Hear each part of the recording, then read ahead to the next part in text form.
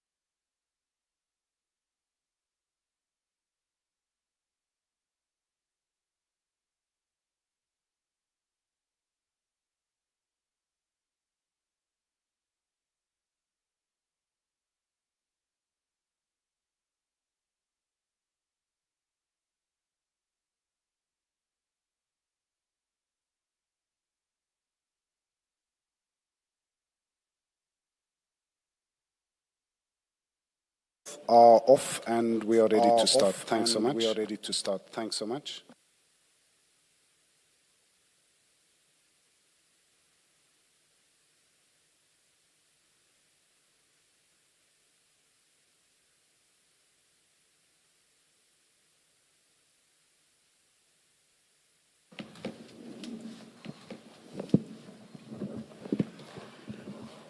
Good morning, Ms. Hassan. Good morning, Chair. Good morning, Commissioners. The witness for today is Lieutenant General Senona.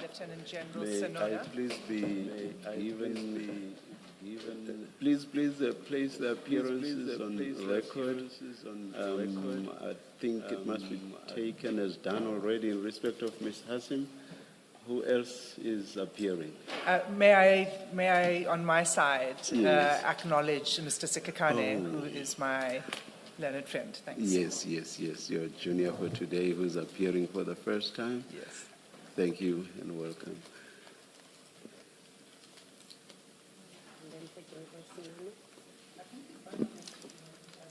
Don't you, for purposes of the mic,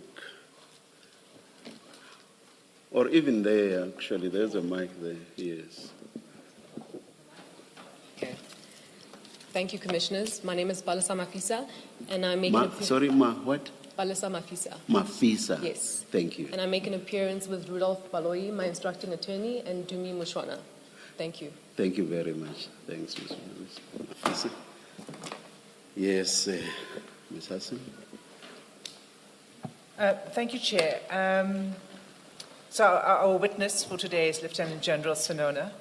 He is in attendance, but I believe that his counsel wishes to address the Commission before we begin. May I ask that she be granted permission?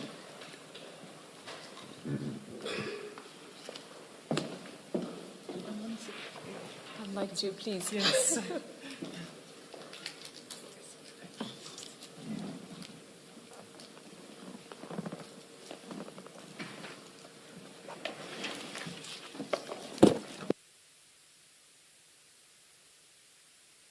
Yes, Ms. Mafisa.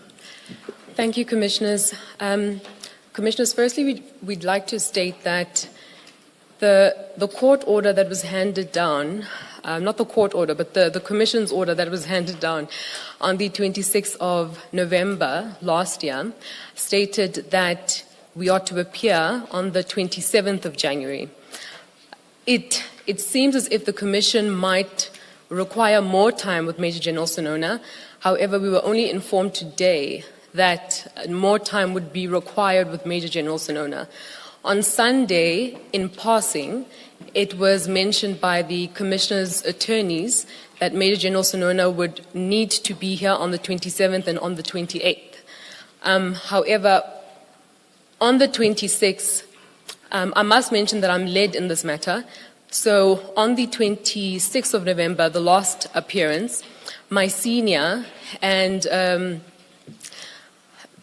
one of the evidence leaders decided that it would be best if we hold today's hearing on the 27th of January. But that was the only date that was agreed upon. We did not agree upon the 28th of January. Unfortunately, Major General Senona has only made arrangements with his employer to be here for the 27th of January. If he is to continue, or rather if his testimony is to continue for the 28th of January, he would require special leave. And I'm not sure if he'd be able to do so on such short notice. He also needs to travel back after giving his testimony. So there are many things at play here, Commissioners, and I do not see how Major General Senona will be able to continue with his testimony on the 28th. Not if, yes, Ms. Hassan. Sorry, Chair, may I respond to the request? Just to say two things. The ruling of this commission in November was for the Major General to appear on the 27th of January. Section 6.1 of the Commission's Act makes it a requirement that a witness that is summoned to appear attends on the date of appearance and remains in attendance until excused by the chairperson. There is no requirement to alert a witness as to how long he or she may be on the stand. In fact, the Commissions Act makes it an offence to not remain in attendance without sufficient cause. The reasons that I hear my learned friend offering for not being able to be in attendance tomorrow, in my view, and I submit, do not count as sufficient cause. One of the Major General's duties is to testify before this commission.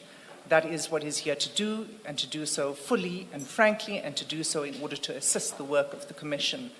And so I oppose the request that the Major General is excused after 1 day. Thank you, Ms. Hassim. Do you wish to respond to that, Ms. Mafisa? Yes, I do, Commissioners. Yes. Commissioners, I do think it's only fair from the Commission side. I do understand the subpoena states that the Major General is expected to be present to give his testimony from the 27th until the testimony is complete, but I do think it's only fair that the Commission actually give some sort of an indication as to how many days the testimony, they foresee the testimony taking. Major General Senona was present on the 26th of November. He is present today. So he has met the subpoena. He satisfied the subpoena. His presence is here.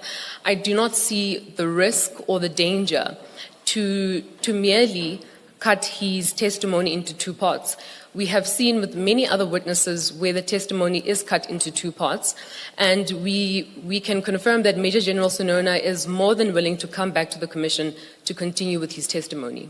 I do think the aspect of him receiving an extension of his leave should also be considered by the Commissioners, because if he were to continue on the 28th of January, we would be placing Major General Senona in a position of being derelict of his duties. What's crucial in what you said, Ms. Mafisa, is that you are aware that the General is supposed to be here today and beyond for as long as is required to be here to continue with his testimony. That's very important. The General is obviously also aware of that. It was his choice to make leave arrangements just for 1 day. He could, and I've not heard you suggest otherwise, he could have made those arrangements to go beyond today. Why he chose to do it differently, I have no idea, and you have not explained to us why that is so.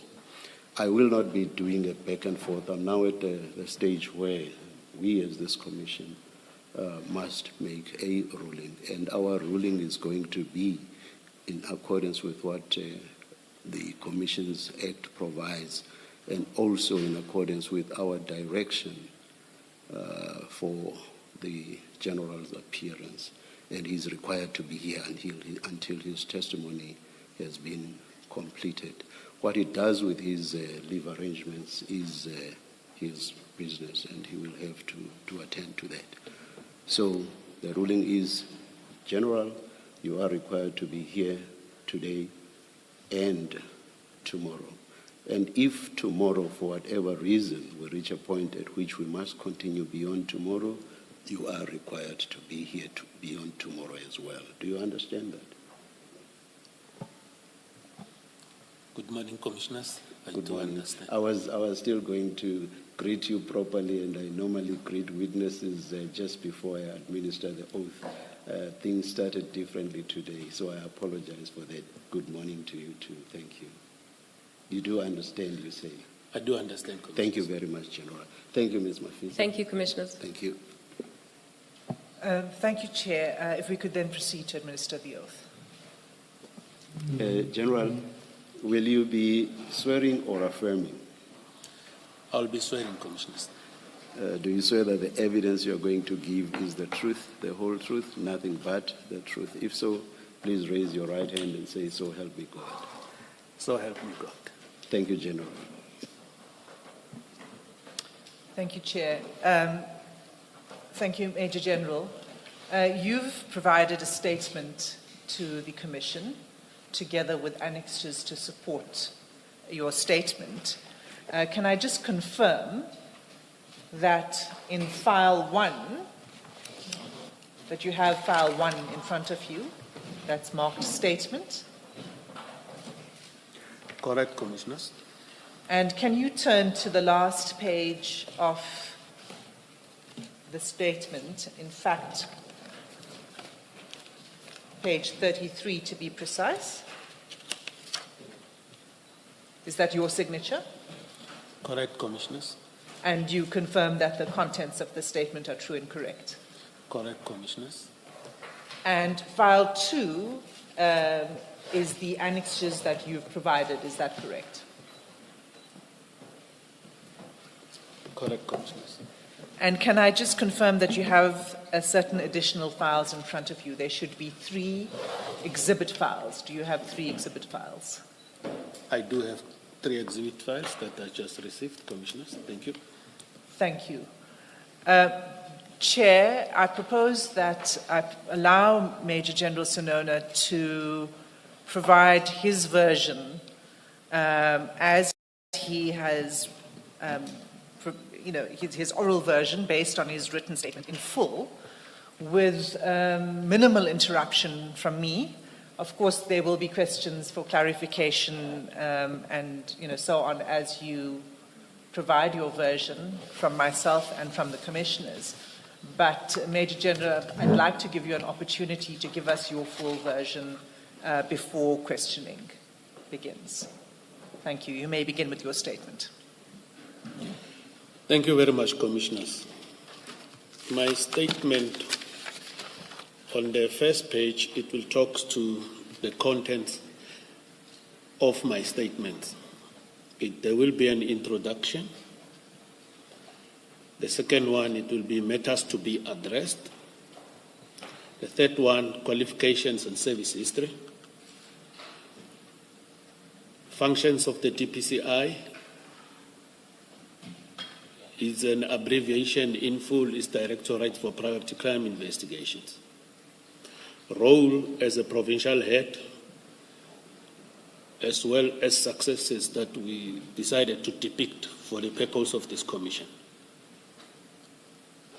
You see number 7 is role as the provincial head of DPCI KZN, as well as those successes, the subpoena, preliminary submissions, question 1 on the subpoena infiltration, question 2, nature of relationship with Mr. Madlanga, question 3, forwarding of disbarment letter, question 4, business relationship with Mr. Madlanga, question 5, Medicare tender/contract, question 6, message of 6 March 2025, in brackets I put Lieutenant General Mkhwanazi. Question 7, forward of Ismail Molido Ramos Nangi's affidavit. Question 8, 24 April 2024, screenshot to Mr. Madlanga. Number 9, question 9 is contact details of the former Minister Peggy Cele. And number 10 is Port Shepstone cocaine theft. The last one, it will be the conclusion, Commissioners. Thank you, Major General. So if you could begin then at paragraph 6 of your statement.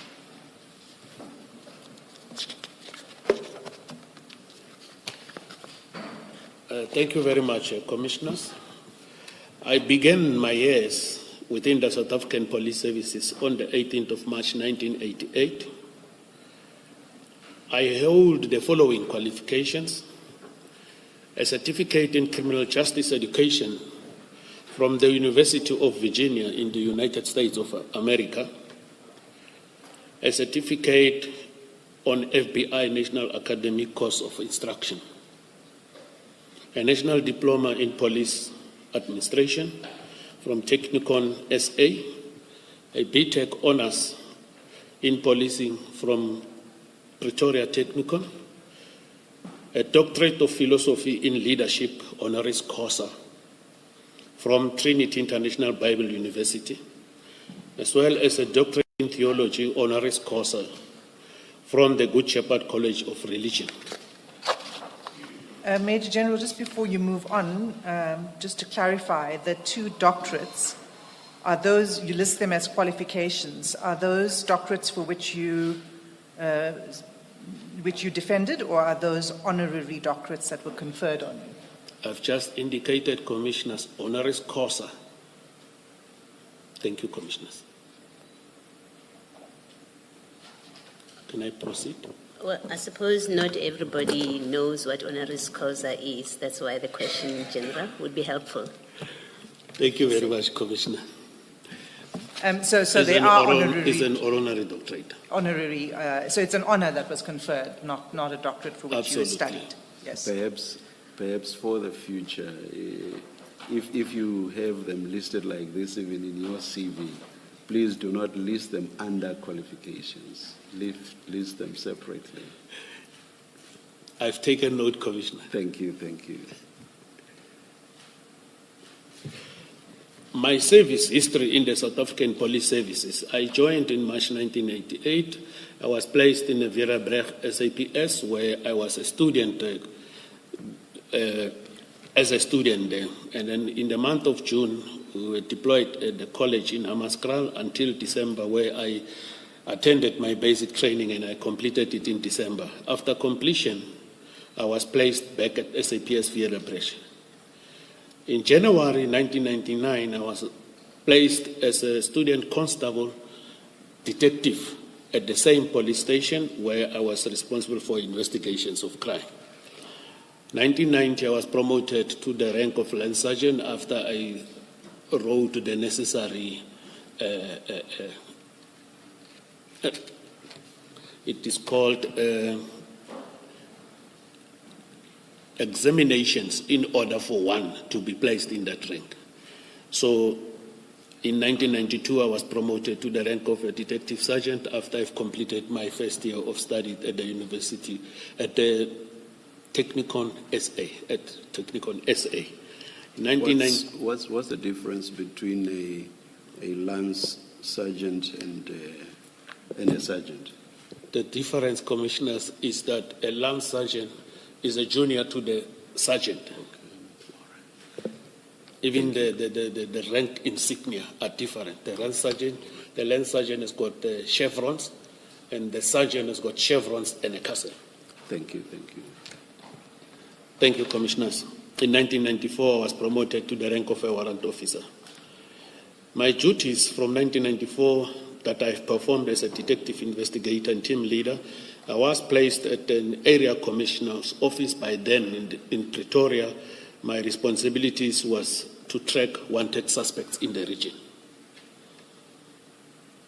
From 1998 to 2002, I was placed at the murder and robbery unit. At that time, our responsibilities there was the investigations of bank robberies. I think I've omitted something here, chain store robberies, as well as murders that were committed with a firearm, where at the time of reporting, the perpetrators of those crimes were unknown. In 2002, I was promoted to the rank of a captain, and I was placed also at the area commissioner's office as a task team coordinator. I coordinated the task team for housebreaking and theft of computers and wanted suspects. There were 3 task teams that we coordinated. From 2003 to 2007, I was the head of detectives. But I want to say 2003 to 2005, I was at the Valeria Detective Services, SAPS Valeria, here in Pretoria. And then from 2005 until 2007, I was head of detectives at the Silverton Police Station. 2007 to 2009, I was appointed as the program manager at the rank of a senior special investigator, Gauteng region, Directorate of Special Operations, commonly known as the Scorpion. In 2010 to 2012, I was appointed as a colonel, the unit as the unit commander of serious organized crime investigations in Pretoria, responsible for investigations of that nature in that region. 2012 to 2014, I think around February, I was appointed as the acting provincial commander. The rank required a brigadier, but I was a colonel, serious organized crime in DPCI Gauteng, because the incumbent at that time was deployed elsewhere to assist with the managerial responsibilities. In 2014 to 2017, I was sent back to my unit in Pretoria, serious organized crime, which falls under the DPCI. Even the one I was acting falls under the DPCI. In 2018 until 2020, I was appointed or placed as a section head, project-driven investigations, organized crime at head office at the level of a brigadier. I beg your pardon, Commissioners, I jumped this one, 2017 to 2018. I got promoted, I was appointed as a brigadier, provincial head, SAPS, Organized Crime Investigation, Detective Services in the Mpumalanga province.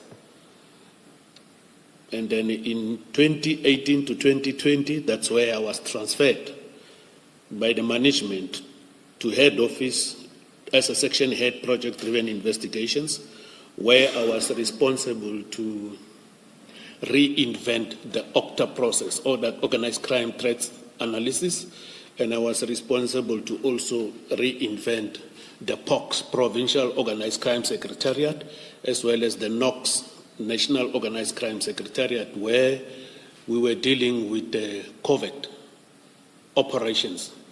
So the crime intelligence will present some threats, and then when they present these threats, we will evaluate and then present before the National Organized Crime Secretariat for approval, monitoring, extensions, as well as terminations of those projects.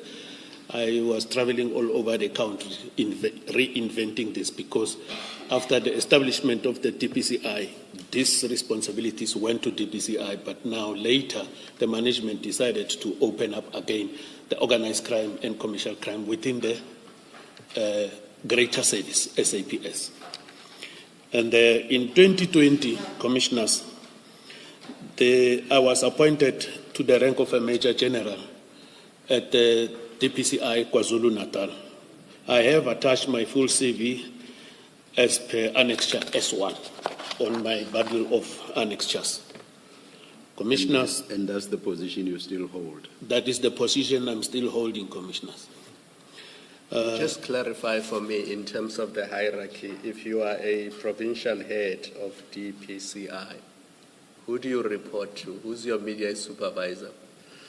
Thank you, Commissioners. In terms of the provision of Chapter 6A, 17, Section 17, Chapter 6A, Section 17 of the Police Act, the provincial head of the Directorate for Priority Crime Investigations reports directly to the national head of the DPCI.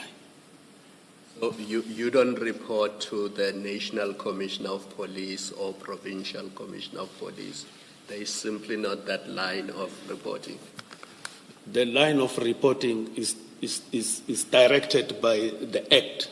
I will report to the national head, and the national head is accountable to the minister. If it is there in Section 17CA of the Police Act, the Chapter 6 that was inserted in the establishment of the Directorate. Thank you, Commissioners. So to be clear, you do not report to the National Commissioner? I don't. And the National Commissioner has no jurisdiction over any aspect of your employment? I report to the national head of the Directorate. I've got no dealings with the National Commissioner. If the National Commissioner maybe needed something from me, he will go via maybe the minister or the national head. The national head will instruct me to do whatever I needed to do, and I will report directly this side. I'll report to the national head, who will in turn talk to the National Commissioner. I don't write to them. Thank you.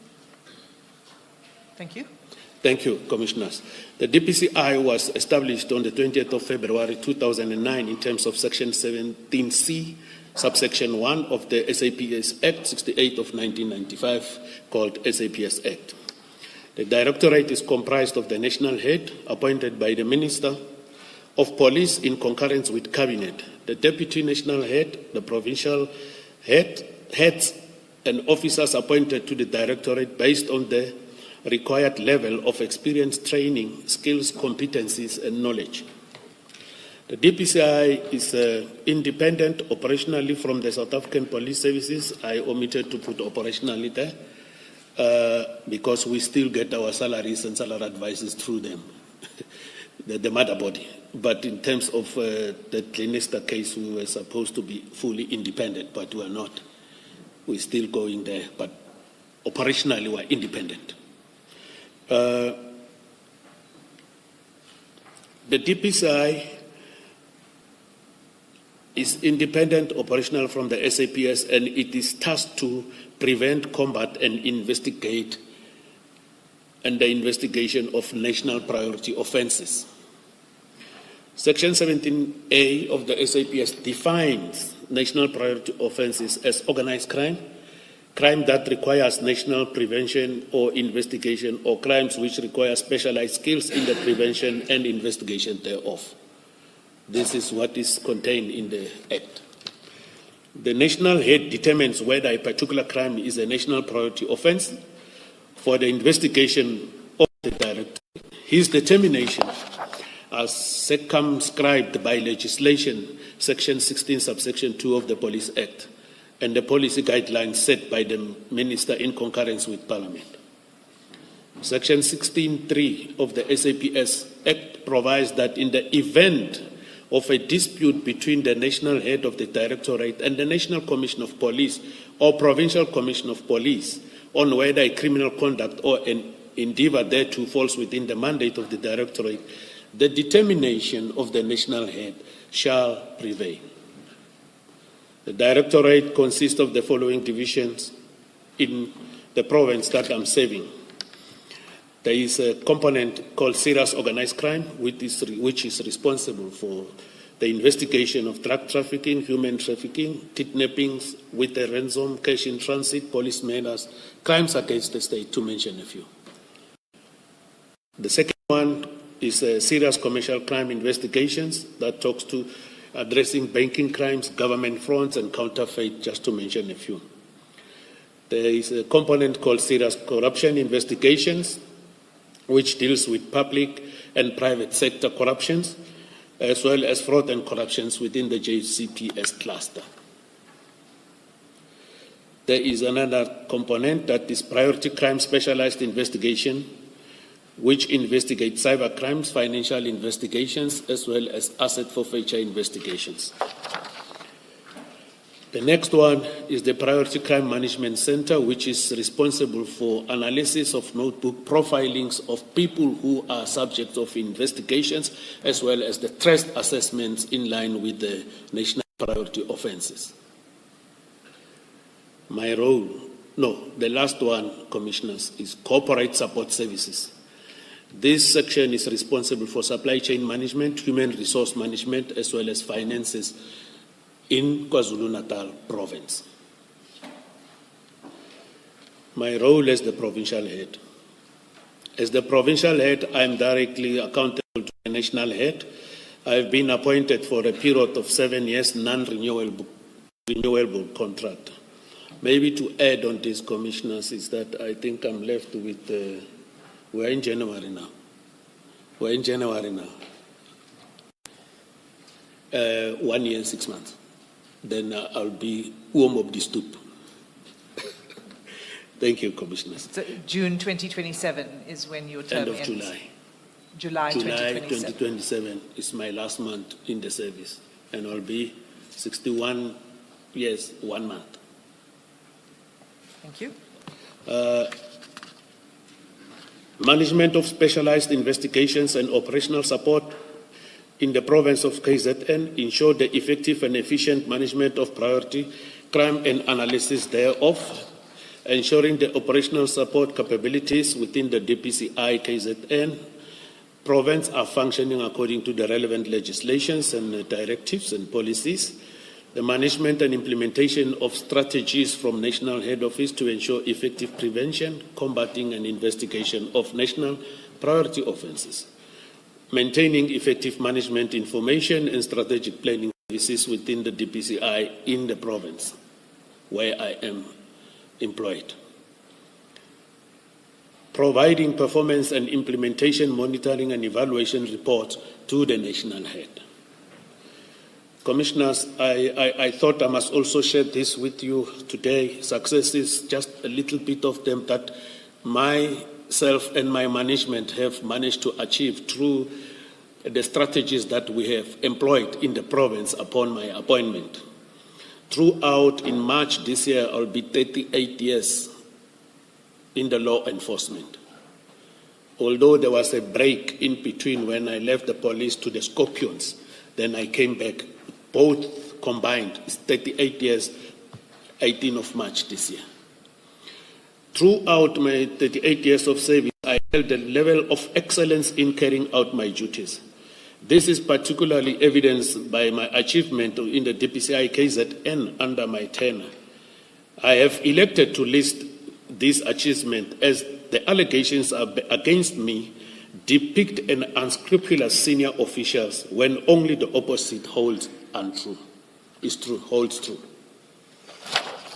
General, maybe before you proceed, just so that we don't go back to this, because now you're going to be discussing specific cases or crimes. What are currently as matters stand, what are the crimes that have been determined as national priorities?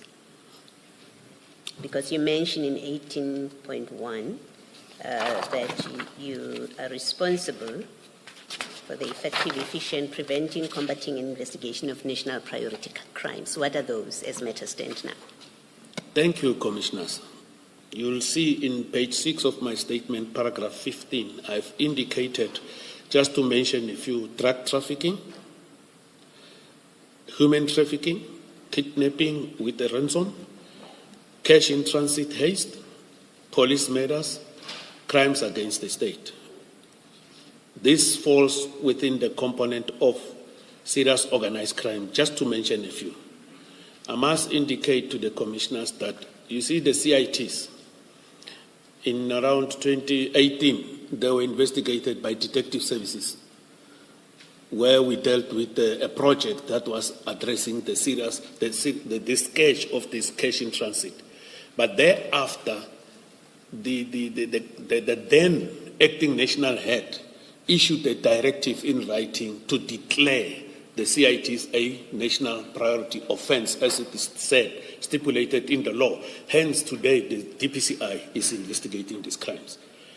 Over and above that, Commissioners, the other crimes is banking crimes, not this normal fraud, but the frauds that are above the value of 500,000, and then there are other elements that are listed in order to qualify. It's not only the value. Sometimes the value might be less, but you find out the way the crime was committed and the public interest and all those other factors. If they fall within that scope, then the DPCI shall investigate. You might find a fraud of 3 million. People will think, because the value is beyond 500, the DPCI must deal with it. It's not only that determines that. So there is a mandate that has been authorized by the retired national head that outline all these type of crimes. If one have forgotten, you go to the mandate, it will assist you. And then there's a government fraud. We talk about the issues of where there is a fraud in terms of this procurement of people. People will come and tender certain things. Sometimes they submit fraudulent documents in order for them to be appointed as a service providers there. You have also counterfeit goods, and then those are one of the serious crimes, according to me, where they have an impact on the economy of the country. for lack of a better word, they say Hong Kong, the street language, but it's counterfeit goods. So the other ones is indeed corruption within the public and the private sector, as well as the JCPS. Over and above this, if in... As well as the JC what? JCPS cluster. I'm terrible with acronyms. What's that? Justice and Crime Prevention and Security Cluster, Commissioners. Thank you. I hope I've responded to the question of You have, my thank Commissioner. You. Thank you. Thank you very much.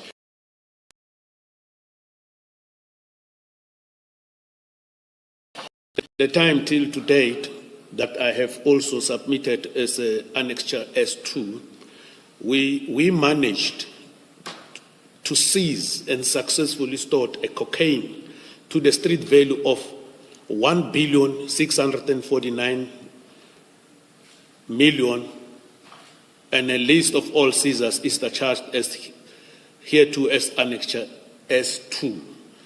I think it was the first time in the country, or even in the province, that this amount of cocaine, including heroin, was seized within the space of what I've been dealing with at KwaZulu-Natal.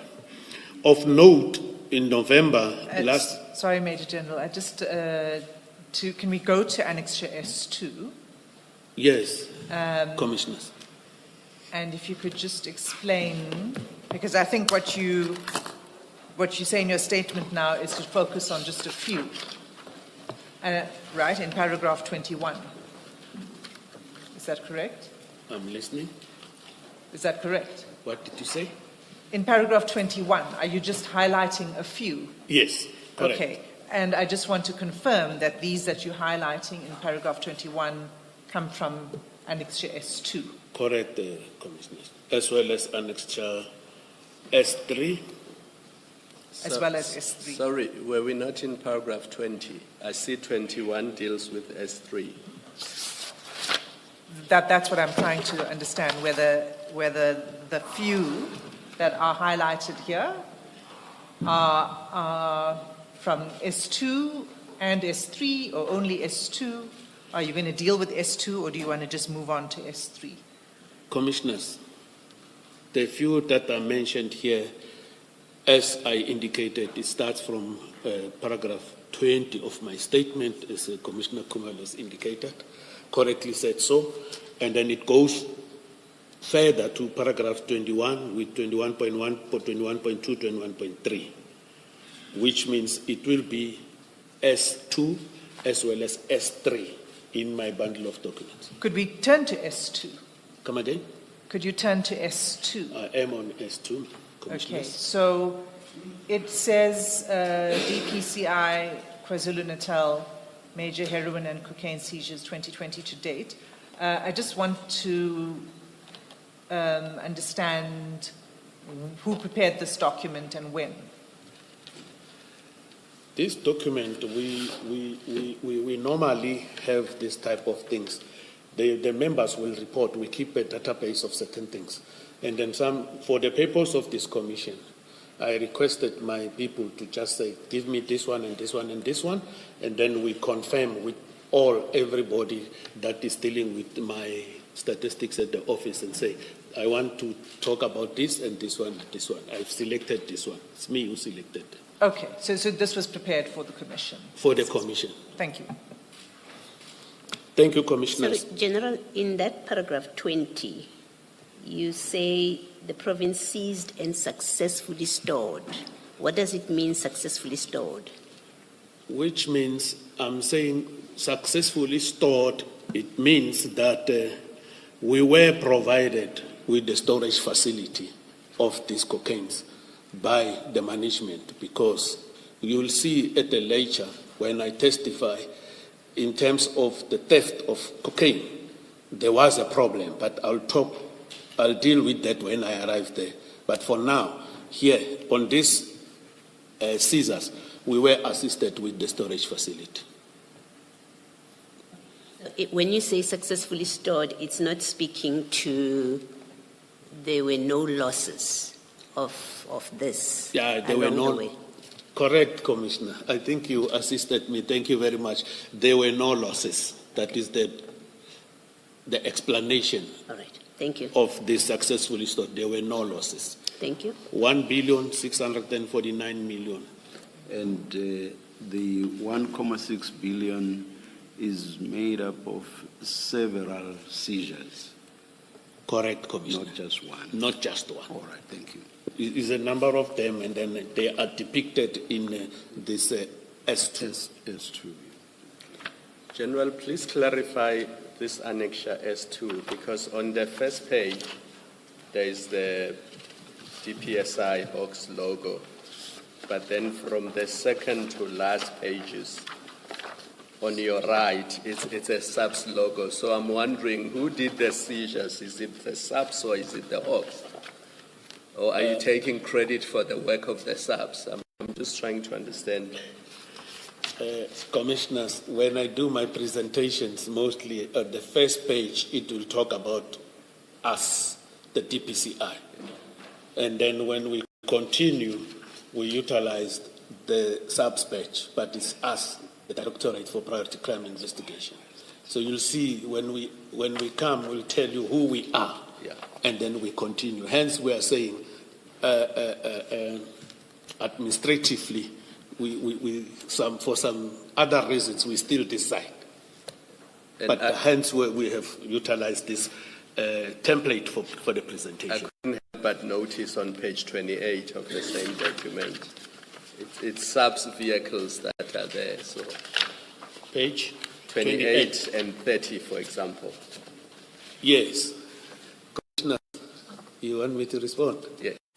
The DPCI, in terms of section 17, I think I talk under correction F. We are expected to be a multidisciplinary approach. That is the methodology we are approaching. So we don't work in isolation, alone when we do our operations. We have other law enforcement like your uniform branch, your combat. We don't have combat. We don't have uniform branch. We don't have crime intelligence. They are within the mother body structures. And then sometimes we also have our external stakeholders. So here, specifically, when you look at this party, there is also border policing that is a national component that we mostly work with at the harbor there in Durban. So those are, and also sometimes you'll find customs being part of the operations because we have employed the multidisciplinary or integrated approach in discharging our duties in order for us to achieve our set objectives. Thanks. So, Major General, I think we understand that because the capacity comes from different parts of law enforcement in order to conduct operations of this kind. They're not small operations. So it's different components of law enforcement that are involved in the operation, correct? We invite them. Not that they don't just become involved for the purpose of involving. Sure. We contract them to our operations. So it's under your command? Absolutely, as well as the operational methodology of the Directorate. And so these operations that you've referred to here, including on page 28, are under your watch? Absolutely true. Thank you. Commissioners, can I proceed? Paragraph 21.1, in November last year, we managed to seize counterfeit goods with the brand labels such as Gucci, Nike, and Adidas, worth of 53,772,837 rands at the Green Africa Container Depot there next to the harbor there. In December last year, we also seized illicit cigarettes to the value of 38,758,000 rand in a warehouse there in Pietermaritzburg that is also part and parcel of KwaZulu-Natal province, and I'm serving that as well. I have offices there. In total, we have confiscated illicit counterfeit goods worth 97,330,000 rand, 837 rands. And then I attach my evidencing report as per Annexure S3. These are but a few of the achievements from 2020, Commissioners. I didn't want to add a lot of things. You shall remember that in July 2021, we have this insurrection in the province of KwaZulu-Natal. Also, that operations was under my command. Even the cases are before the High Court as we speak. Those operations were managed and operationalized by my office. And we spent a lot of hours, so I don't want to waste time of the Commission by outlining, all the successes that the DPCI KZN has achieved. I just want to mention this few for the Commission's consumption. I have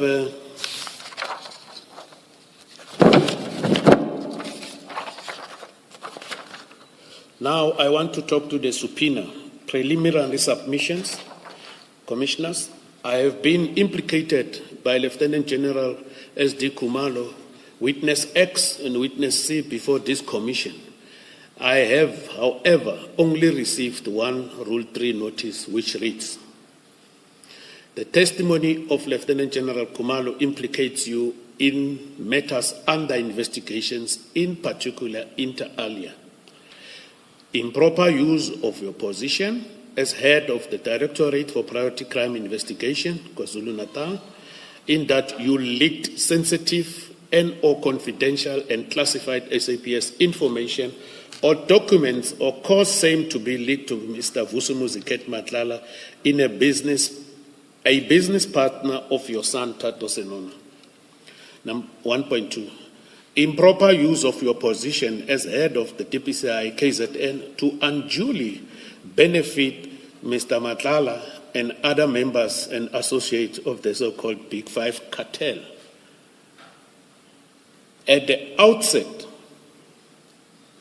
I submit that these allegations above are malicious, void of truth, and amount to congestion. I deny having leaked any confidential information or using my position as the provincial head for benefit of Mr. Madlanga or the Big Five cartel. I look forward to providing my testimony to illustrate the aforesaid. Commissioners, I must say, I don't even know what is this thing called Big Five cartel. I only know Big Five in the country. If the commissioners want to allow me to say the Big Five that I know, I'll say it. But for the benefit of doubt and clarity, the Big Five that I know is an elephant, a lion, a buffalo, a rhinoceros, and a leopard. Those are the Big Five I know in the country. But this that is mentioned here, I don't know what are they talking about? Are you aware of cartels that exist? Whether they are drug cartels or CIT or extortion, are you aware of those kind of cartels? I know of syndicates that I have addressed in my province that are dealing in drugs. I know that we deal with a lot of groupings, that a group of people that are committing CITs on a regular basis. I know of a group of people that were dealing with the drive-by shooting, of which it was not part and parcel of our mandate, but it was a threat that was emanating in KwaZulu-Natal, that I approached the Provincial Commissioner with an operational plan in order to address that. He gave a go-ahead, then we stabilized that, and then we withdrew from that and continue with our mandate. Are those cartels confined to the province, or do they have Yes, tentacles that extend beyond the province? The ones that you're talking about cross-border. The ones that we have already addressed and we are currently addressing at my province, they are within the province. We don't have others that are moving out of the province. We have not yet identified people there, except in that investigations of the July 2021, where you'll find out there are people that are linked as well from Gauteng, few in Free State, and then some, I think, to some extent, Northwest, if my memory serves me well. But other than that, the syndicates that I have dealt with and that I'm dealing with are limited to the KwaZulu-Natal province. Thank you.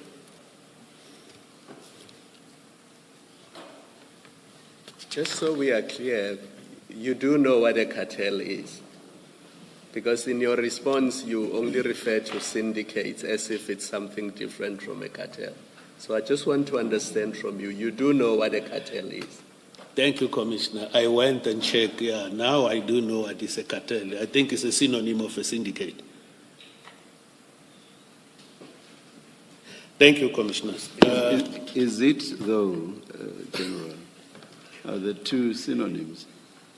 I believe so, Commissioner, that a cartel might be a synonym of a syndicate. That's my belief. I might be wrong, but I stand to be corrected. That's my understanding, sir. I thought your seniors who gave evidence before you suggested that there is a difference, but let's leave it there. Thank you.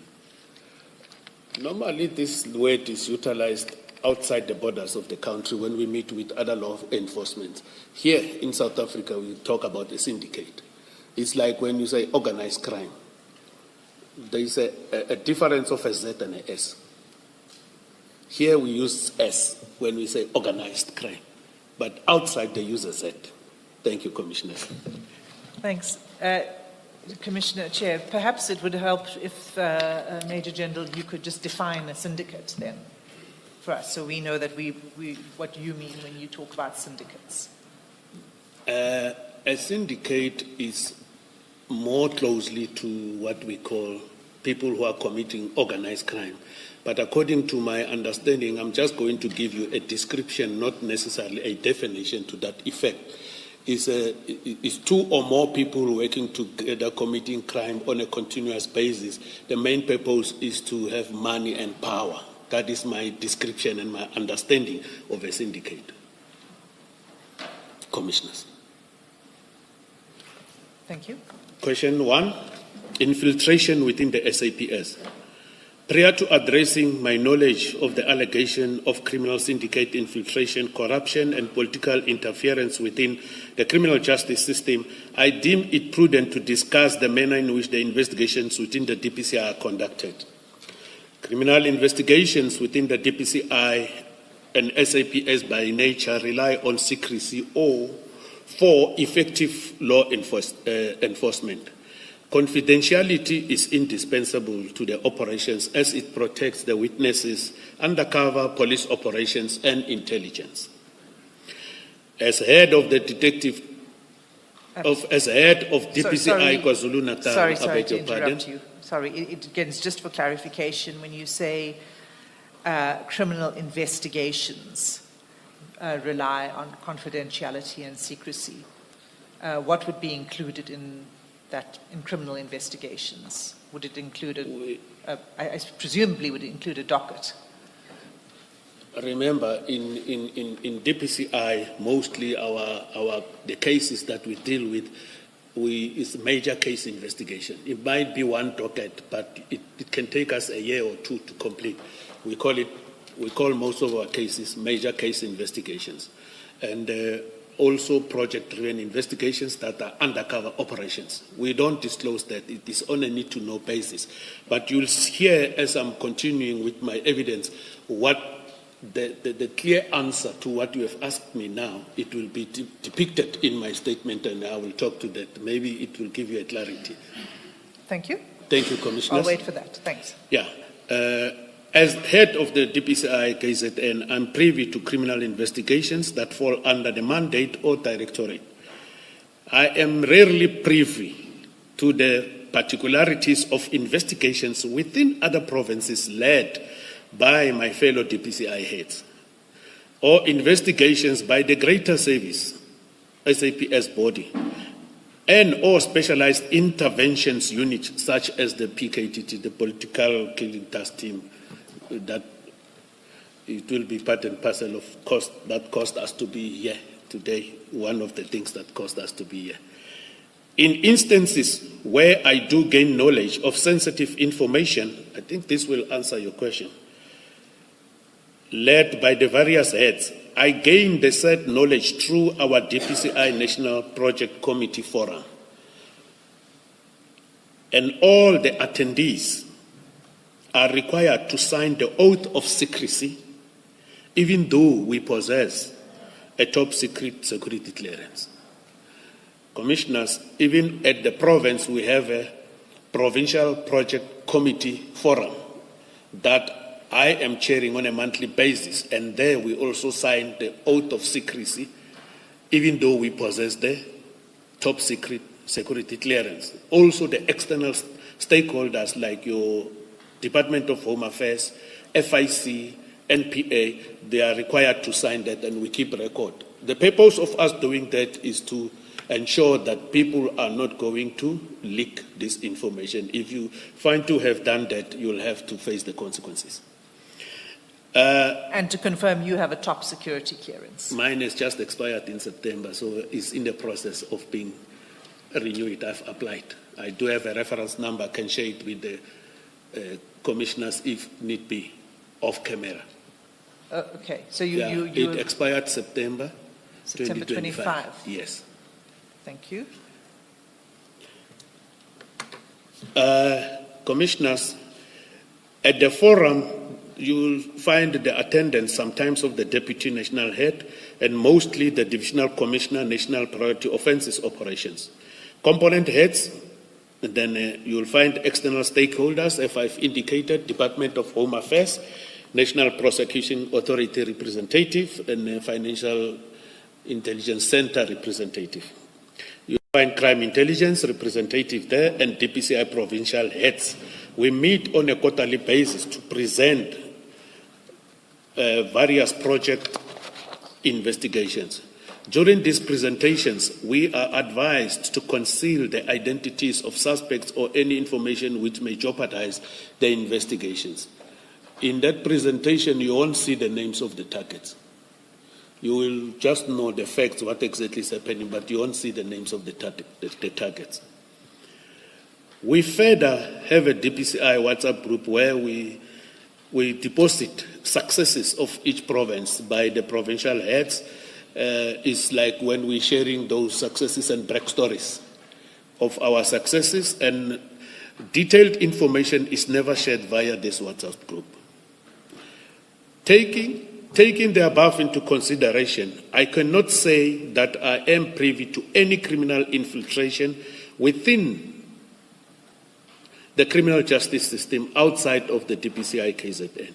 I therefore possess no knowledge as to the business conducted by the Big Five cartel and the composition of this Big Five cartel.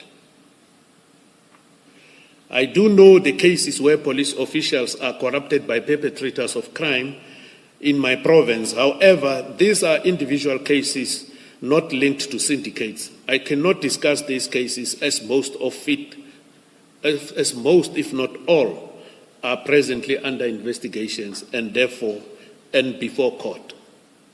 So to answer also the concern of the evidence leader, we do have single-facet cases, even though we don't discuss them in an open space. They remain within that component. Question number 2. General, my concern with your response to this section of the question is you are dealing with sensitive information of investigations led by DPCI. You are not dealing, for example, with sensitive information relating to investigations by subs or various units within the subs, such as GCI Ops, such as, for example, the PKTT. So you're only answering part of the question, not the full question. And that's my concern. So can you just answer the full question? Commissioner, I think in one of my paragraphs, I want to go to that one.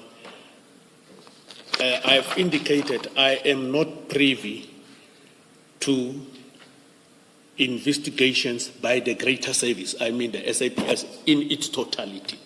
Then I gave an example, I included the PKTT. Even if they do any other task team or whatever, they have currently their own provincial organized crime secretariat where they deal with covert operations. I'm not part of that. I am not privy to those investigations. I was telling the commission here, what is it that General Senona is privy to? But the rest that I'm not talking about, I bear no knowledge of that, Commissioner.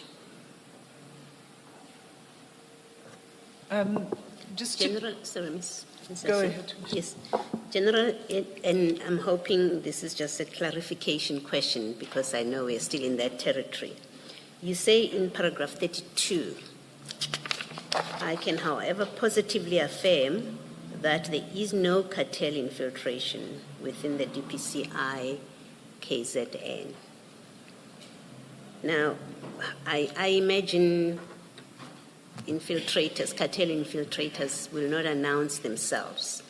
If you've got them already, they're not going to announce themselves that we are here. How are you able to make such a definitive statement? Thank you, Commissioners.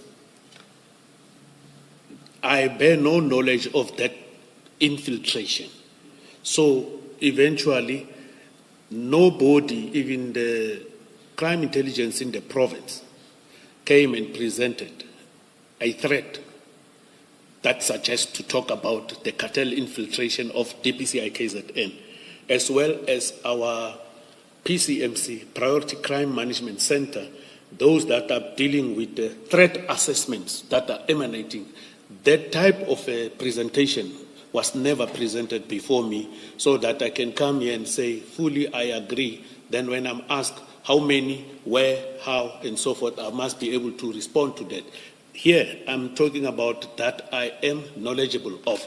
Yes. That I'm not knowledgeable, I can't talk about it, which means from where I'm sitting, there's nothing until I'm advised by my colleagues and say, we have picked up this thing that needs to be dealt with, and we shall deal with it. Yes. Well, isn't then, and that's exactly what I was interrogating or checking with you, isn't then the correct statement to make, or that you should have made, is I am not aware of any infiltrations in the DPCI KZN. It's a completely different statement to saying there is no such, because in your statement you say there is no such. Thank you, Commissioner. I think is a human error in writing this language, English. Bear with me. I beg your pardon in terms of I accept that. You don't need to say more about it. I just wanted to be sure that I think the statement that the Commissioner has corrected me about is the most correct statement. Thank you. Thank you, General. Thank you. I'm now going to talk about question 2, the nature of my relationship with Mr. Madlanga. Commissioners, I met Mr. Madlanga around Vusimuzi Madlanga around 2018, 2019, I think, around that year. And when we met, we were in Pretoria. It was a wedding, and for that matter, Commissioner Kumalo, it was my traditional wedding. It was your own wedding. No, I'm not sure why you are addressing only me, General, but... Well, you see... So did you say that it was your own wedding? For that matter, it's my traditional wedding. When I'm addressing the commissioners, and one of you is looking at me, my mind directly goes to... It's nothing sinister. I'm just afraid to address the chairperson because it's a justice, I'll make a mistake and I might be in trouble to say, I'm Justice so why are you calling me? But on a lighter note. As far as I can remember, it was at my wedding in Pretoria when we were doing this traditional wedding. After So you say 2018 or 2018, you don't remember when your wedding was? I think it should be 2019 because I went and double checked to be correct You when I better come just here. pray. Your wife must Just not be pray, happy. General. Oh, I wanted to say exactly the same. I wanted to say, just pray that your wife is not listening. Commissioners, if I'm going to be punished for what I said and then it was wrong, I'll just bend down and then she gave me lunches and then I'll take it. So, Mr. Madlanga was introduced to me through a relative of my wife whom she was dating at the time, and then they said he's the owner of CAT VIP Security Services. We exchanged numbers, and then I happened to like him. And then that day, we never had to talk too much because it was my traditional wedding, and there was a lot of people. The language you use, General, you say, I took a liking to him and we exchanged numbers. Was there any particular reason for you to like him?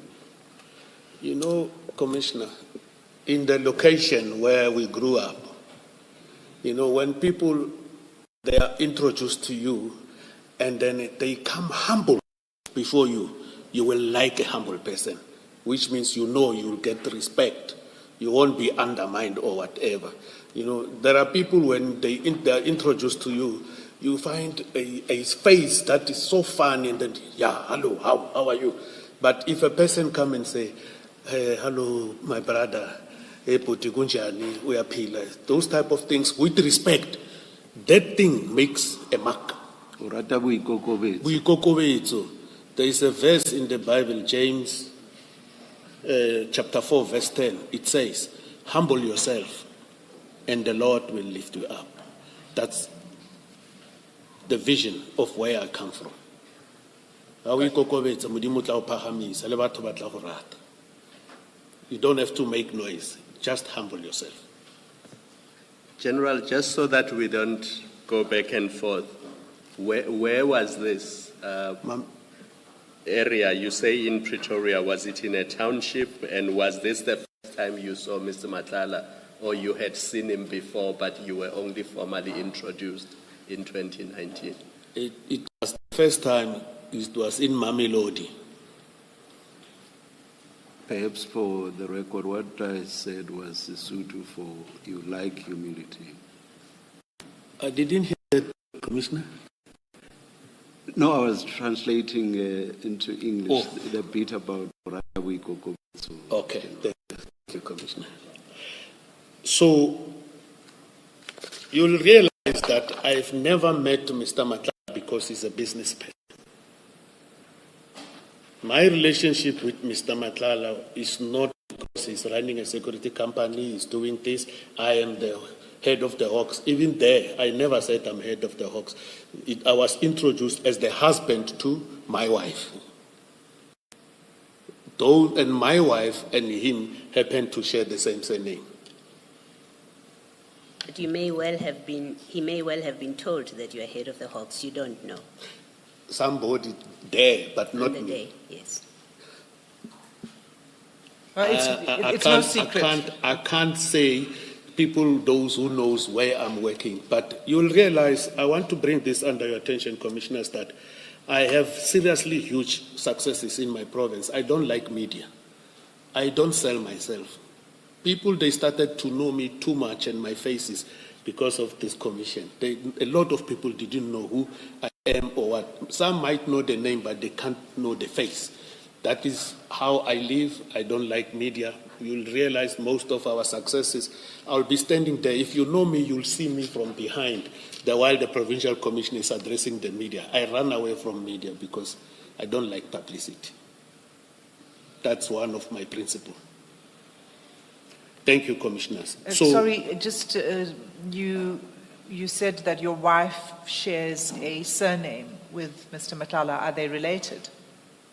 I don't want to answer that question. Why not? No. It's not parcel and parcel of this. I don't want to. But they share a surname, but you don't want to say whether they're related They share a or not. surname. I don't want to answer that question. But she knows Mr. Madlanga. Yeah. Okay. Thank you, Commissioners. General, if I may just ask, I think it's not sufficient for a witness who's asked a question to simply say, I don't want to answer the question. I think you have to say more. For what it's worth, but I think you have to say why you don't want to answer that question. Commissioner, I hear what you are saying to me. Earlier, one of the commissioners said, hey, I don't know what will your wife say. She also said that. So I don't want to create animosity in my own house by talking about the line of their relatives and so forth. Hence, I also say he was dating a relative of my wife. So this thing of related and what, I beg your pardon. I'm begging for your mercy. I do not want to respond. Allow me not to respond now, but if I'm compelled, I will request to seek legal advice. Yes, that's fair. If you're compelled, you will deal with it at that point. But I think what has to be understood is witnesses are not free to choose questions that they answer or don't answer without providing an explanation.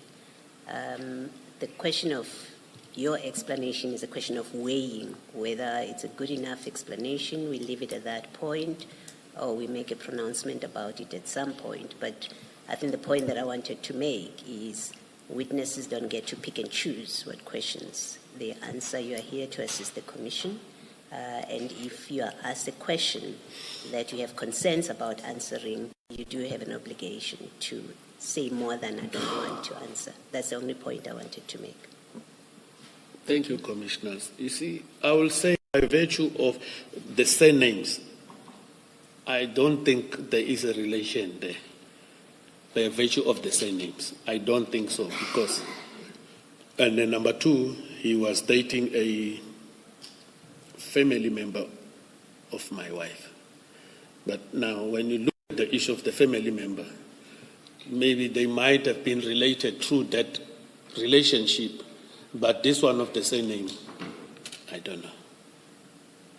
Thank you, General. Thank you, Commissioner. That's fine, General. I asked because you offered that evidence. You are the one who said that he shares the same surname. Yeah, they share the same name. That is why I asked that question. But I think, there's a relation, you said. And so that answers the question, and we can move on. Commissioners, our relationship developed over the years, and I consider him as a friend or younger brother because he's younger than me, Mr. Madlanga. You know, in our culture, once we started to develop a relationship, we don't call each other friends, or what you said, call each other brother. Uputi. So, as can be seen from the WhatsApp chat, Mr. Madlanga and I will regularly check in with each other and would arrange to meet whenever he was in Durban or I in Pretoria. Our meetings were purely that of a social nature. I must make it plain to the Commission that since the beginning of my tenure at DPCI, KZN, Mr. Madlanga has never been a subject of investigation within the Directorate since 2020 when I took up office till today. And Mr. Madlanga, further to that, the name Vusimuziket Madlanga has never been mentioned at the National Management Forum as well as the National Project Committee Forum. Also in my PPC, my Provincial Project Forum. So I also sit in the Provincial Management Forum. Sometimes we'll discuss certain things there in the management. Only generals will sit there with the Provincial Commissioner. If there are things that are giving the Provincial Commissioner a problem, he will mention them there. But that had never happened in my presence. I therefore possessed no knowledge of Mr. Madlanga's alleged criminal ties and/or activities. That is my response to this question 2 in relation to our nature of relationship. I want to go to paragraph 37 that goes to WhatsApp exchanges, December 2020 to 2025 January. As stated above, Mr. Madlanga and I were friends and met on a regular basis. I did on occasion meet with Mr. Madlanga to advise him on security matters concerning the CAT VIP security. That is the only business by then I knew that it was vibrant with him. I have further connected him to third parties to assist him that are specializing in risk management to assist him. As a young brother, sometimes we'll say, look into the issues. If this will happen, how are you going to mitigate the risk in order for you to move on with business? These communications are dated 25 December 2024, as well as 28 December and 15 January 2025, concerning a third party I had referred to Mr. Madlanga that conducts this risk assessment. I cannot give further details concerning the finalization and of details of the contract because the assessment of the risk assessment for CAT VIP protection as the contract was between the two people, Mr. Madlanga and a third party. I only assisted by introducing those individuals. When I come to the question 3... sorry, just to clarify on that point. So your assistance was only to introduce Mr. Madlanga to... a third party. And you did not participate in any discussions regarding the risk assessment of his company? What I did, I advised him he must, from time to time, do a risk assessment. I'll give you an example. Maybe you understand what is a risk assessment. But once then he developed interest in risk assessment, what do you mean? And then I will explain several things to him. Then I said, there is so and so, I will make sure you meet with him so that he can assist you with this. And then if you are happy, you can continue with that type of a contract with that person, if I can answer your question. Okay, so I just want to, what I'm asking is, you introduced him to a third party? Yes. How did you do that? Were you at a meeting? No. How did you do it? When he agreed to meet, I did call that gentleman, unfortunately, and then I called Mr. Madlanga, and then I said, this is the guy who will see you. When can he come and where? And then he said he can come to the offices. And then I told that one, I said, this is the number of Mr. Madlanga. I gave it to him, and then I said, continue. Then when I was in KZN, they did it here in Pretoria. Thank you. Question 3, forwarding of the disbandment letter to Mr. Madlanga. As it is known by the Commission that the letter has been leaked as of 1st of January 2025, I merely forwarded the letter to Mr. Madlanga as it was garnering the attention of many, including myself, on social media. General, Ms. Hassim, I know you said no probing questions, but perhaps what I want to ask may, in a sense, cross the line, but I just feel I must ask the questions at this stage. General, to your knowledge, was the disbandment of the PKTT a subject of interest to Mr. Madlanga?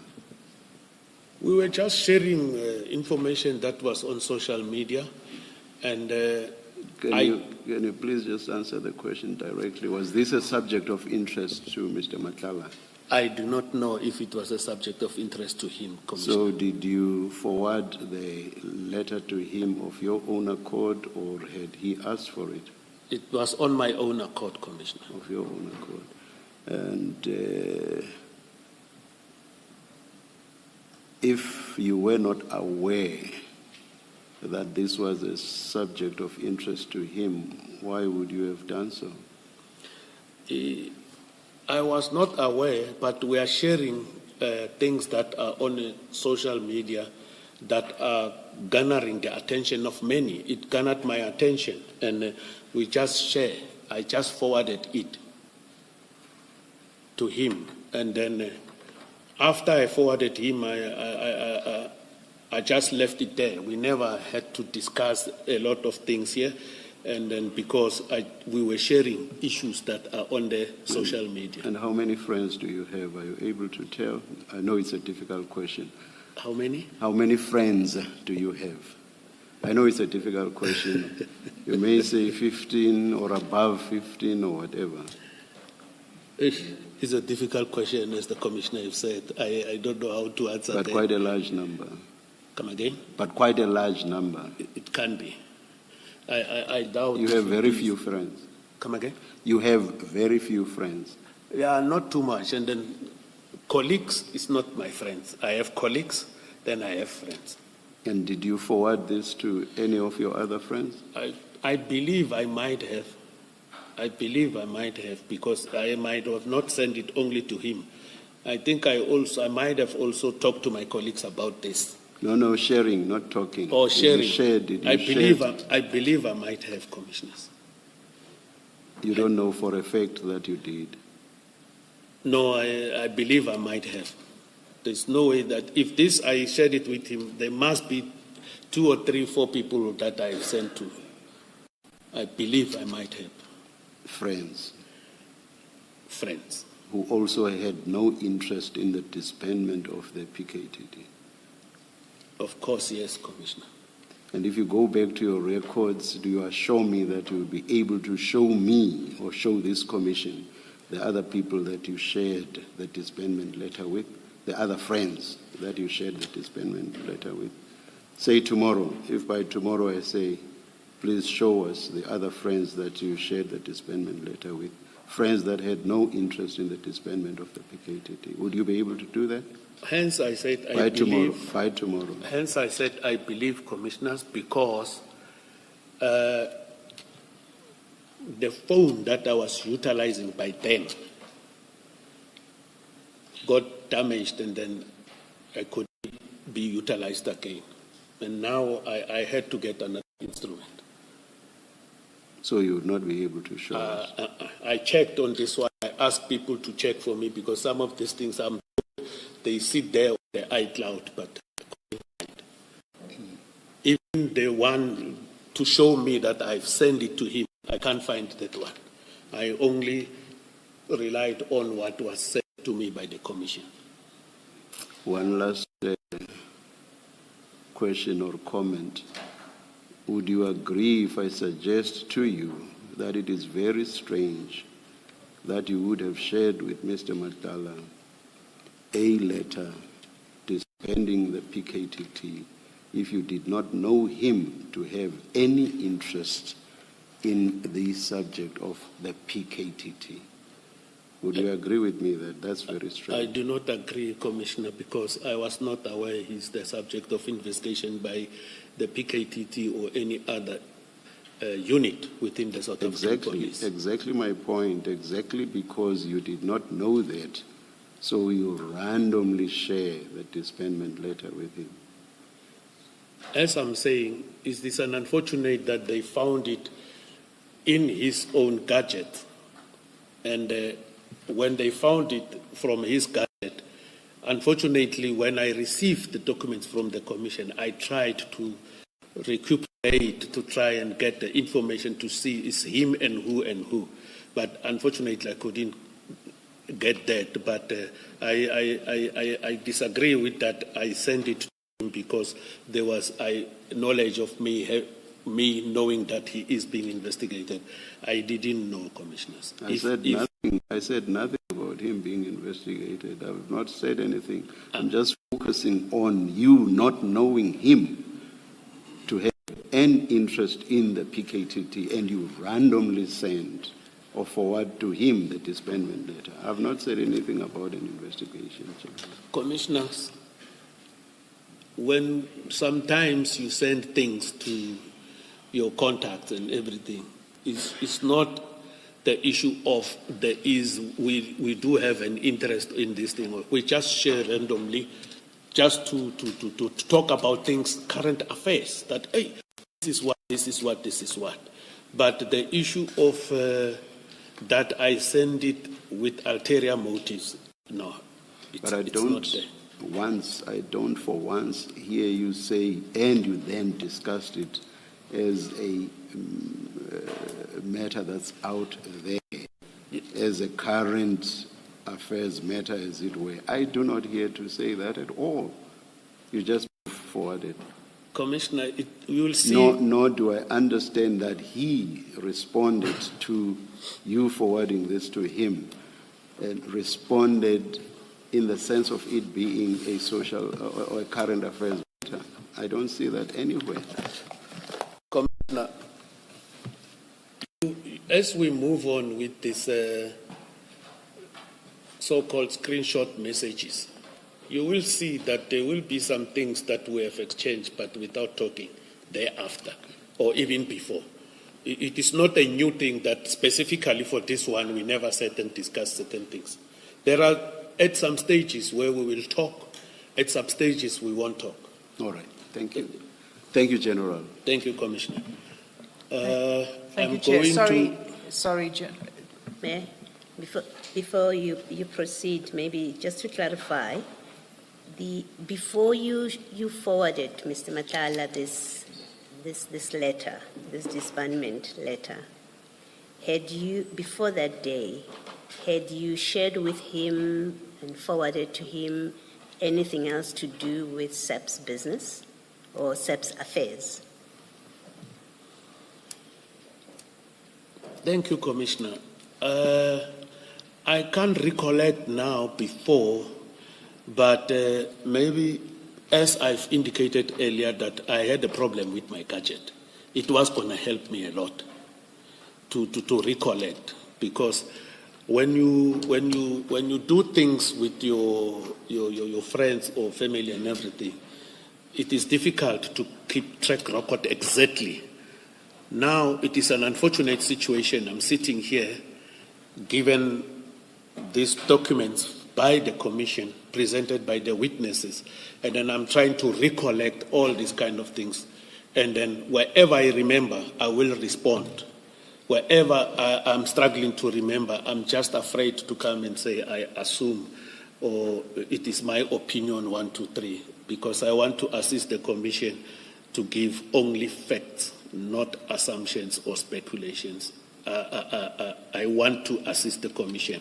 I didn't come here to speculate or assume or think this is. I came here to come and give facts that are to my knowledge.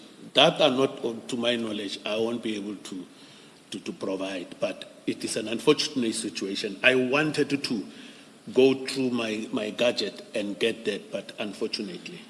So is the short answer to my question that you don't recall whether you shared with him any information that relates to the SAPS before this letter? Yes, I don't have a recollection of that, Okay. Commissioner. Thank you.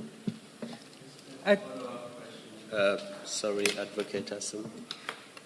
Generally, you say in paragraph 34, we're still on page 13, you considered him to be a friend/brother. You're talking about Mr. Madlanga. Next paragraph, you say, I would regularly check in with each other and we would arrange to meet whenever he was in Pretoria. I was in Pretoria or Durban, whatever, and our meetings were purely social. So during this social discussion, so when you were checking with him regularly, did he tell you that there was a raid at his house on the 6th of December 2024? He did inform me there, I think in March, around there, if I recall. March of what? 2025, if I recall, when we were talking. Yes. But in our discussion, he never informed me who are these police. No, I did not ask about. I'm just who. giving Yes. a further explanation to your question, Commissioner. Yes. And in these regular checkups, did he tell you that there was a raid at CAT Security Services, where his weapons were seized in mid to late December 2024? He did tell me that there was this thing, and then the police came to do inspection of firearms, the compliance. Then I said, if they're doing the compliance, so what? Allow them to do their job. And when did he tell you that? I am not 100% sure, but he did tell me, Commissioner. See, it goes to Chair's question. For what good reason would you share with Mr. Madlanga the disbandment of a political killings task team? What does Mr. Madlanga have to do with the political killings task team based in KwaZulu-Natal when he's a security operator in Pretoria or Johannesburg? Why would he be interested in a political killing task team and its disbandment? Look, I already indicated, Commissioner, that it was a garnering thing in the public domain. We just share it for the purpose of sharing it. I wouldn't want to create answers that are not there for the Commission. I want to give the Commission what I know. Thank you, General. Let's take the tea adjournment and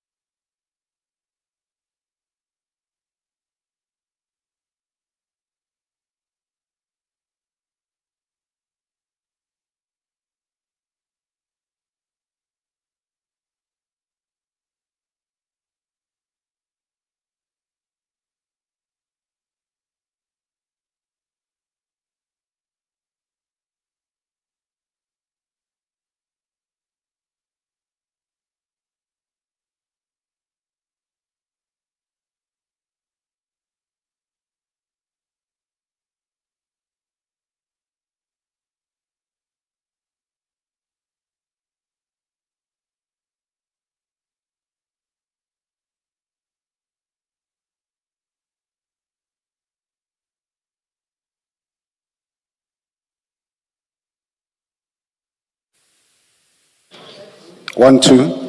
It's 11:15. We are ready to start. A reminder to please switch off your cell phones. Thank you.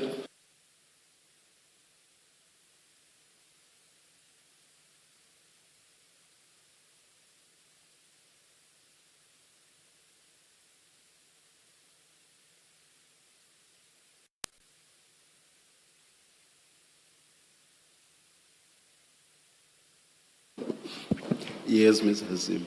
Thank you, Chair. Major General, we were dealing with paragraphs 39 to 41. Is there anything else you wish to add on this question of forwarding the disbandment letter to Mr. Madlanga? What I want to add, Commissioners, is that a witness came here before this commission, Lieutenant Colonel Kumalo, testified here and indicated that he saw this letter on social media on the 31st.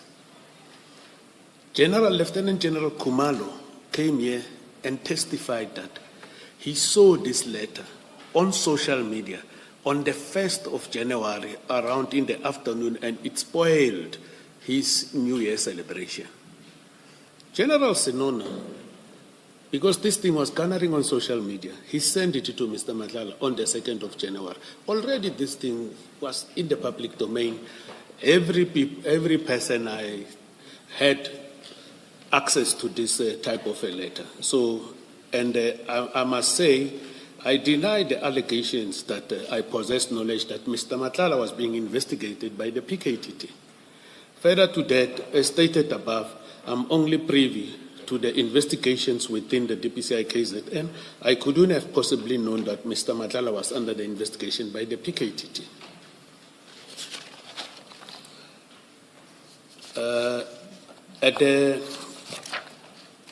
The next one is question just 4. a minute, General. Just a minute, General. Okay, Commissioner.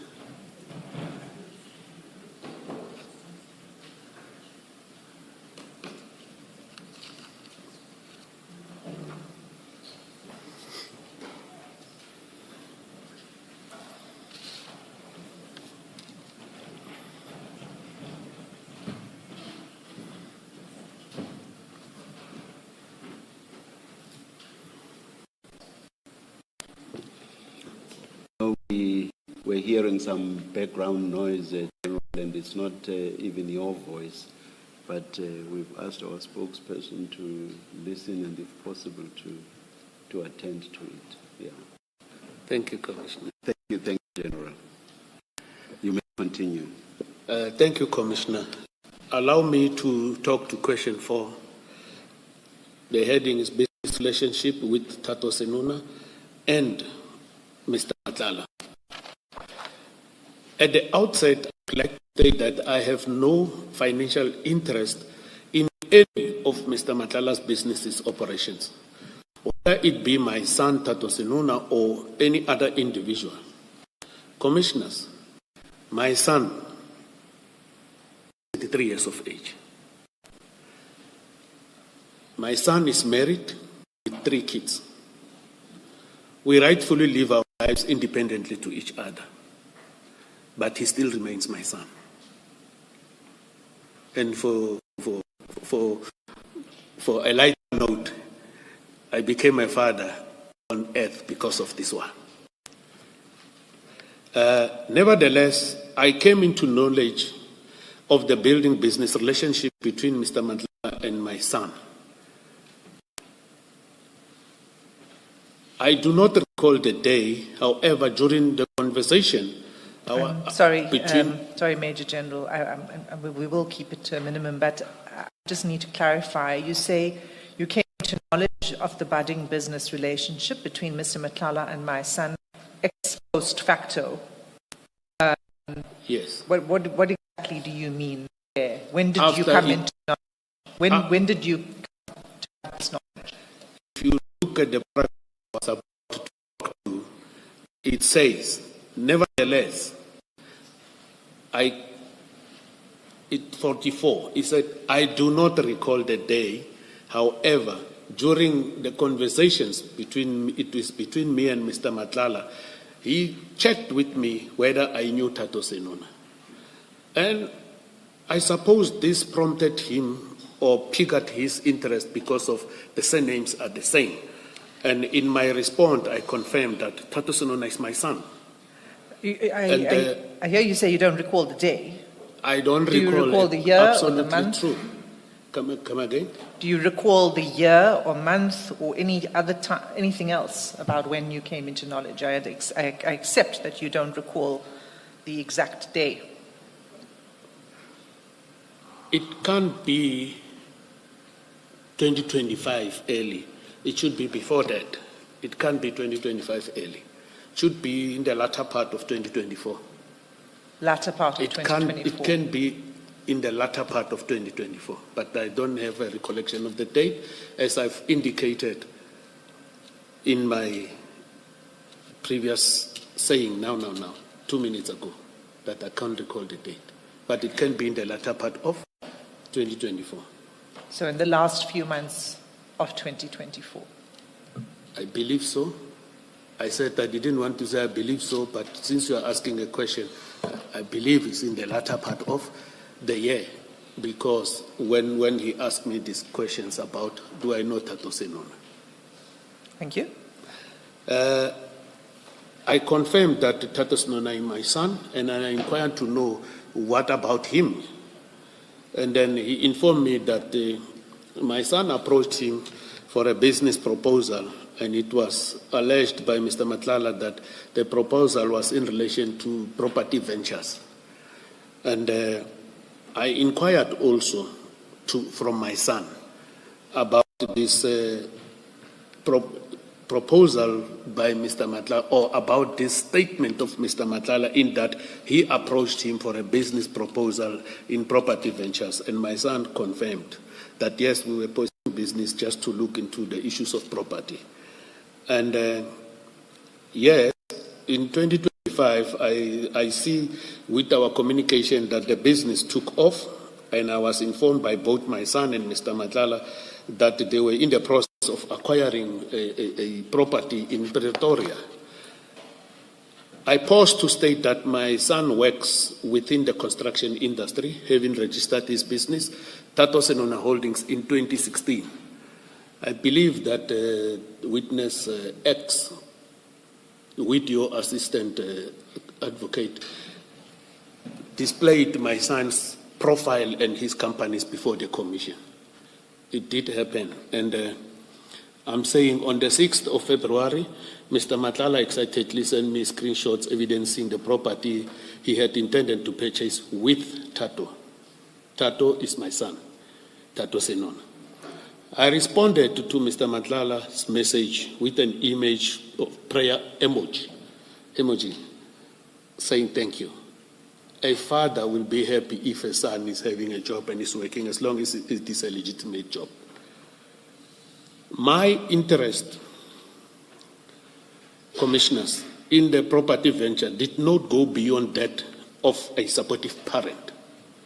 It is a common cause and knowledge that we Africans, when our sons are doing certain things and they need the support, the moral support from the parents, we give them. It is a common cause and it is a common practice. In no way I have facilitated their business relationship. If it is alleged that I supported or facilitated the Pretoria property venture, it is only to the extent of assisting Mr. Madlanga to get hold of my son, as can be seen in the WhatsApp chats dated 24 January 2025, stamped 1822 and 1823. The WhatsApp exchanges dated 9 January 2025 depict nothing more than actions of an interested parent in the activities of his son. I had known that Tato was set to meet Mr. Madlanga. I therefore merely checking whether the meeting had transpired. For the edification of the commission, nothing came out of that property venture. I want to repeat, nothing came came out of that property venture between Mr. Madlanga and my son. The witness X so says, I don't know what happened to that property, what is the current status. I'm telling the commission nothing out of the property venture between Mr. Madlanga and my son, Tata Senona. And I implore the commission to undertake its own investigation to verify this fact. I'm confident that such inquiry will confirm the absence of any improper conduct or benefit, whether for me or for my son.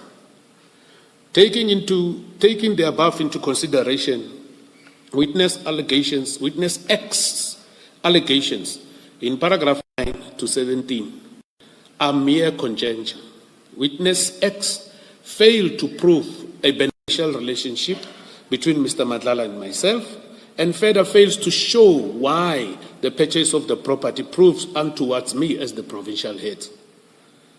Commissioners, you'll realize that this witness, when she testified here, when she happened to use the following words, seemingly,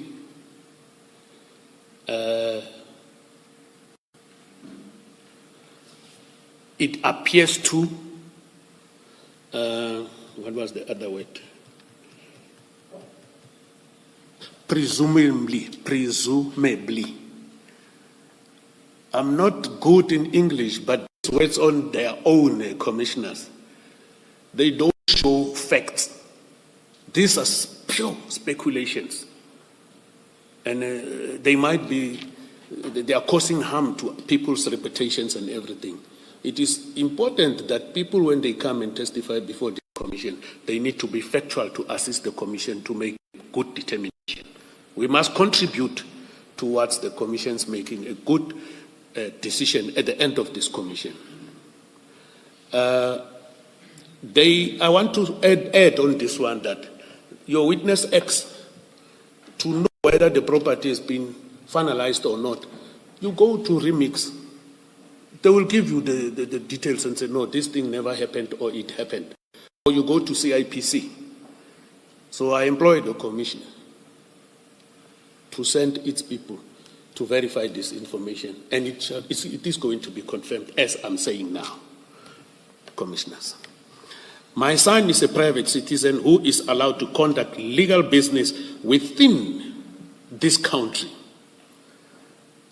This statement of mine, commissioners, I'm supporting it with the provision of the Constitution of the Republic of South Africa.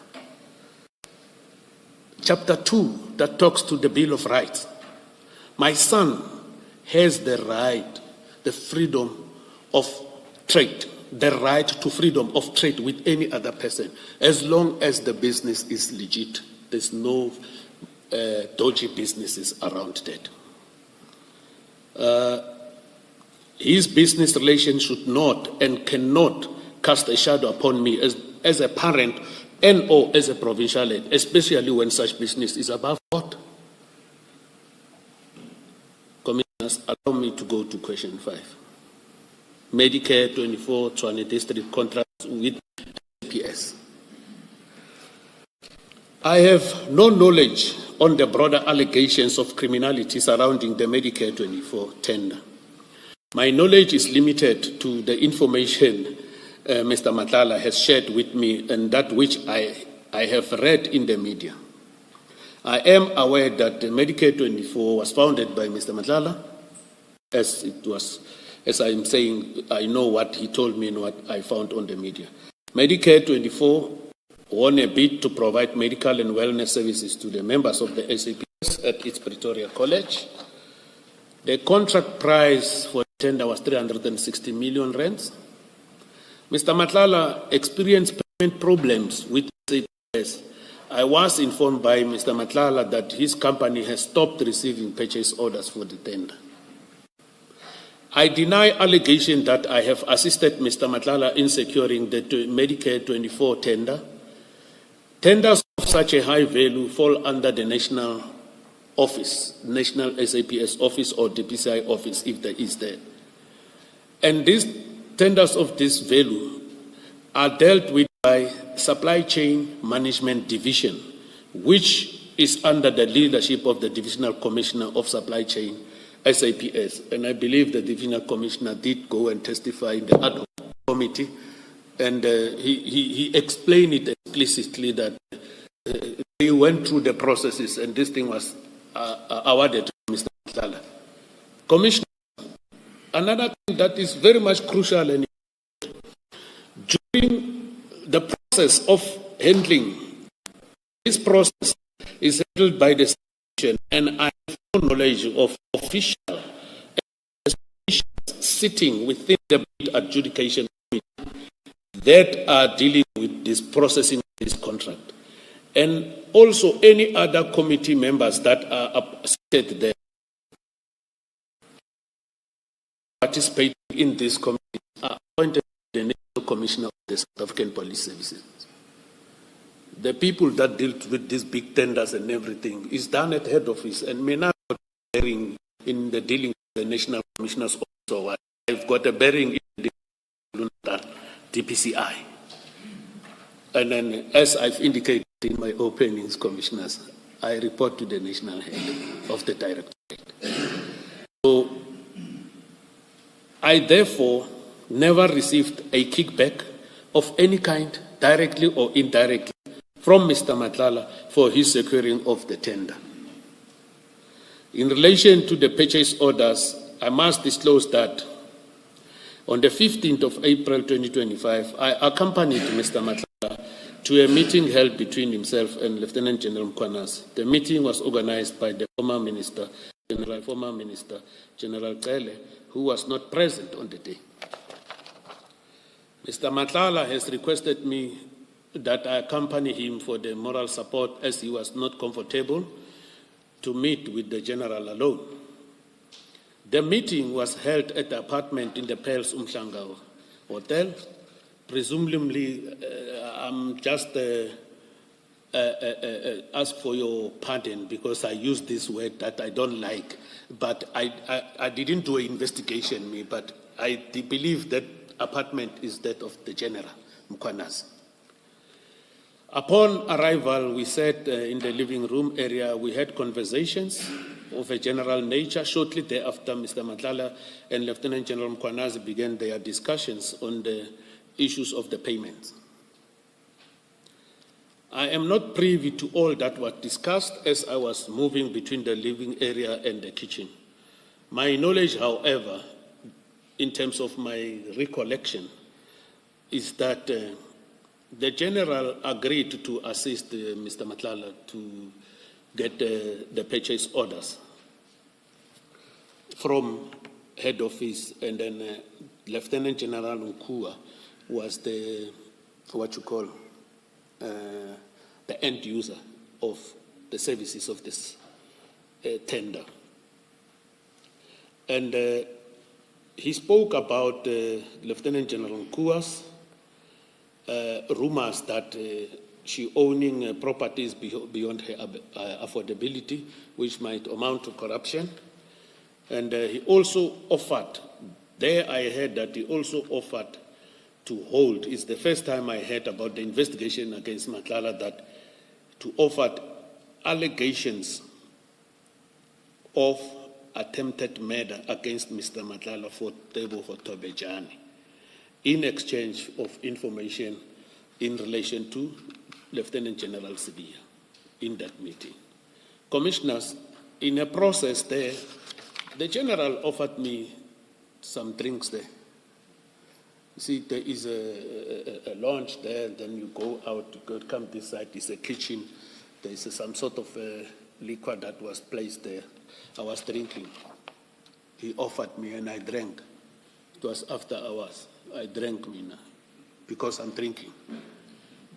Yeah, I was moving up and down. I am aware that I might be required to say, but you must also remember this. If I don't remember, unfortunately, but I was drinking on that day, moving up and down. And consequently, the meeting, consequent to the meeting above, on the 26th of November 2025, I received a series of threatening WhatsApp from Lieutenant General Mkhwanazi, I think they are being attached as per S4. I was sent these charts in response to Mr. Matlala's appearance before the ad hoc committee on the 26th and 27th of November. These messages, they appear threatening to me, they are threatening to me and Mr. Matlala, and amounts to intimidation. I will take the commission through these messages during my testimony on the day.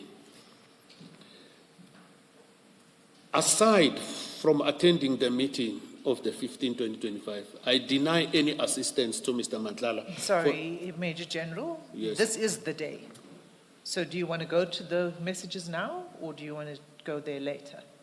Maybe we might go later or now. I don't know what is the commission. This is your opportunity now to give your version. So if I you am want to- aware it's my opportunity, but I've not yet concluded. You've not yet? Concluded my testimony. Sure. Yeah. Sure. Maybe before I close, I might go there, Okay. unless the commissioners say, do it now. No, you're moving on to a different topic. And that's why I'm asking, do you want to go there now? If you say you'll come before you conclude, that's fine. No, if you insist, let's go there. It should be S4.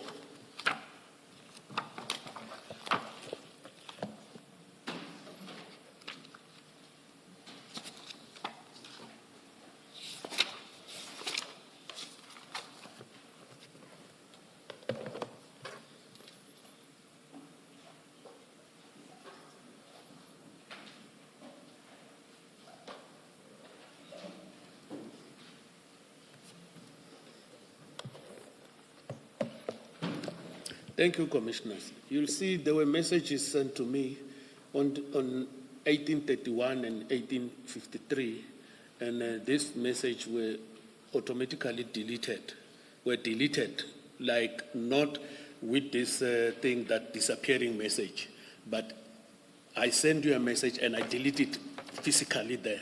Unfortunately, I was unable to capture what was said there. But maybe I must read it on record.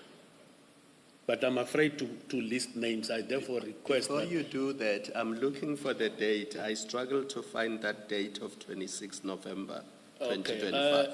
If I can present my phone, it will show that. My work phone.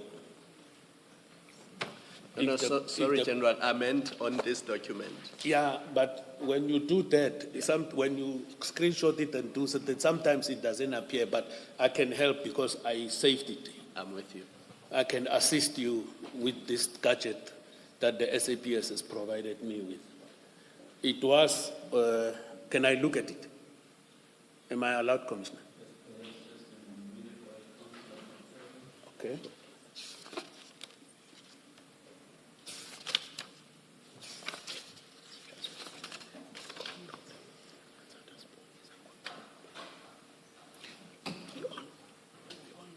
Oh, shucks.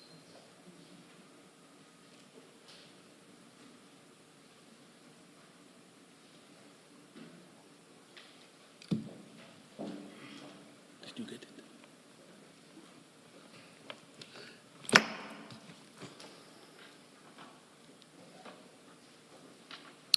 Chair, the request is that in this text that's sent by Lieutenant General Mkhwanazi, there's reference to other third parties' names. And the request is to not mention those names. And I see no problem in that if we don't mention those names in public. Major Gen- All the names without exception, because, for example, one name mentioned is actually in the statement. In fact, yeah. Well, I think that there are names that are not in the statement. So it's the names that are not already covered in the written statement by the witness. Yes. That would. Yeah. Ms. Mafisa, do you want to please?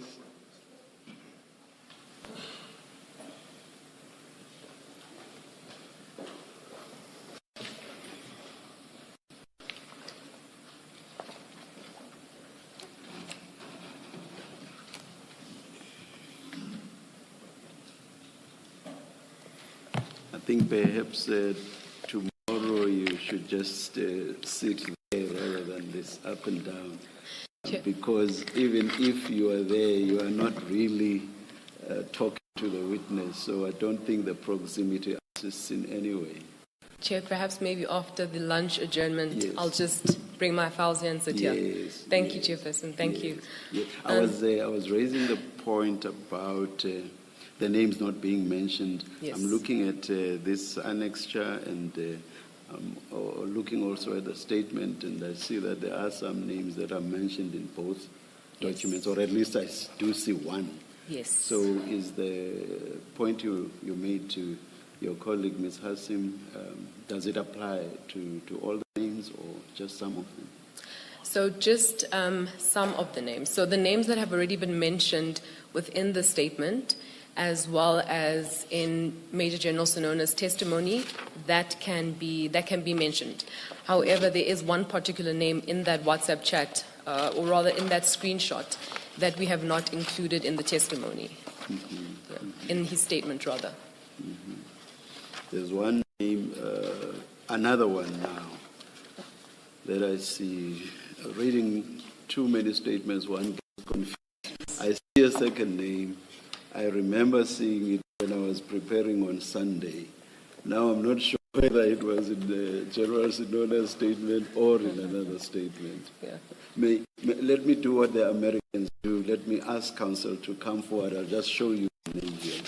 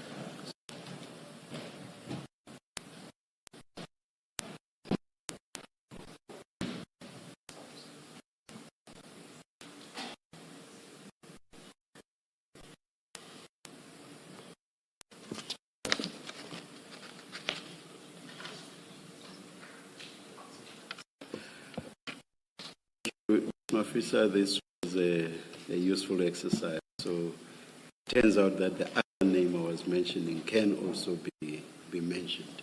But Yes. now I'm not sure whether the general is aware which name is going to be left out. So Perhaps maybe my attorney can assist Major General Senona. perhaps I trust you are of the court, we are the court. Maybe, but just whisper to the general which name to or not to.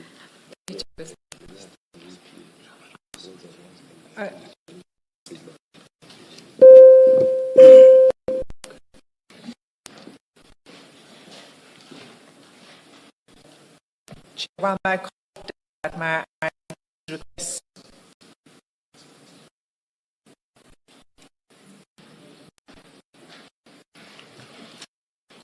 Request our team not to flood that appropriately redacted.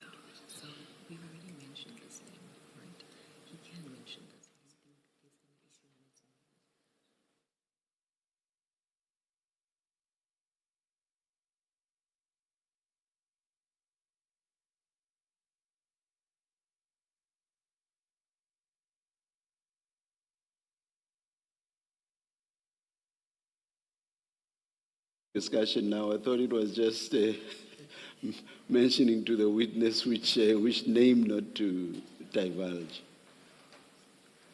Is it done, Ms. Mafisa? Unfortunately, Chairperson, there's a particular paragraph actually that should also not be read out loud for safety reasons. May we- So I did omit to we- specify.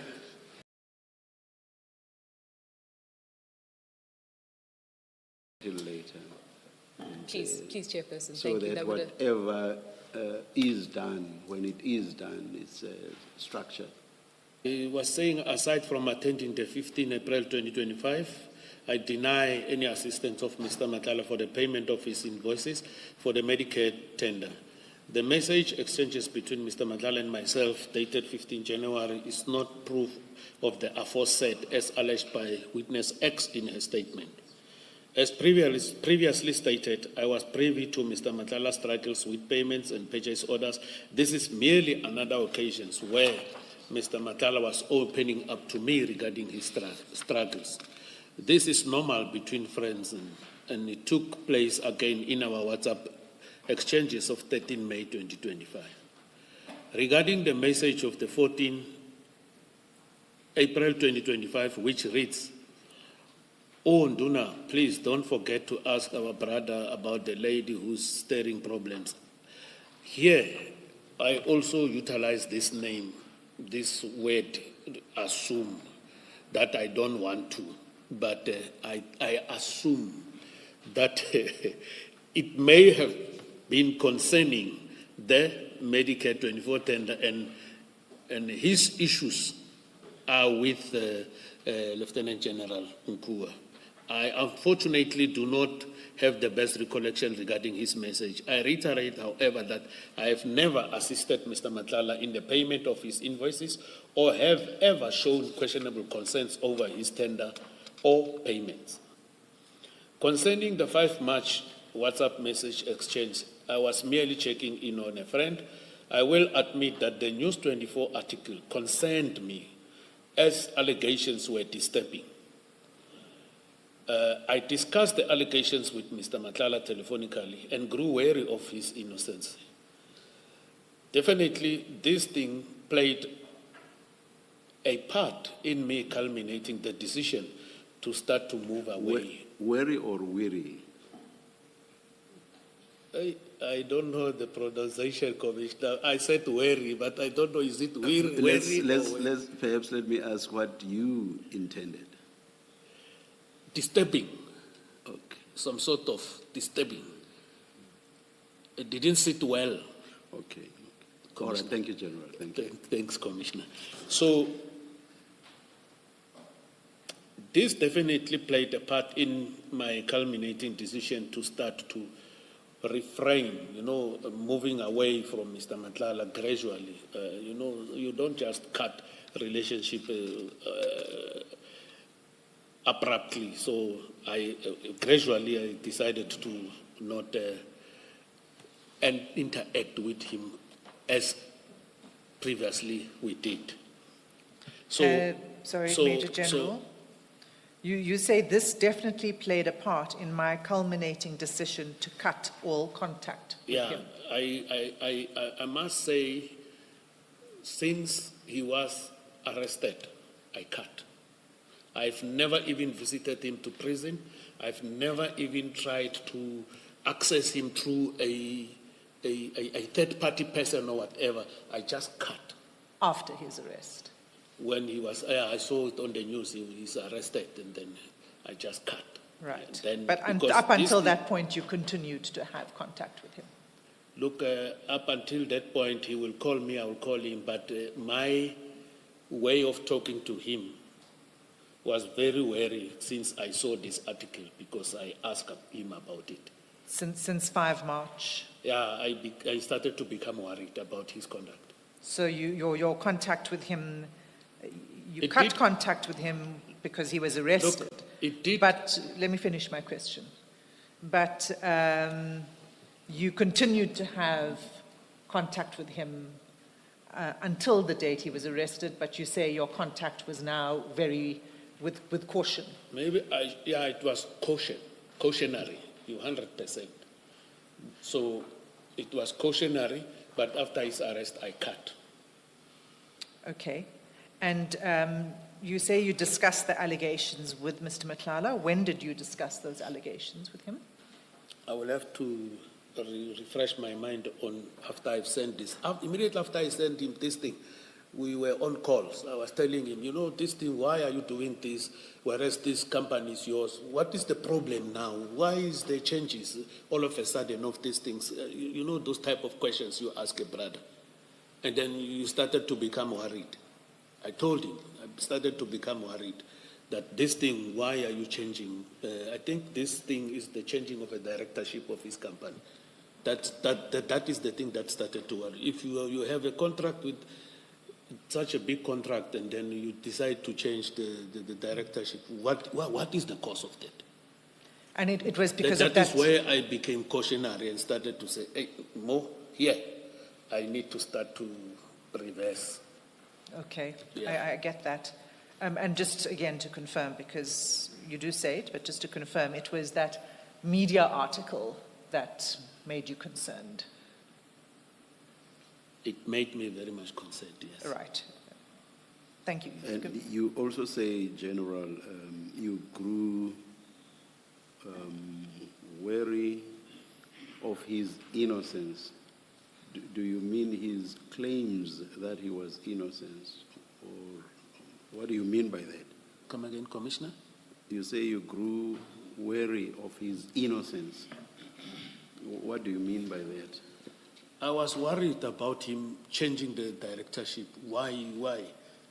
Why do you change the directorship if My focus is on innocence. What do you mean by that part of the statement? Do you see this is 72, 1, 2, 3, fourth line. You grew wary of his innocence. It's in your statement, Do you mean paragraphs. innocence Yes. or his claims of innocence? What do you mean exactly? Commissioners, because that article talks about fraud, Yes. fraudulently obtained tender. That's what prompted me to grow wary of his, it's an article. Then it disturbed me and disturbed My focus is just on the language. I want you to please explain the language. What do you mean by what you say there? It's not a complex. It disturbed question. me, Commissioner, Yes. regarding that you got the tender straight, but why this changing of the directorship? Okay, I'll leave it. Yeah. Thank you.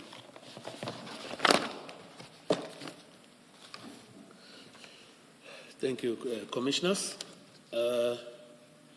As I indicated, I discussed these allegations with Mr. Madlanga telephonically, and of course the word that is giving us some little bit of a challenge, wary of his innocence. This definitely played a part in culminating my decision. I want to go now to question 6, Commissioners. Go ahead. Question 6, message on the 6th of March 2025 regarding General Mkhwanazi. Mr. Madlanga and myself frequently converse about current affairs.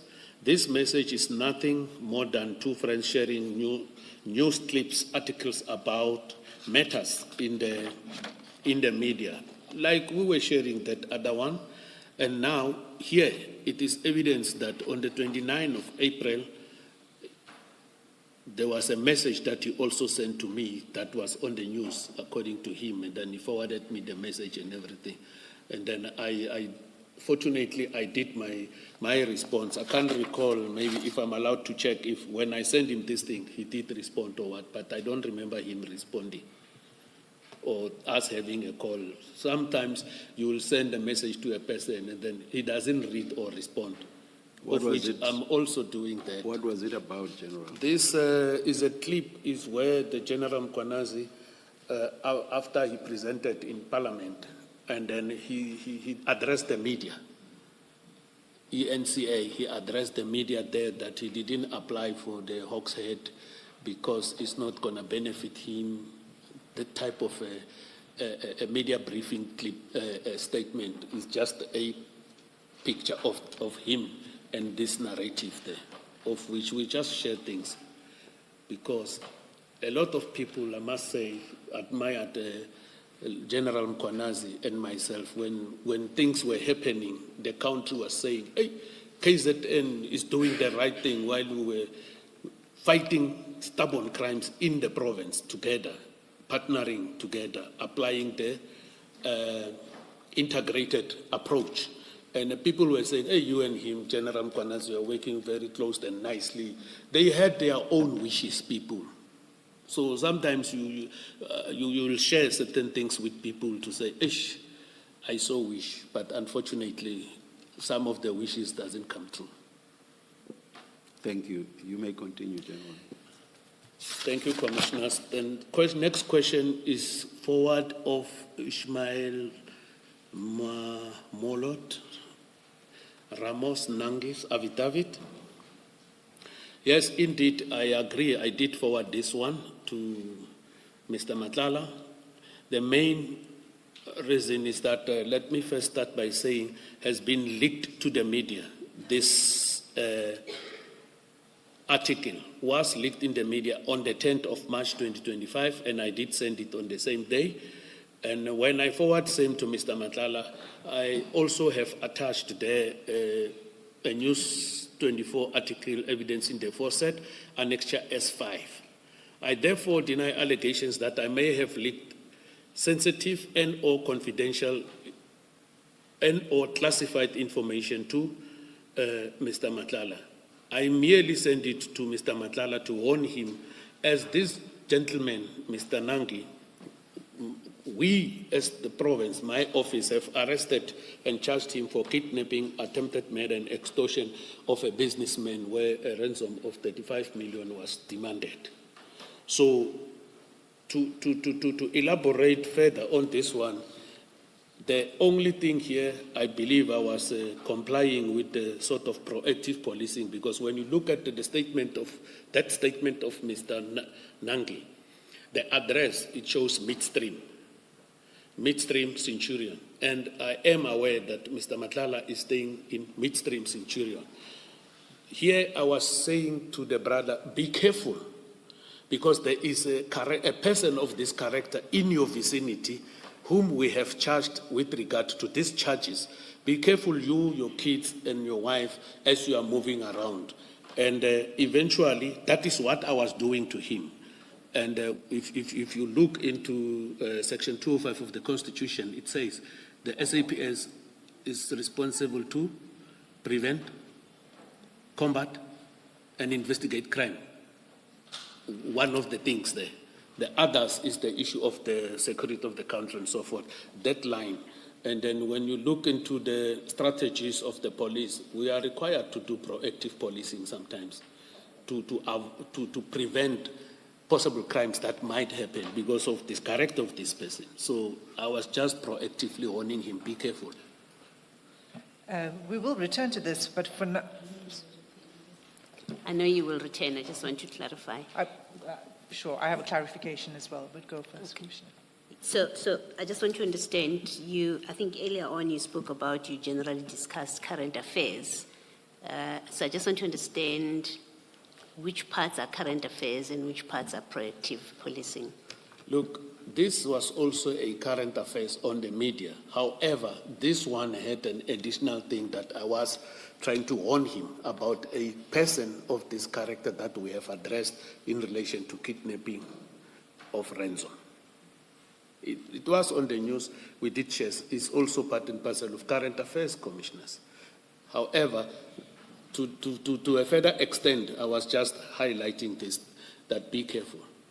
It's like if I know where the commissioner is staying, there is a character, and then we are close, we are friends, I will warn them, look at this complex of yours.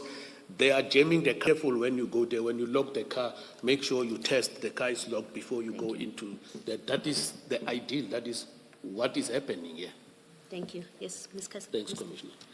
Yes, so this is what you do, is you warn people. I mean, this is, I think the example you just gave to Commissioner Beloy is also different. You might say, be careful because this type of crime is happening in your area. But what you did here was you gave Mr. Madlanga details of the alleged crimes and what Mr. Nangi was being investigated for. No. Isn't that so? No.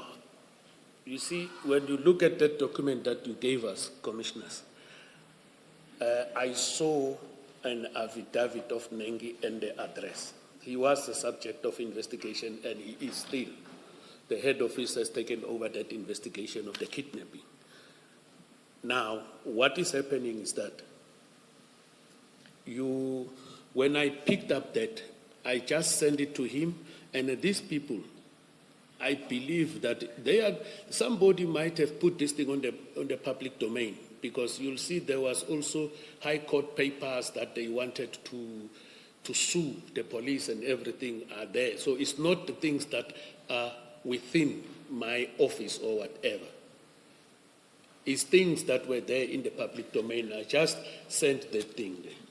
So, but you say it was to warn him because Yes. this individual had been arrested for very serious. And he was Crimes. out by then, yes. And yes, by now he's out. But when you only forwarded this to him on the 10th of March, Yeah. after he was released.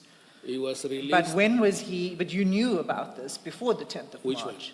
This particular individual and the investigation into this individual. I knew. And the arrest of this individual. I knew about the arrest. I knew about the case when it was withdrawn in court in January. But, the address of him, I was not aware of his address. I picked it up when I was reading that article. Then I said, by the way, then I sent it. And that's when you then sent the information to Mr. Madlanga to say, because it was there. here's the affidavit. Yeah, it was there on the public domain. That's why I sent it. I must tell the commissioners that I will never take information of the police that is in custody of the police and share it with any other person. I will never do that. It is not correct to do that, and I will never do that. When I took office, I signed an oath. I will never do that. When I joined the police, I signed an oath.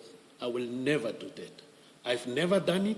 It's not going to happen, and it will never happen up until, even if I die, I'm able to do it in the grave. It will never happen. But you did share this with Mr. This Madlanga. one, I shared it because it Because was it was in already- the public domain. Of Because there was a course. media article already. Yes, thank you. It was you- there okay. on the media. Okay. Yes. No, I understand. So we will come back to this. I just want to make sure we get your... No, I Sorry, provided you Advocate answers. Hassan, can we just clarify what was shared exactly? Was it the newspaper article or the affidavit attached? I'm just not clear what General shared with Mr. Madlanga. If you can just clarify that, please. Commissioner, that document was a bit big. I sent it through it is a newspaper. I think is an article that was there. I think these people presented it somewhere, and then it was leaked into the media. When you open it, you'll see an affidavit and everything. I just sent it just to sensitize this one. And further to that, there is another one to show that it's them who leaked this thing on the news. The other person who was arrested with them, he went and he was interviewed in Mpumalanga through a local, radio station there. And his statement, he also published it there, one of the accused persons. So these things, they were published by them there. I just forwarded it. When you look also at the case number that is depicted there, there is a date stamp of the police. There is a case number that is depicted there. And then when I look at the date stamp, it talks about Bedford View, something like that. So you saw that. Now, if you saw that, it's good. Bedford View is where? There's no KwaZulu-Natal. Bedford View is here in Gauteng. This General Senona does not have access in those cases in order for him to leak information as it is alleged here. I do not have access. My profile on the access of the cases is limited to KwaZulu-Natal.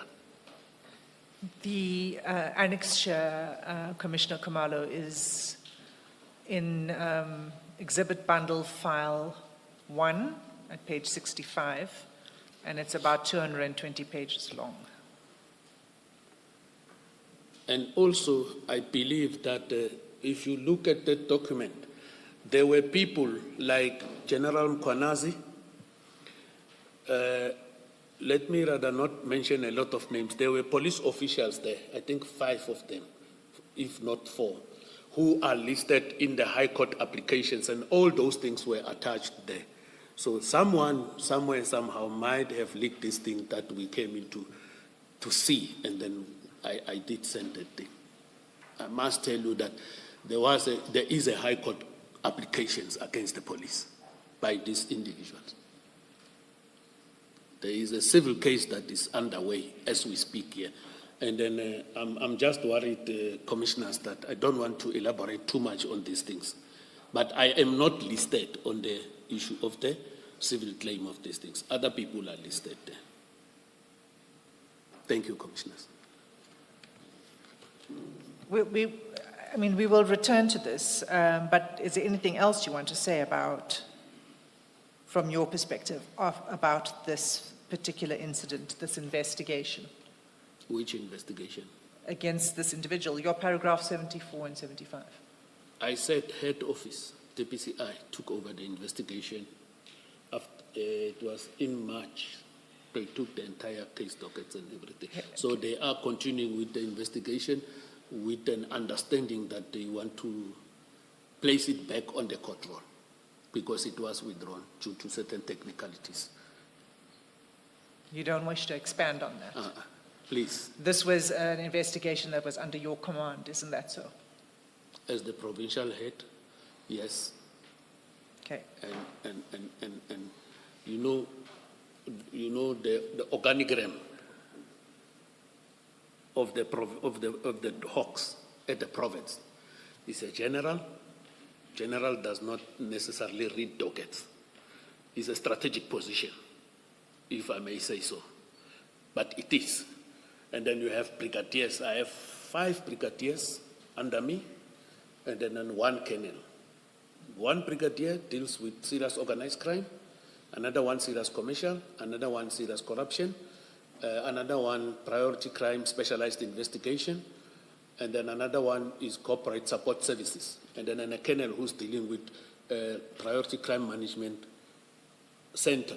So these people, they are responsible to deal with operations at the unit level where we have colonels who are leading the units. And under the colonels, you have lieutenant colonels who are team leaders who are supposed to give instructions and give guidance into this docket. So, Mena, I sit at a strategic position. Thank you, commissioners. This was an operation under your command, yes? The investigations was within my office, but component, serious organized crime. Yes, but it's under your, you've already said that. So we'll come back to it. I just wanted to give you an opportunity yourself if you wish to say something more. You can continue. Question 8. Message is to Mr. Matlala, dated 24 April 2025, Ray Kumalo. This conversation between Lieutenant General Kumalo and I took place as I was facilitating a meeting between him and a third party concerning matters under his division. Lieutenant General Kumalo can attest to this if he's called to come here. So the screenshot was erroneously or sent to the third party as evidence to facilitating the meeting. It was intended to be sent to the third party because the third party was concerned that when am I taking him or her to that office in order to lodge his complaint. Now, this screenshot was erroneously sent to Matlala, and I proceeded to call him at 10:30 after I've sent this to say, Mr. Matlala, that thing was sent to you by mistake. So please don't entertain or consider it. I did that.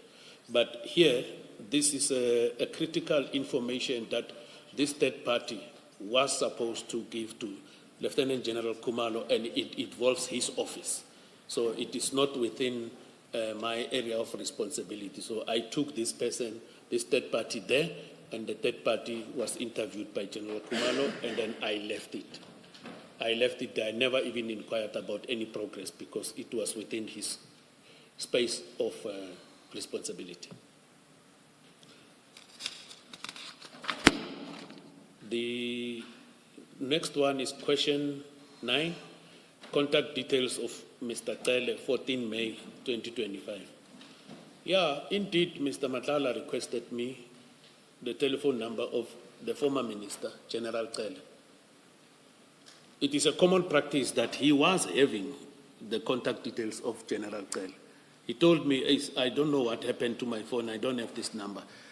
Innocently, I sent it. I didn't even ask questions because I knew they were talking. I knew he was talking to the minister. So I sent it, and then I didn't see anything wrong in that, and I didn't ask why, what are the reasons you are looking for these contact details. I think now I want to go to question 10, the Potchefstroom drug theft. Commissioners, on the 22nd of June 2021,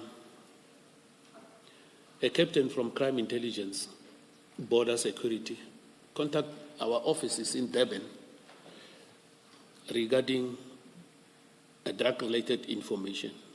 The information related to the alleged transshipment of suspected cocaine with a container at the Isipingo depot.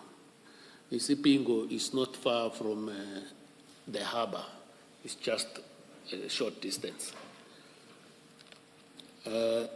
Information was often exigency nature, and members of my office together with ORS is that the border policing that are posted there at the harbor. They proceeded to the depot to inspect the container. Warehouse security and staff were also present for the inspections. Upon inspections, the team discovered 27 canvas bags were found within the container. Each bag contained around 20 bricks of cocaine, each brick weighing 1 kilogram. The bricks of cocaine were wrapped in a detonating the TikTok and Jaqua logos. The total mass of the bricks amounted to 541 kilograms and a street value of 200 million. The DPCI members proceeded to Ispingo police station to book and store the exhibits of cocaine. They were informed that there was no storage space for the housing of these exhibits. DPCI would have to search the alternative storage space. However, the exhibits could be booked into the SAP 13 register at Isipingo, SAPS, and they signed them off because the SAP 13 clerk didn't want to take them as a result of the storage. In the search of the storage, the team responsible for the seize of the trucks, they contacted the Amanzi Mtoti Forensic Service Laboratory. In bracket, I put the meta post seize fell under the Detective and Division Forensic Service Division. So Colonel Kuzwayo from the section head of chemistry at the forensic laboratory refused to accept the exhibits as they had no storage space for them. One of the reasons that she gave is that place was flooded previously, and then they said they don't have a storage facility to store these drugs. Normally, these drugs will be stored at the forensic science laboratory. Then I was advised by a brigadier in my office who is responsible for this type of investigations that there was a secure storage facility at our offices in Potchefstroom offices with a strong room walk-in safe. Safes such as these are difficult to break into and are ideal for the storage of this type of seizures if we have this kind of challenges. I then recalled that the Potchefstroom offices had previously and safely stored a large quantity of mandrax and hashish, compressed dagga. I have attached an article on the mandrax bust as Annexure S6. Due to the above, I agreed that the exhibits to be stored at the Potchefstroom offices, and then I have informed my supervisor at that stage, Lieutenant General Lebeya, about the incident and the storage. Lieutenant Colonel Preslow, the unit commander of that office, the acting actually, arranged for the exhibit to be stored in the strong room, walk-in safe, aside from the unit commander. Only Captain Leroux and Warrant Officer Van Lockenbeck and another one, Warrant Officer Pinar from that office, knew about the nature of the exhibits stored there. I want to go back to, or maybe when I finish at the end, I will talk to that S6. If you look at the S6, commissioners, you see there are people on that picture. I do not want to call their names. Please allow me. And then if you zoom that picture, there at the back, you see who's there. This drug bust took place in, I think it's July 2018. And the value of this drug bust was 254 million. 54 million over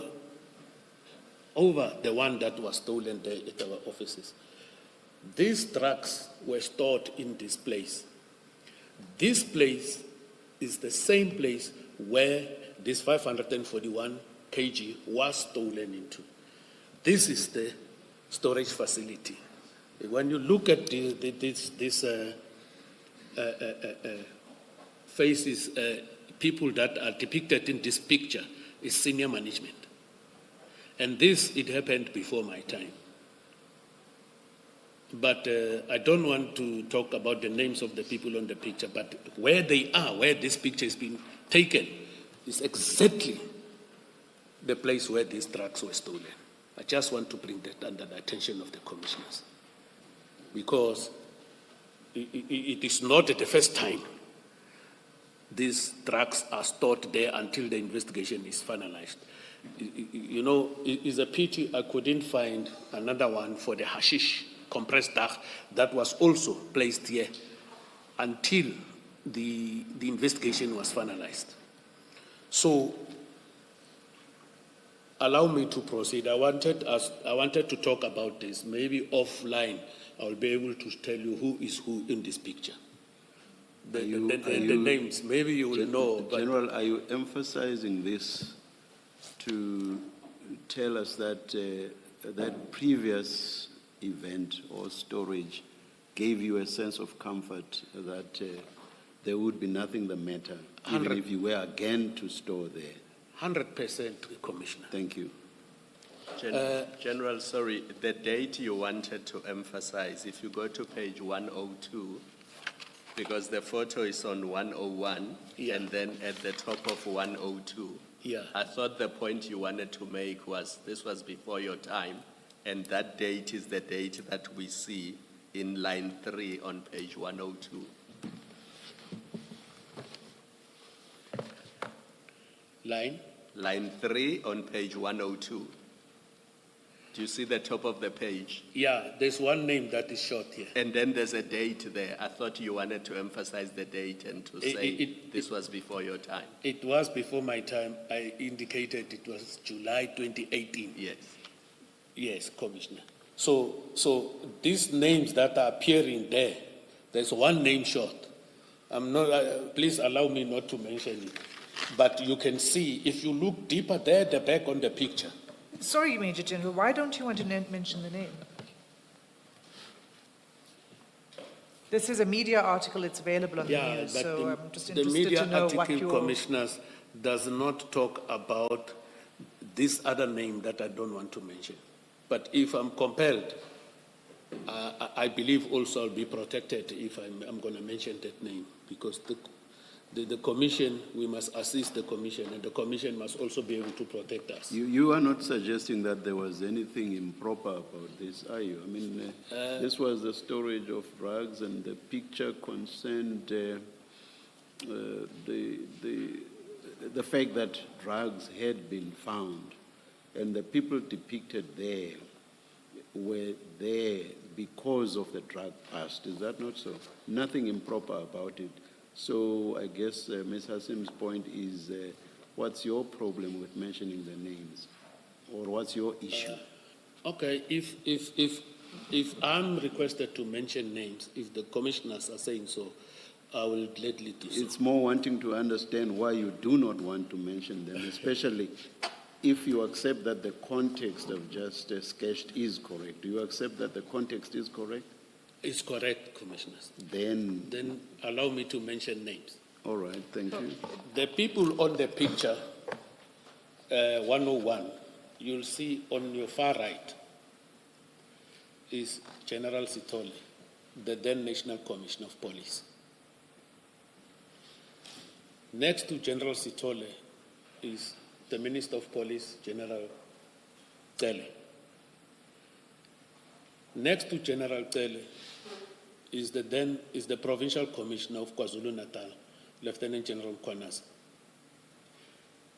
Next to him is Lieutenant General Levia, the retired head of the Hawks. This one who's putting a mask over him, I can't determine who is this person. Thank you. Okay, thank you. I mean, this is a good news story, isn't it? Of course, Okay, thanks. of course. Commissioners,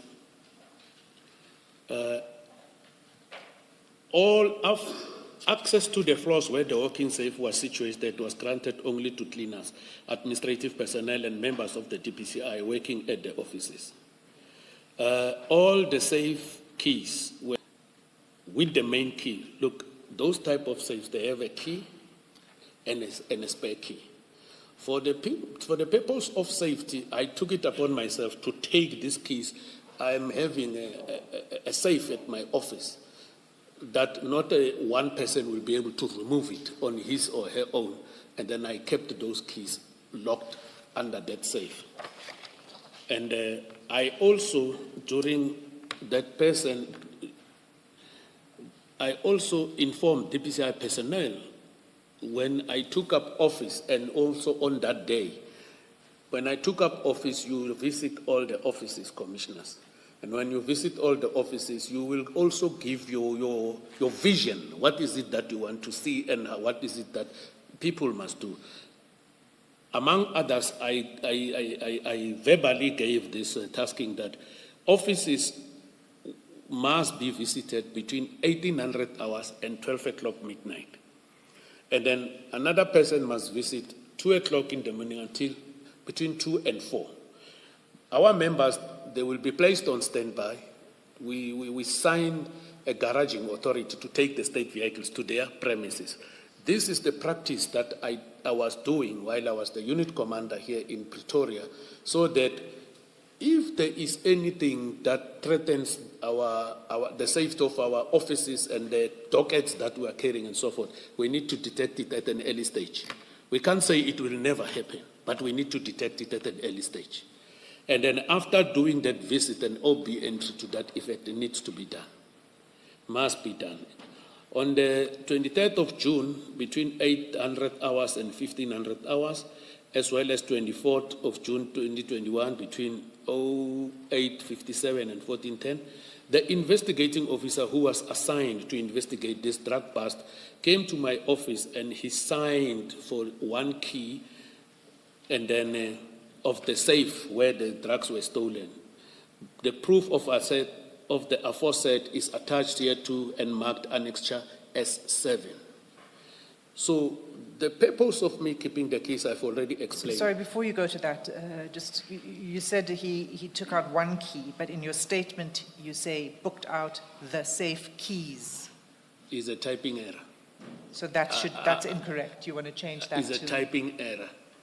So you would like to change that Key, because the other one was left with me. Okay. So they were going there to take some samples, because during the bust, the forensic science laboratory told us, and I know is a fact, they don't go out to this drug bust. They come out if there is a a clandestine laboratory where the lab is active. Whether a person is arrested or not, they come themselves there, they process the crime scene, they wear their regalia there, they will take samples. But with this one, they didn't. They say, we're not coming, you must bring the, the samples to us for analysis. The purpose of the IO to get the case, it was to go there and get those samples and ensure that these things are properly sealed in the seal bags and everything, because I think when they went to store these things, it was late in the afternoon. So I want to talk to the theft, the actual theft. After hours on the Sunday, 7 November, at about 10 o'clock, we have a captain there who visited the office and is working there to collect some documents. And then he said he noticed a strange electric smell as if within the building. He proceeded to check the top offices, according to him. And he found everything to be What does the electricity smell like? Smell like electric smell. You see, when the cables are coming into negative and positive, they meet. They will cause a fire, some sort of spark, a fire, and then that kind of a smell. That's my understanding, Commissioner. All right, thank you. Yeah. So, and then he left, and then he said he thought the smell was as a result of a load shedding that was there. And then around 11, he left. 1400 hours, another member came, and he did not smell anything, according to him. Realized that when you're parking in front of the office, the hardware is on your left. The chain and the lock of the hardware was broken. Was broken. And then after that, we realized that the perpetrator... What chain is this? Is a chain that they utilize to lock the door. Lock the gate. Just gate, yeah, not the door. main gate. All right. Yeah, it is a thick, chain that was cut open as well as the lock. Then, from my observation, I could see that the perpetrators of this crime they went there, inside the hardware. From the hardware, from the gate is about maybe 50, 60 meters. I don't have the exact meters. And then to the actual building. Inside the hardware yard. And then there's a fence, a wall and a fence, and then they jumped through that fence. You see, the fence is like here, and then our offices are here, the hardware is this side. So if they came inside here, they jumped over here and break a window here. Is the window, is that the storage facilities window? No. Hardware window? Is our office's window, office that is occupied by one of our warrant officers. Okay, all right. And in that office, there was a desktop and some other valuables of his and the police staff and cases. They broke that window, and then if my memory serves me well, I think they were butlers. They bent them, and then they came into his office. In his office, door was locked. Then they broke the office door. When you go out of the office door, just 2-3 steps on your left, there's a door, and that door is a passage if you go inside. They've necessitated going through the premises of the hardware store. Why would the people not have just gone through your own offices in Port Shepstone? Commissioner, I don't know why have they decided to come this side, but later we established that there was at the front door on the ground, there was some sort of a frittling. That door is a magnetic door, and then I think it also have a lock where you must also use a key to open it. So we established that there was a friddle. It was a bit friddled, but they decided not to cut it open and everything. Instead, I guess what I'm trying to understand, I know perhaps it changes nothing. what I want to understand is why not go over your wall and then to Officer Pinner's window or wherever else to gain access? Why the hardware premises? I believe they wanted to, because after they broke that gate, the chain of the gate, Yes. they pushed it, it was pushed almost half open. Just a smaller space was left, and it is a street here. Okay. It's a street here. If you break here in front, any person who will pass there will be able to pick you up. That something is not right here. So if you go inside there, I'm afraid to use these words, they wanted to also be, not to be seen quickly.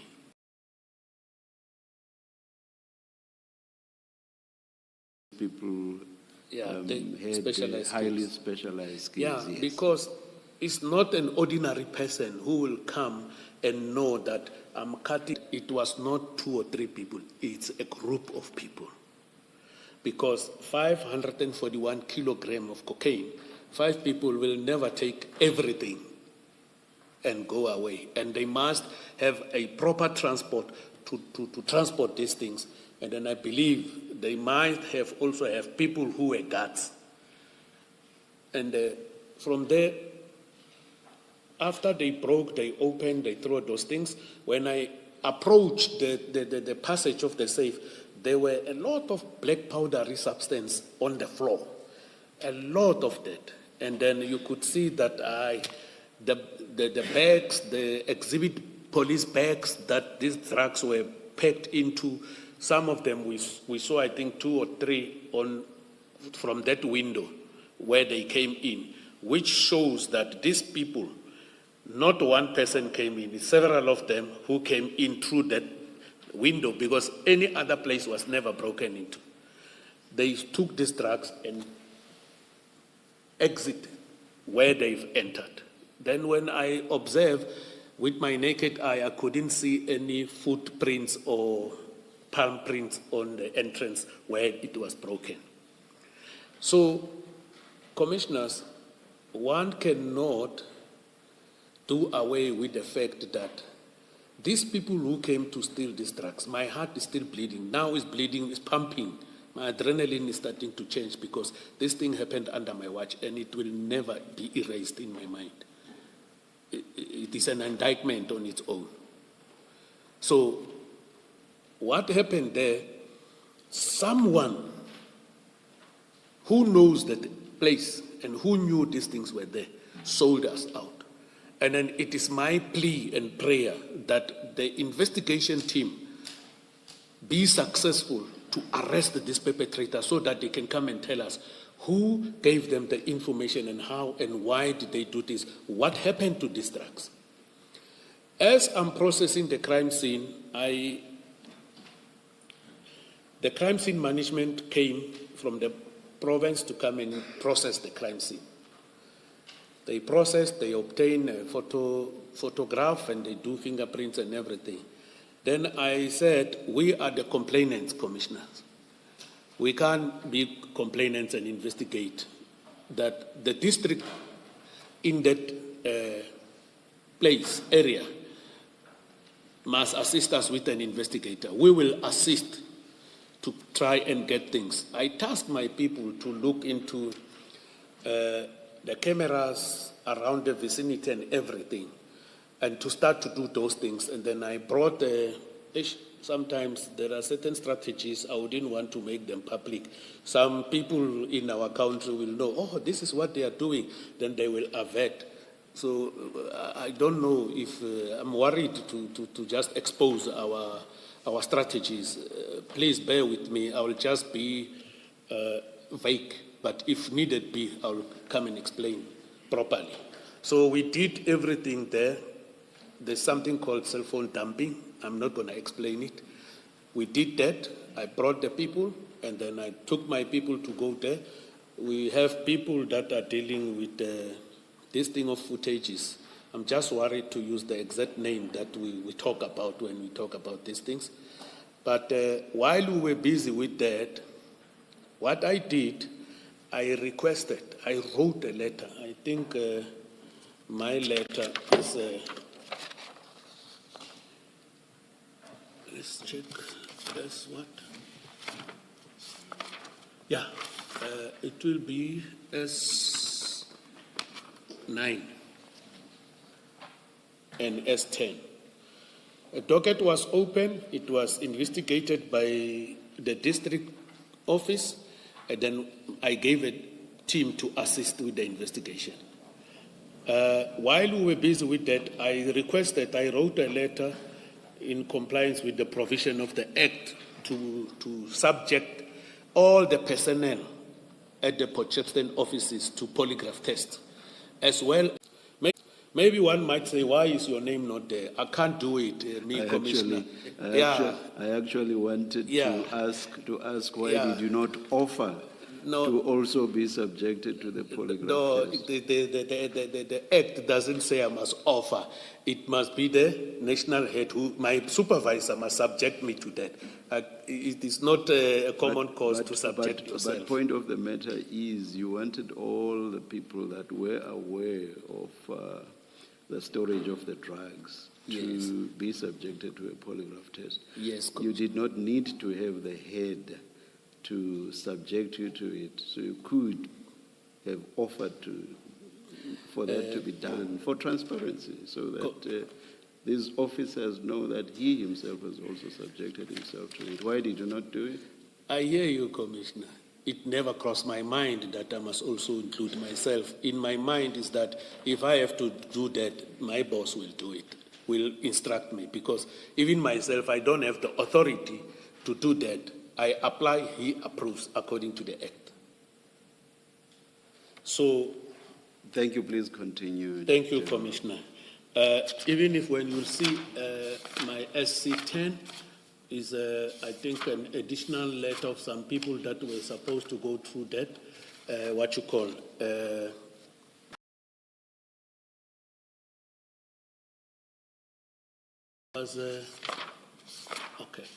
let's see, everything that was in my possession. So, Commissioners, I want to also add that the results of the polygraph test that I have requested and was approved by the national head, I have never received any results.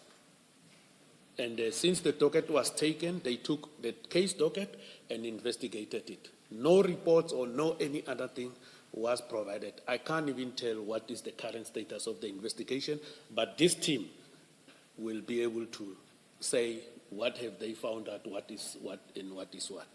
So eventually, I want to say the inquiry. Just so that your testimony is consistent with your statement, I believe you were in 116 on page 31. 116, yes, that is the... But the name of the hotel you gave and the year were different. So can you just confirm that? It's 2021, yes, Commissioner. and it was Menlyn Main Hotel and not the one you mentioned in your testimony. What have I said, Capital Hotel? The hotel here is Capital Hotel. Which one? It's in Menlyn Main, yes. Capital Hotel. Maybe that's the name of the hotel? Yeah, I omitted to say Capital Hotel. Okay. We were having interactions with the foreign law enforcement there. And the year we have it correct is 2021. 2021, Commissioner. Thank you very much for the assistance. And the inquiry reference number, the inquiry reference number that of the Caesar, they also took it, this team that was established by a national office. So in relation to the investigation and progress thereof, I do not have anything to say further because I was not privy to those briefings and nobody briefed me. Commissioners, in conclusion, I want to say... Sorry, General, before you go to your topic of, just so that it's not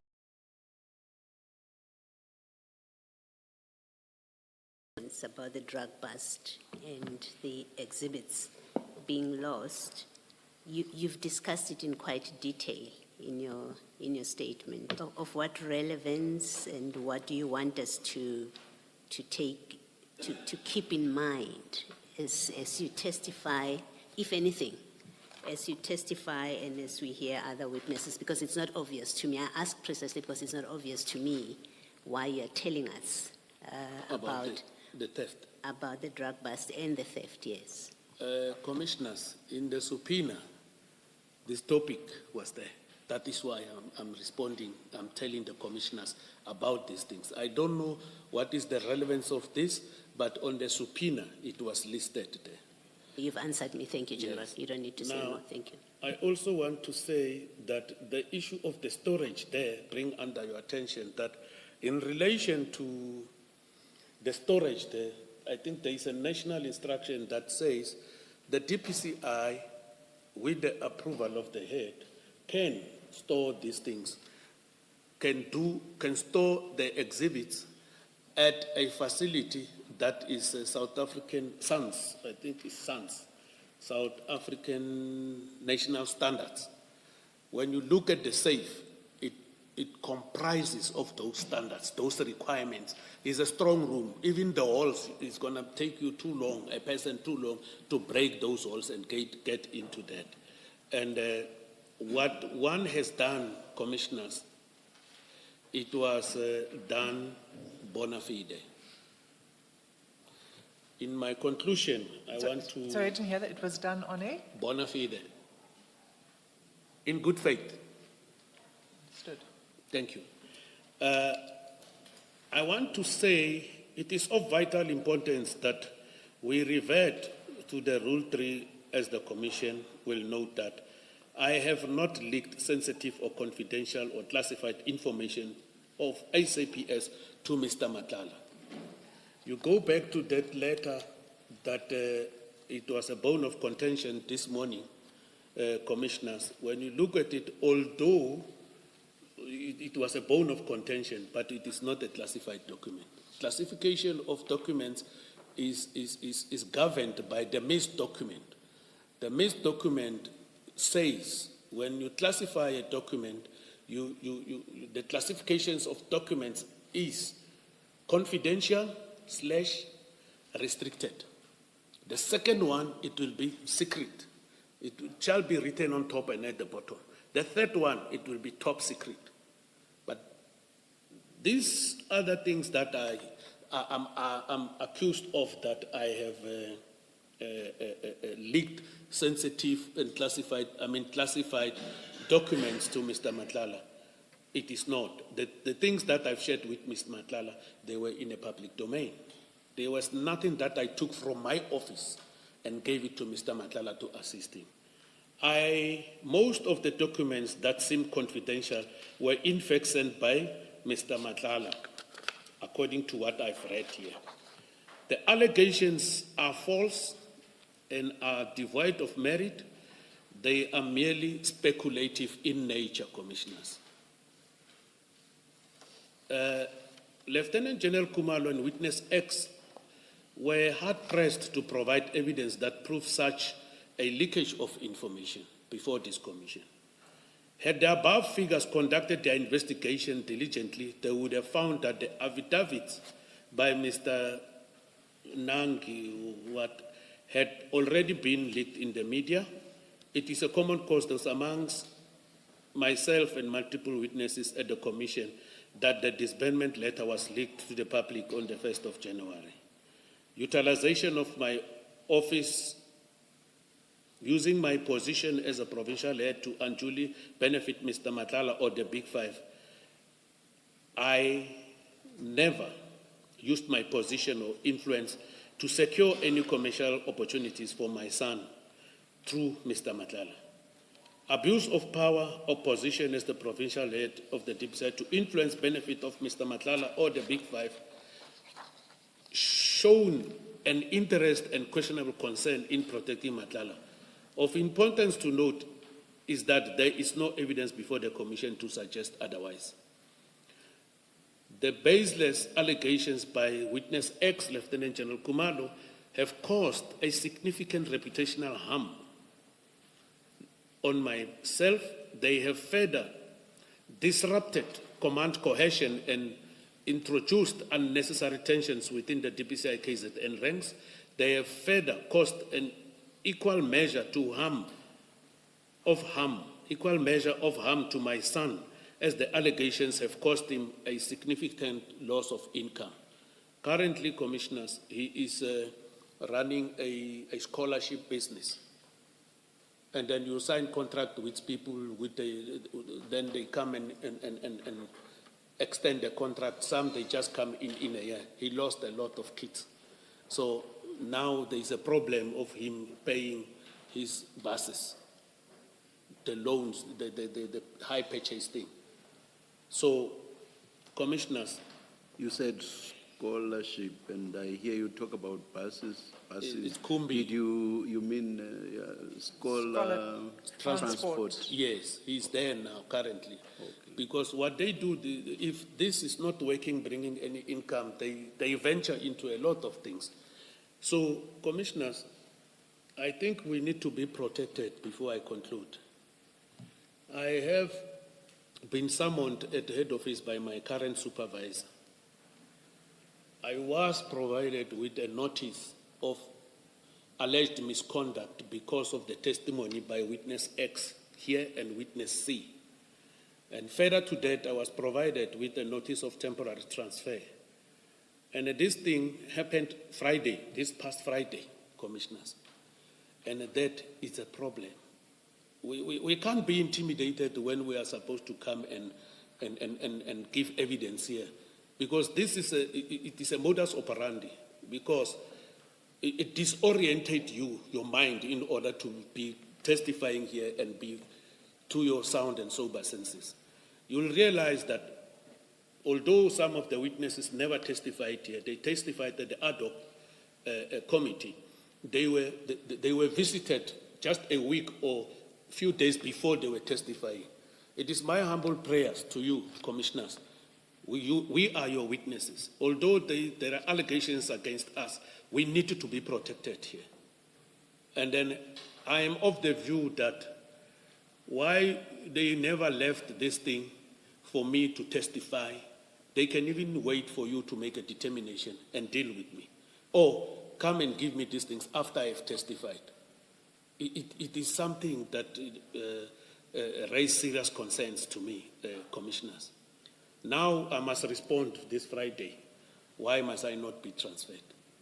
And in my considered view, I don't know why must I be transferred. Next is, I don't know what adjective has been used, but the more probing questioning. So that will start after lunch. Thank you. Let us see you after lunch. Let's adjourn until 2 p.m. Thank you, Chair. Thank you.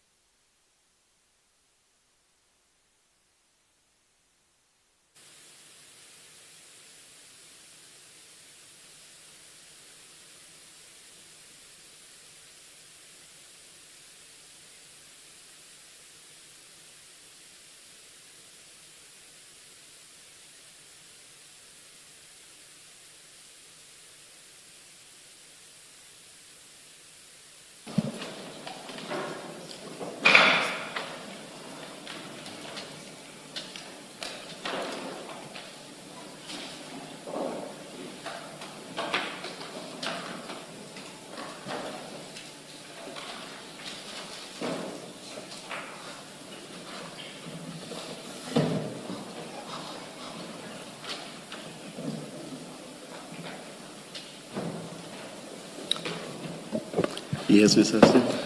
Thanks, Chair. Yeah. Before you start with your questions, General, there's an observation that I want to make. I may be wrong altogether, and if I am, please tell me so. But I will make it until you say I'm wrong. And if you say I'm wrong, I'll actually be happy.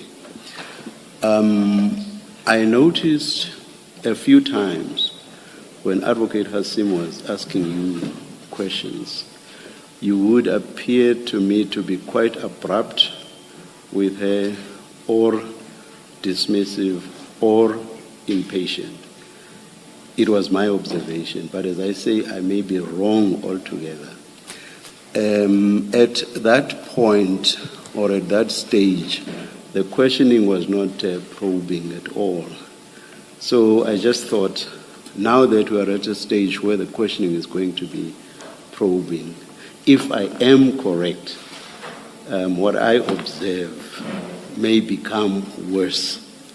I thought I should raise this right at the beginning so that if I am correct, we do not see any of that. That's my observation. Thank you, Commissioner. Yes. Commissioner, I was not abrupt or irritated, and I will never be irritated and be abruptly so. Yes, yes. I think sometimes when questions are being asked, it is an automatic thing sometimes. You do mistake, you answer quickly before, like other witnesses that the commissioner is advised, wait until the question is asked and then you can respond. I think it's just, but it's not that I did that intentionally, if that is what the commissioner said, but I wouldn't say the commissioner is wrong. It's not within my culture to tell older people you are wrong. But I want to say I do not agree. I am happy that I'm wrong, General. Thank you very much. Thank Commissioner. You. Thank you. Yes, Ms. Hassim. Thank you, Chair. And apologies to you because I've taken you by surprise in making that observation. Yes, I didn't expect that. Thank you, Chair. Yes, General. Commissioner, maybe before we go into the next session, I've got a plea to just clarify one point. During break, I had a conversation with my wife, and then I want to state it here very much clear that Mr. Madlanga and my wife are not related. Yeah. So because I was not 100, but what was happening by then, he was dating a relative of my wife. So, but they are not related. Oh, but the surnames are the same, but they are not related. Correct, Commissioner. Yes, yeah, I know, I understand that perfectly. My surname is Madlanga, as you know. And there are many Madlangas who come from Matatiele, Mount Fletcher, Stelspruit, who are Ndlela by clan. And I am a Khadebe by clan. No relation whatsoever. Thank you. I understand what you mean. Thank you. Thank you, Commissioner. General, I thought you were going to say you had a conversation with your wife and she confirmed the date of the traditional wedding. When we do the anniversary, if I have your contact details, you will be invited. Okay, thank you, Commissioner. Thank you, General. Yes, Ms. Hassim. Thanks, Chair. I believe that before I properly begin, we will give the General an opportunity to deal with the annexure containing the WhatsApp text from Lieutenant General Mkhwanazi. So if we could begin with that. Is that in order, General? Correct, Commissioner. And we've already had a discussion about the names that we would not mention. And the agreement The agreement, Chair, between me and the legal representatives for General Senona is that on page 91, in the middle paragraph, there are two names that are mentioned. Neither of those names would be mentioned when the witness testifies. Him to both, and then the two names. So those should not be mentioned. Correct. Thank you. Earlier we had agreed with you it was just one name. Yes, but, yes. But now it's both that will not be mentioned. All right, thank you. Thank you. Okay, over to you, General. Thank you, Commissioners. I should rather start by saying good afternoon. Can I continue? Yes. Yes. I may be wrong. I don't remember ever seeing or hearing mention of the second one of those two names. But the first one, if it is the name that I'm thinking of, I wonder why it should not be mentioned. Chair, in the context of this... Because if it is, yes. It's a name that's been bandied about countless times. But not in connection with the second name yet. And from the context, it might connect the two names. And the request to us is to not risk that connection in public. Not sure I understand. Just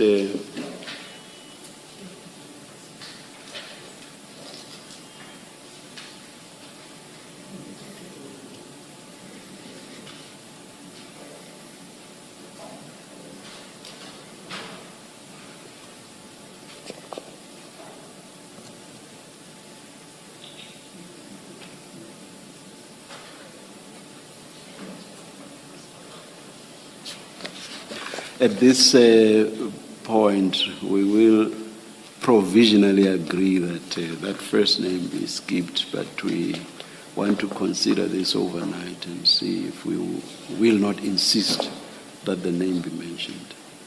That's in order, Chair. Thank you. Thank you. Thank you. Okay, Major General, do you want to begin? I take it you But of wish... course, we will invite Ms. Maspisa to address us also before we make any ruling in this regard. Thank you. So it's out of an abundance of caution, really, Chair, at this point, until we understand better. Major General Senona, I believe you wish to read out this text, is that right? Correct, Commissioners. Okay, so you may do so. Thank you, Commissioners. On page 89 of bundle of documents. Hi, General. I trust that you are well. You made arrangements that I meet this guy, Kate, because he's your friend and brother. And he needed my help to speak to Lieutenant General Kua to place orders of his contract.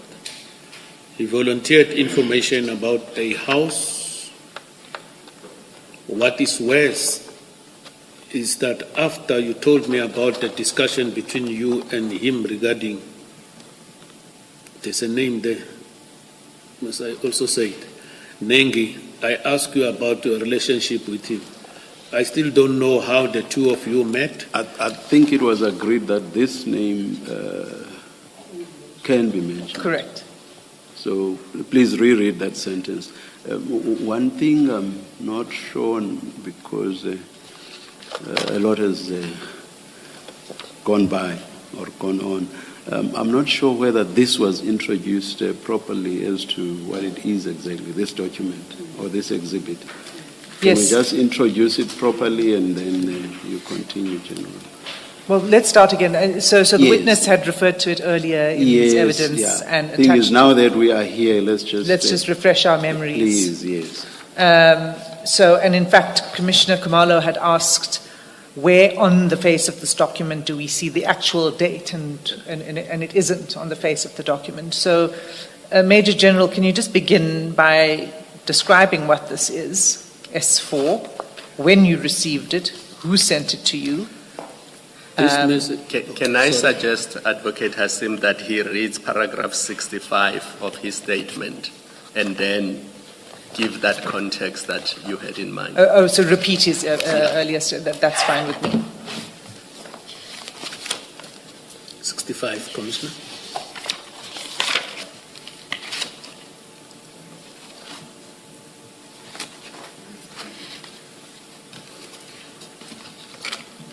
Thank you, Commissioners. Consequent to the meeting above, on the 26th November 2025, I received a series of threatening WhatsApp messages from Lieutenant General Mkhwanazi. The charts are attached here to as per Annexure S4.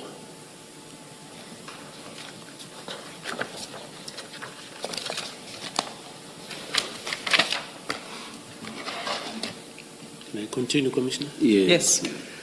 Hi, General. I trust you are well. You made arrangement that I meet this guy, Ket, because he is your friend, brother, and he needed my help to speak to General Kua to place orders of his contract. On his contract. On his contract, thank you. He volunteered an information about a house, I think, but I'll read as it is. What is worse is that after you told me about the discussion between you and him regarding Nangi, I asked you about your relationship with him. I still don't know how the two of you met to discuss about Nangi care. Besides voice recordings, cellular phone triangulation, and my vehicle tracker, including access footage, will confirm the date and time of our meeting, and for his own sake, I hope that those timelines are in line with what he said before the committee in relation to his arrest. This is the man who says he met you 7 years ago, which is contracting to what you told me that you grew up together. The fact that he's the one who introduced our meeting to the ad hoc committee and lied under oath. He invited me to make public the information that he gave me, which will put his life at risk. I'm still going to that committee. I hope he doesn't mind me exposing him to both Mr. So-and-so and Mr. So-and-so. I hope you won't blame me for risking his life because I have to tell the truth about our meeting. If he thinks he can fool the committee, it's okay, but I will not say much but to simply play a recording of our meeting verbatim because I have the record. This one of what is worse, I think, is a repetition. Must I read it, Commissioners, on page 92? The first paragraph. The first paragraph, I think you may have put this in the wrong order. Yeah. These messages. Yeah, there is that. Can I confirm that this was one message that you received? Yeah, look, the messages, they came like this, spontaneously, one after another. It's not a one straight off message. It's like you send a message, after some seconds or a minute, another one comes, after some few time, another one comes. It's not one message that was typed once off. Do you have it on your phone? Yeah, yes. Would you prefer to read it off your phone exactly as it came to you? On my phone as it came. Yes. It was there, it's deleted. There is this thing that was activated, delete messages over 24 hours from the phone of the general. Okay, so you don't have it anymore? So this is what we did screenshots. Okay. Yeah. Can I ask then that you continue to read it, but don't read the duplicated paragraphs? Okay, thank you. He volunteered an information. Ms. Hassan, General, Ms. Hassan, Yes. if you look at page 92, it is a repeat of it seems to be a repeat of what should have been on the first page. So the first paragraph in page 89 is the same as the first paragraph in page 92. Are you there, General? Correct, Commissioner. So page 89, and then look at 92. And then the second paragraph in 89, which reads, he volunteered an information about a house, and then it stops there, it cuts. If you go to 92, it looks like that is the complete paragraph. Correct, Commissioner. And then you've got the third paragraph, which we don't see. So the order, yeah, Ms. So, Hassim, if you could Can I just keep propose that in mind. a way forward? Yeah. Leave 89, I think. That's because there's a duplication. Can you read from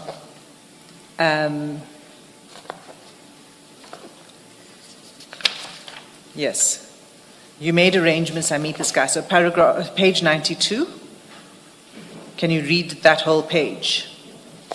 And after that, you'll see on page 91, if you flip a page back, okay, you'll see that it starts, so the last paragraph on 92 starts the fact that, and the first paragraph on 91 starts the fact that, so you can omit that and continue with I am still going to.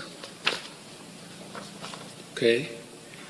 I don't understand what Commissioners, where must I exactly read? Okay, I think you need to begin on page 92. If you follow the order, Yes. right, if you put these side by side, I think you filed it incorrectly, in the wrong order, the pages. So if you start on page 92. I must start on page 92. Yes, because it's the beginning of the message. You see on page And 89 also- it says, "Hi General, I trust you well. You made arrangements that I meet this guy Cat." Page? 89. Oh, You see how it reads? "Hi General, I trust you are well. You Yes. made arrangements." Okay. Now go to 92. okay. I'm there. Okay. And you see it begins with "You made arrangements that I meet this guy Yes. Cat." Okay. So, but in 89 it cuts off at the bottom, whereas it doesn't cut off on page 92. Yes. I Right. see. So if you read the whole of page 92 to begin with. So if I read you well, is that in page 89 at the bottom, you start with he volunteered. And then May on I- page 92, Sorry, Ms. Hassim, General, may I make a suggestion? May I suggest that we skip this, and then that an attempt, unless it's very crucial for where you start with your questions. No, if no. it is not, let's perhaps skip it and then try to see, Ms. Mafisa, if this cannot be arranged in a manner that flows. Chairperson, we do actually have the screenshots in the correct order. So perhaps maybe my attorney can just give Major General Senona, just show Major General Senona the screenshots, and then he can read it in the order as it had appeared on WhatsApp. Is that okay with the commissioners? That's in order. Thank That's you. in order.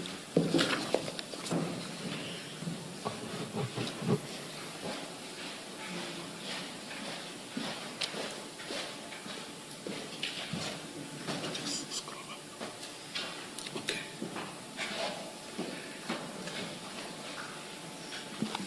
You have it now, General.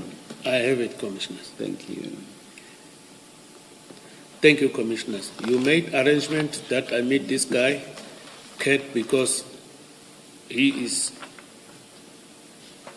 your friend and brother, and he needed my help to speak to Lieutenant General Kua to place orders of his contract. He volunteered an information about a house address in Santin where Mr. So-and-so collect money using the state vehicle, and that he paid 2 million towards Mr. So-and-so's purchase of his plot. He also told me about Mr. So-and-so townhouse. Sorry to interrupt you. But we hadn't agreed that this name would be redacted in this paragraph. The explanation provided to me for redacting it from the other paragraph is because of the connection to the second name. Yeah. So we haven't agreed that this name, and I don't see any reason why it should be redacted. It's crucial evidence for this commission. Any comment, Ms. Mafisa, especially if the reason for redacting it earlier was to avoid making a... But then, once you mention it, then everybody knows that it's the same name that we skipped. So Correct, Chairperson. perhaps until we've...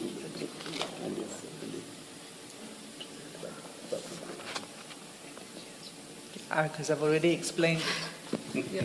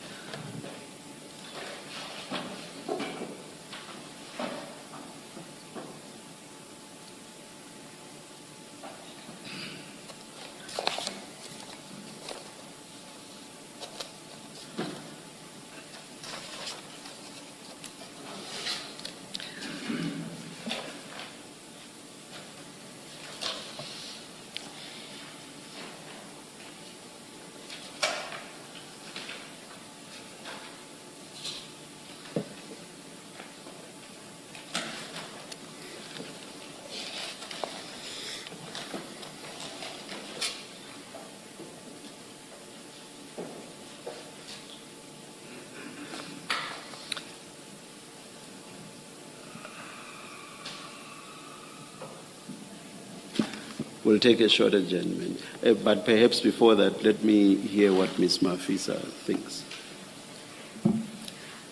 Well, Chairperson, I don't know if I can say much because I don't want to give anything away regarding the specific individuals that we do not want to mention. But I think perhaps maybe what I can make clear to the commissioners is the risk to certain people's lives in disclosing these two names in particular. And I would like to also just state that there's a link between these two people. So if we were to mention one person, the other would automatically know that they are being referred to. Perhaps maybe I can illustrate it in this manner, Chairperson. If I were perhaps maybe to report someone and I would say that I'm going to report the person to Commissioner Khumalo and someone else,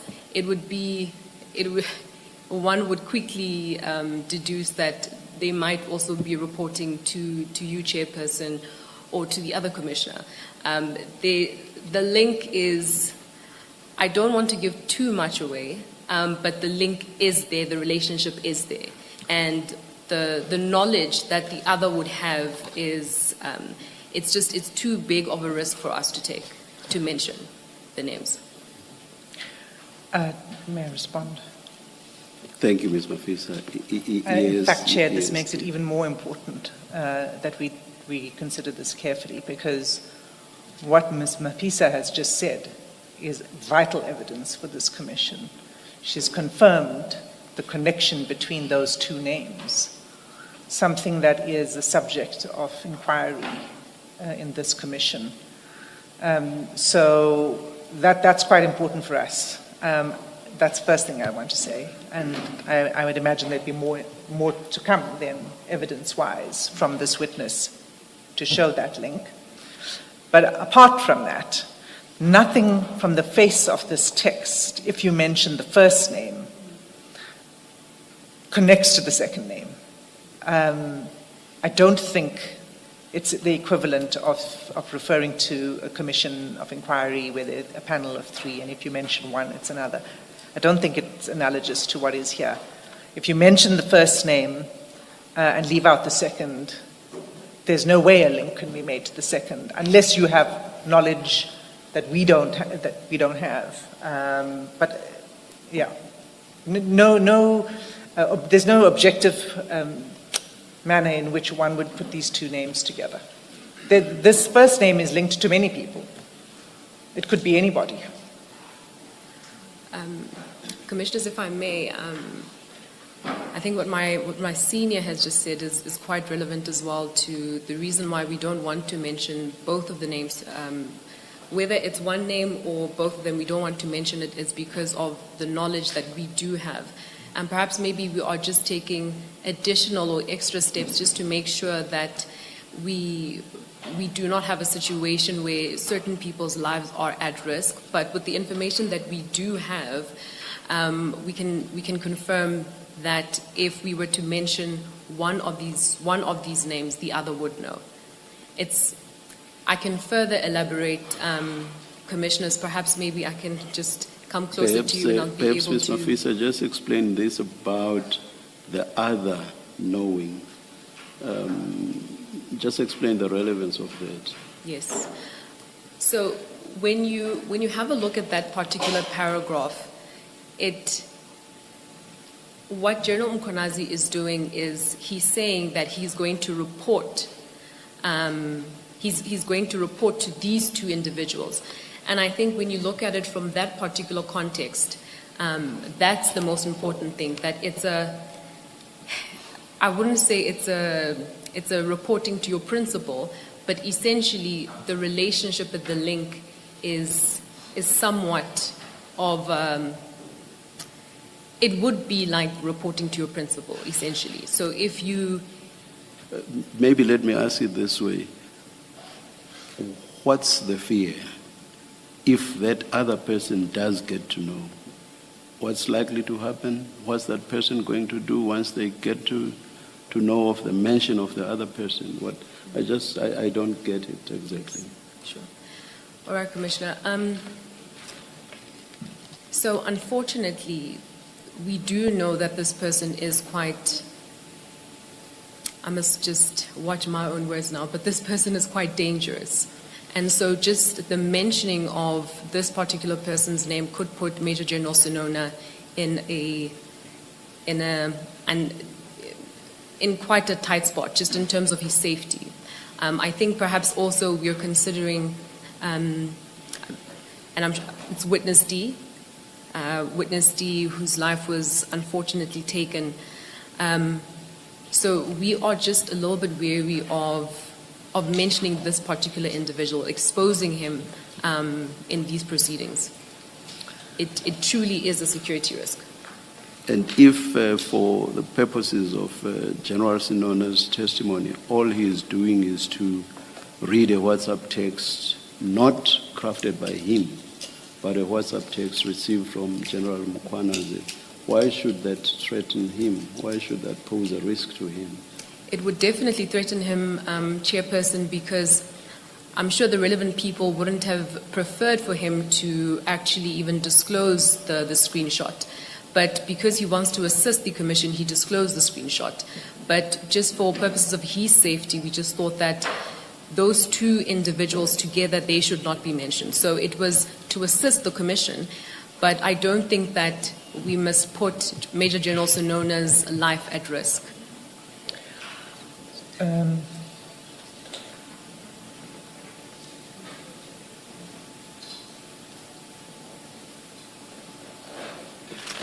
We'll adjourn and we'll indicate when we are ready to come back. Thank you, Chair.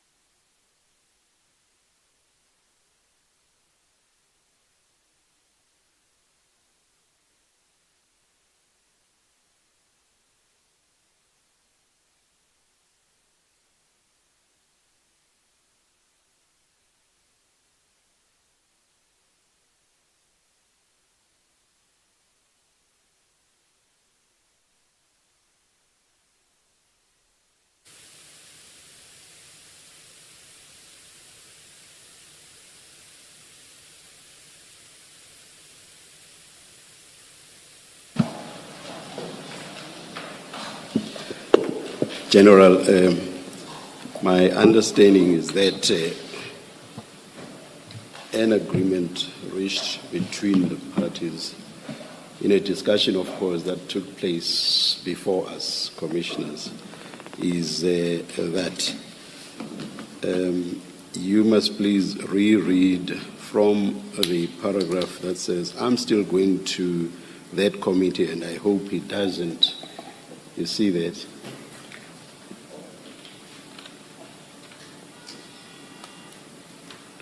Yes, Commissioner. Yes. And then when you get to the names, you mention the first name. And you'll see how you refer to the other name, and maybe you say, and Mr. So-and-so, whatever. And then when you go on and come to the first name again, you mention it throughout. And your attorney came to you and said, you understand and you are fine with that. I do understand, Commissioner. That is correct. He did come and tell. Thank you very much, General. So please start rereading and read from this paragraph. I am still going to that committee. Thank you, Commissioners. I am still going to that committee, and I hope he doesn't mind me exposing him to both Sibia and Mr. Sorenso. Maybe I'd rather say Mr. Y. Whatever you choose, General. I like Sorenso. It's fine, it's fine. Sorry, Chair. I'm confused now because when the General first started reading, I think, can you start from the beginning of the text? Because I think now we've missed a paragraph. Right from the beginning. It's fine, it's fine. I guess I was avoiding that because it would be the third time now, but it's fine, it's fine. But it's an important paragraph which has now been missed. No, so. I'm happy, Mr. Singh. Thank you. Thanks. You start from the beginning of the text. So as I understand it, what you have says, "Hi, General, I trust you are well." That's how it starts. You made arrangements that start from there and go all the way to the end. Thank you, Commissioners. Hi, General. I trust that you are well. You made arrangements that I meet this guy, Kate, because he is your friend and brother, and he needed my help to speak to General Kua to place orders on his contract.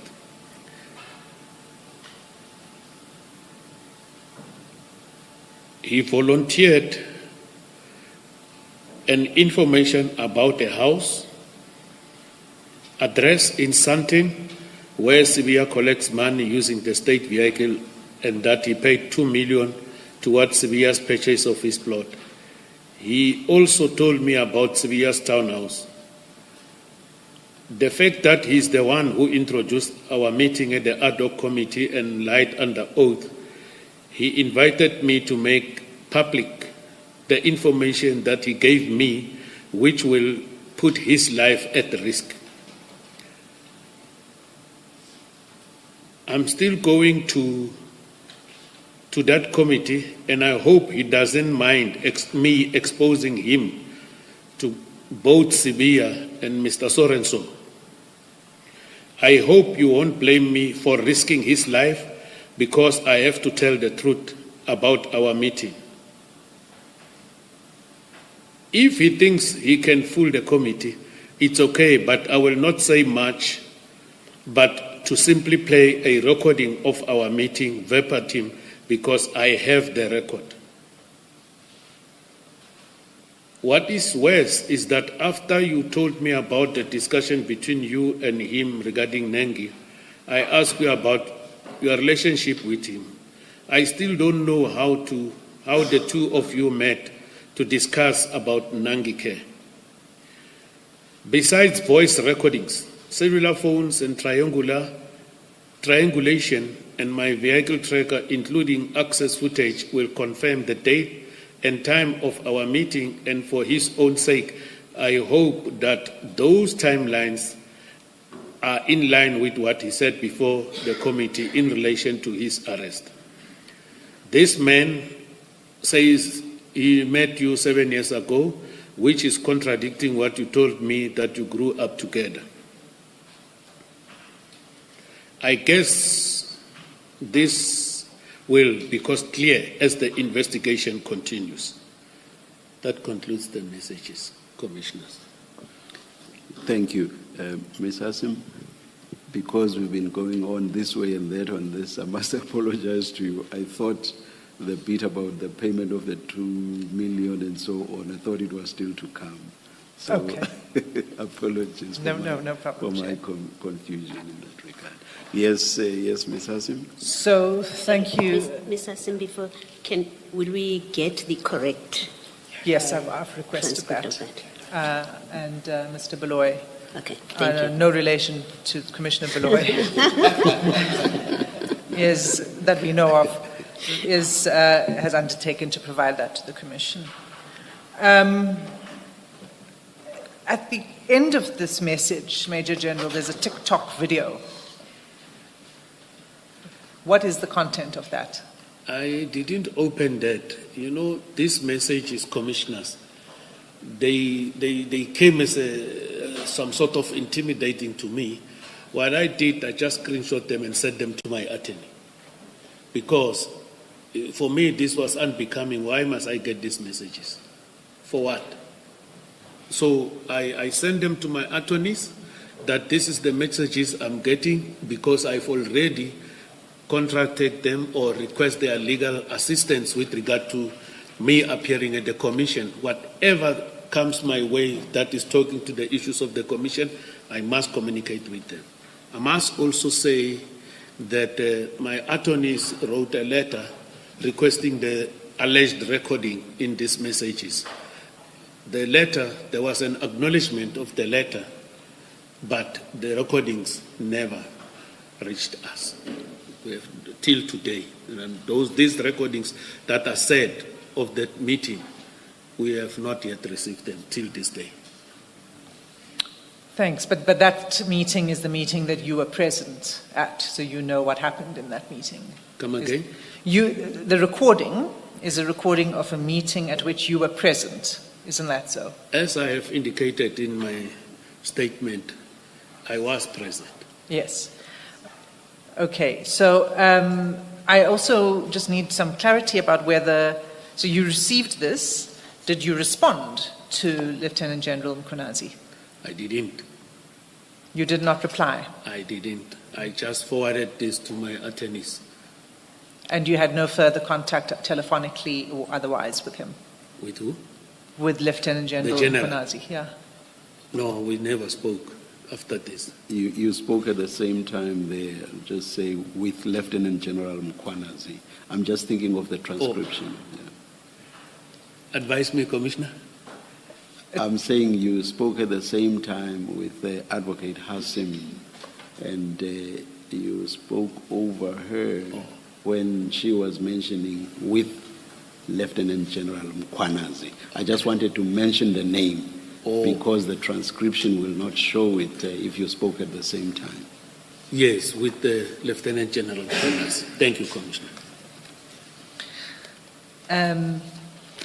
Now, I would like to understand from you why you considered this to be intimidation of you. And I ask you because one interpretation of this is that General Mkhwanazi sent you this to say, and judging from the text, is that you made the arrangements for him to meet Kat Matlala. In that meeting, he volunteered information about General Sibiya and others.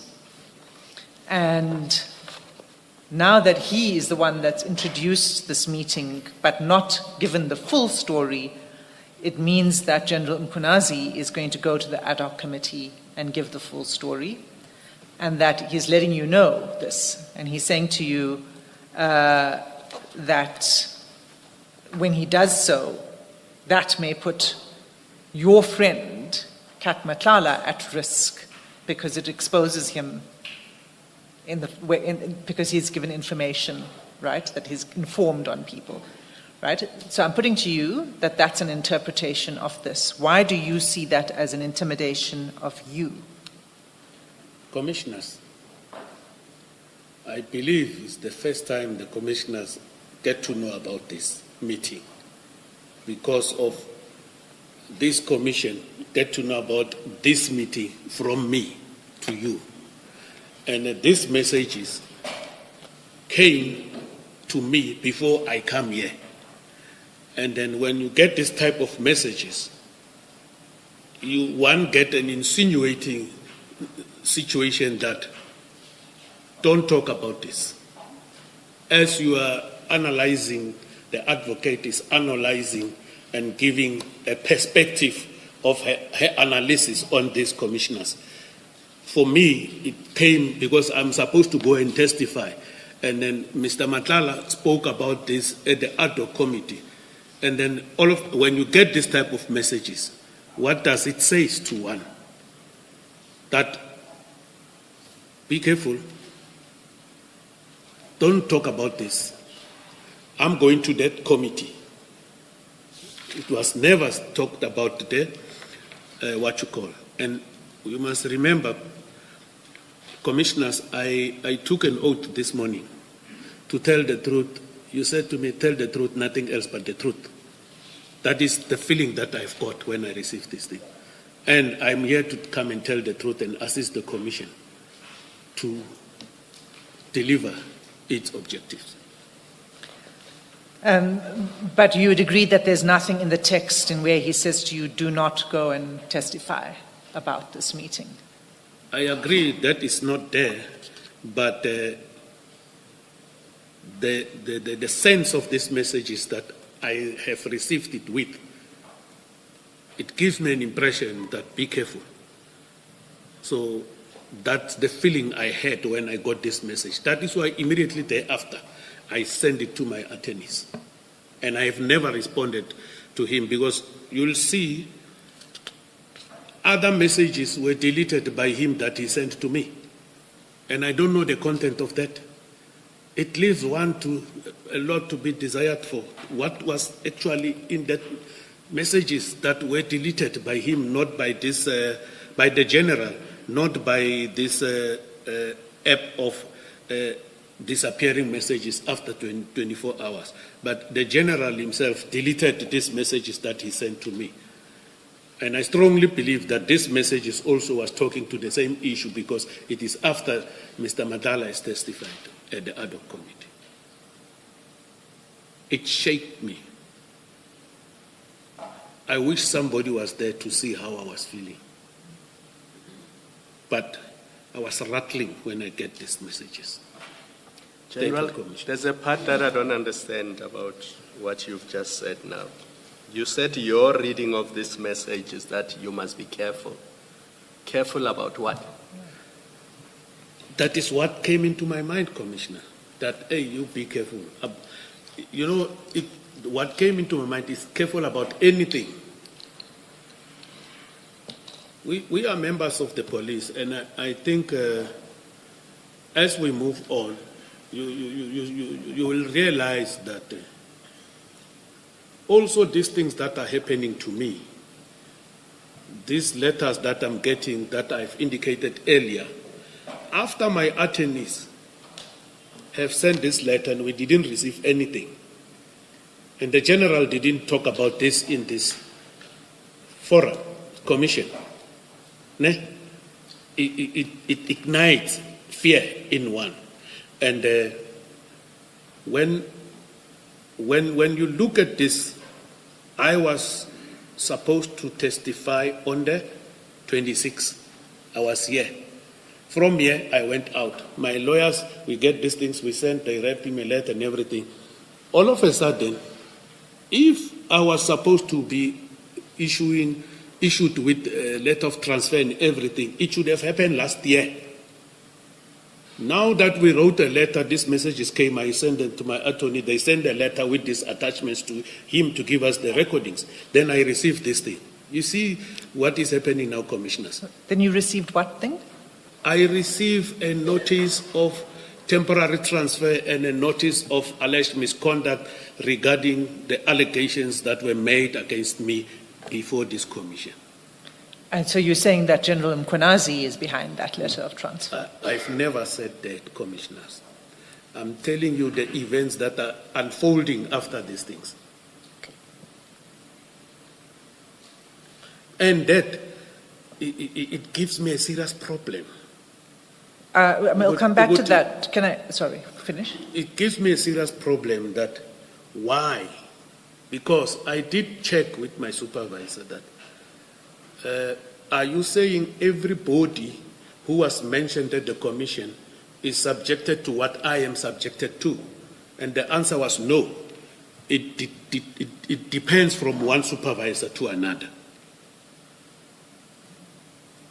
Thank you, commissioners. This thing is making me emotional because I sometimes take it's become personal, not the commission, but what is happening around me. And on a serious note, I don't like it. And I don't want it at all. And hence, earlier before we break for lunch, I requested for protection from the commission, if they can, so that I must not be subjected to these kind of things. If I have to be subjected, let it happen at the right time or earlier. I must not be ambushed. Thank you, Commissioners. Major General, when did you receive this letter again? It was Friday the 23rd. This text, November last year. 26th of November. 2025. Yeah, the very same date. Yes. Sorry Okay. for interjecting. But Please, just answer the question, 26 November 2025. Correct. Okay. And the letter of transfer you received this last Friday? You mean the text, ne? Can I take you back a little bit? You mean, when did I receive the text? You said you This received message. this message, this text from General Mkhwanazi, please. 29 November 2025. No. 26 November 2025. Correct. Right. But you've spent some time speaking to the Commission about your grievance that you received a letter of transfer this past Friday. Is that correct? You received it this Friday past? Correct. I received the letter of intended transfer on the 23rd of January 2026, as Right. well as a notice of misconduct investigations All that right. is emanating from the Commission in No. relation to, I'm trying to answer, commissioners, No. in relation to the evidence of witness C and witness X before this commission. Those documents, I have them, but I'm just bringing to the attention of the commission now what is it that I'm subjected to over and above what I'm supposed to come and testify here. What- General, sorry, Ms. Hassim. General, when you right at the end under your concluding remarks made this same point that you are making about the treatment that's being meted out to you. I agonized over that and asked myself whether I need respond at all to that. And I even whispered to both my colleagues about whether I should say anything. And my inclination was not to say anything. And my co-commissioners also said, independently of each other, that I should not say anything at that stage. Now I have not consulted with them, and they're probably going to be angry with me. But I thought I should just bring to your attention what our terms of reference provide. They provide that we may make referrals in respect of individuals to whatever bodies.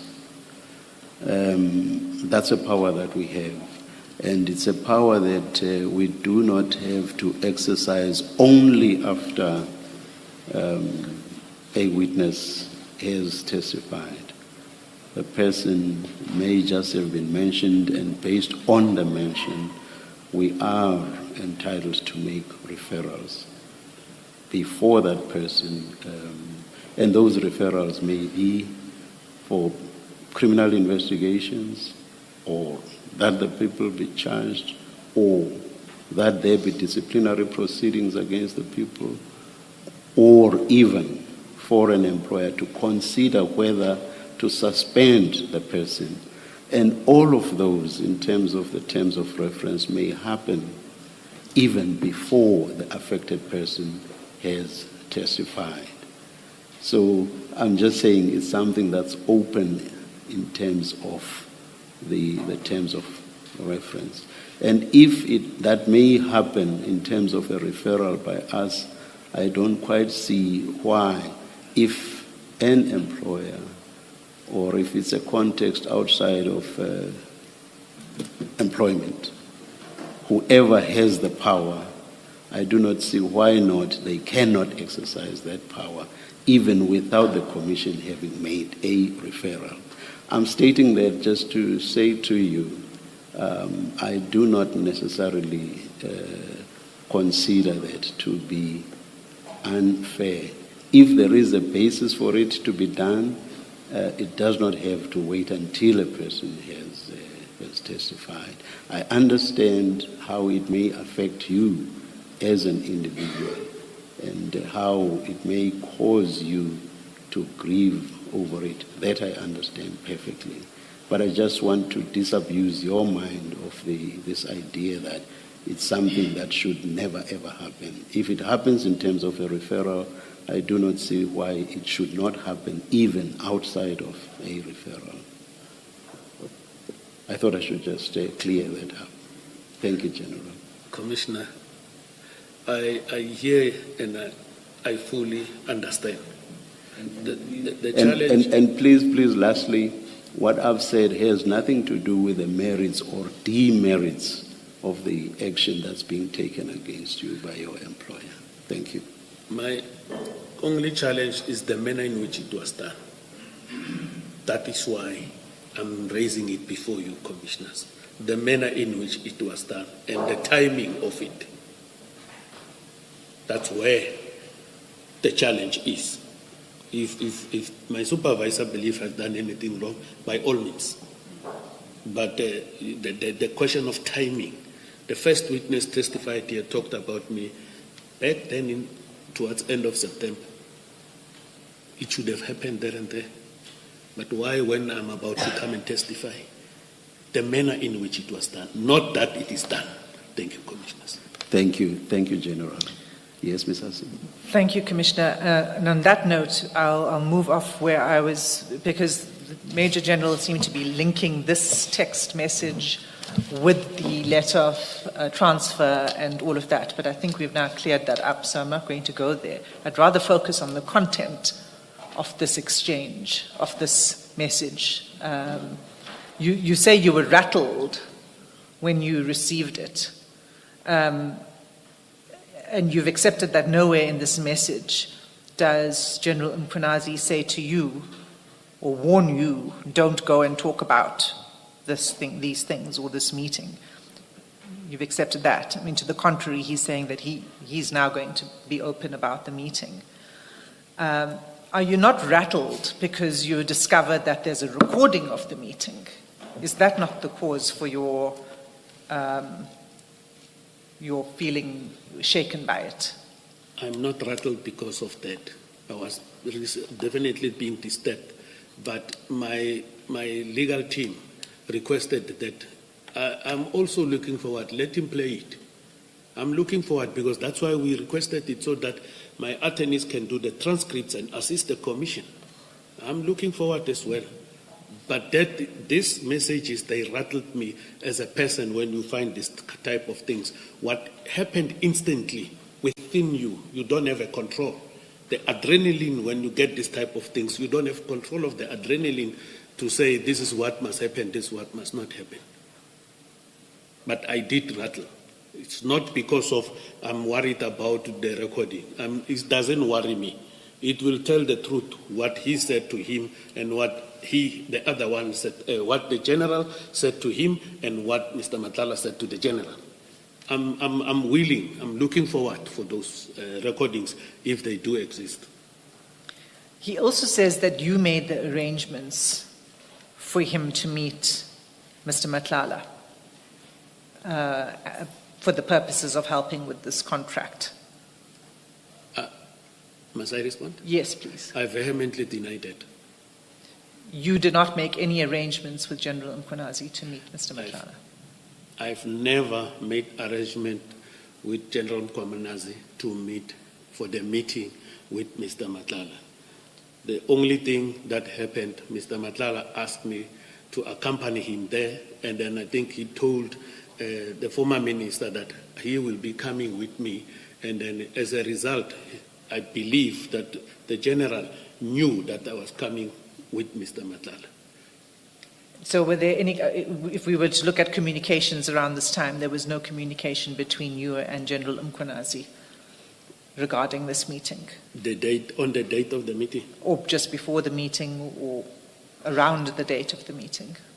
I doubt if there is that communication. You didn't? Regarding the meeting. Communication between me and General Mkhwanazi mostly is work-related. And he is the one who will call me and say, come to my office. Sometimes he will tell me, I want 1, 2, 3. Come and brief me what exactly is happening here. And then I'll prepare and go to him and give the explanation. If he needs it over the phone, it's urgent, I will say it over the phone. And mostly we were even talking on WhatsApp calls. It was not this straight calls. Okay. Chair, this took us out of sequence because the witness wanted to deal with it. We are going to have to come back to it because it deals with a very important issue, which is the meeting of the 15th April. So, General, we will return. Before you step off, just one very minor question on the text. General, please find on the phone the part that says, this is the man who says he met you 7 years ago. On the phone, the text. On the phone? Yes. Okay, Commissioner. They're still helping me.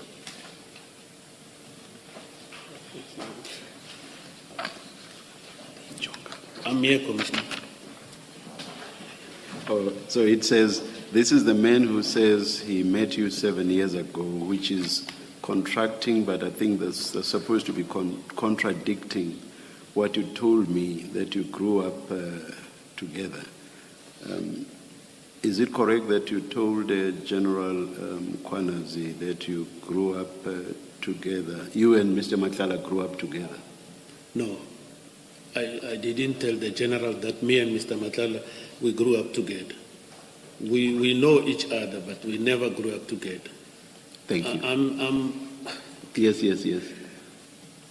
I'm now 59 years. Yes. 7 months. Yes. Tomorrow is the 28th. It's fully 59 years, 7 months. Mr. Madlanga, I think, is 48, 49 there. We never grew up together.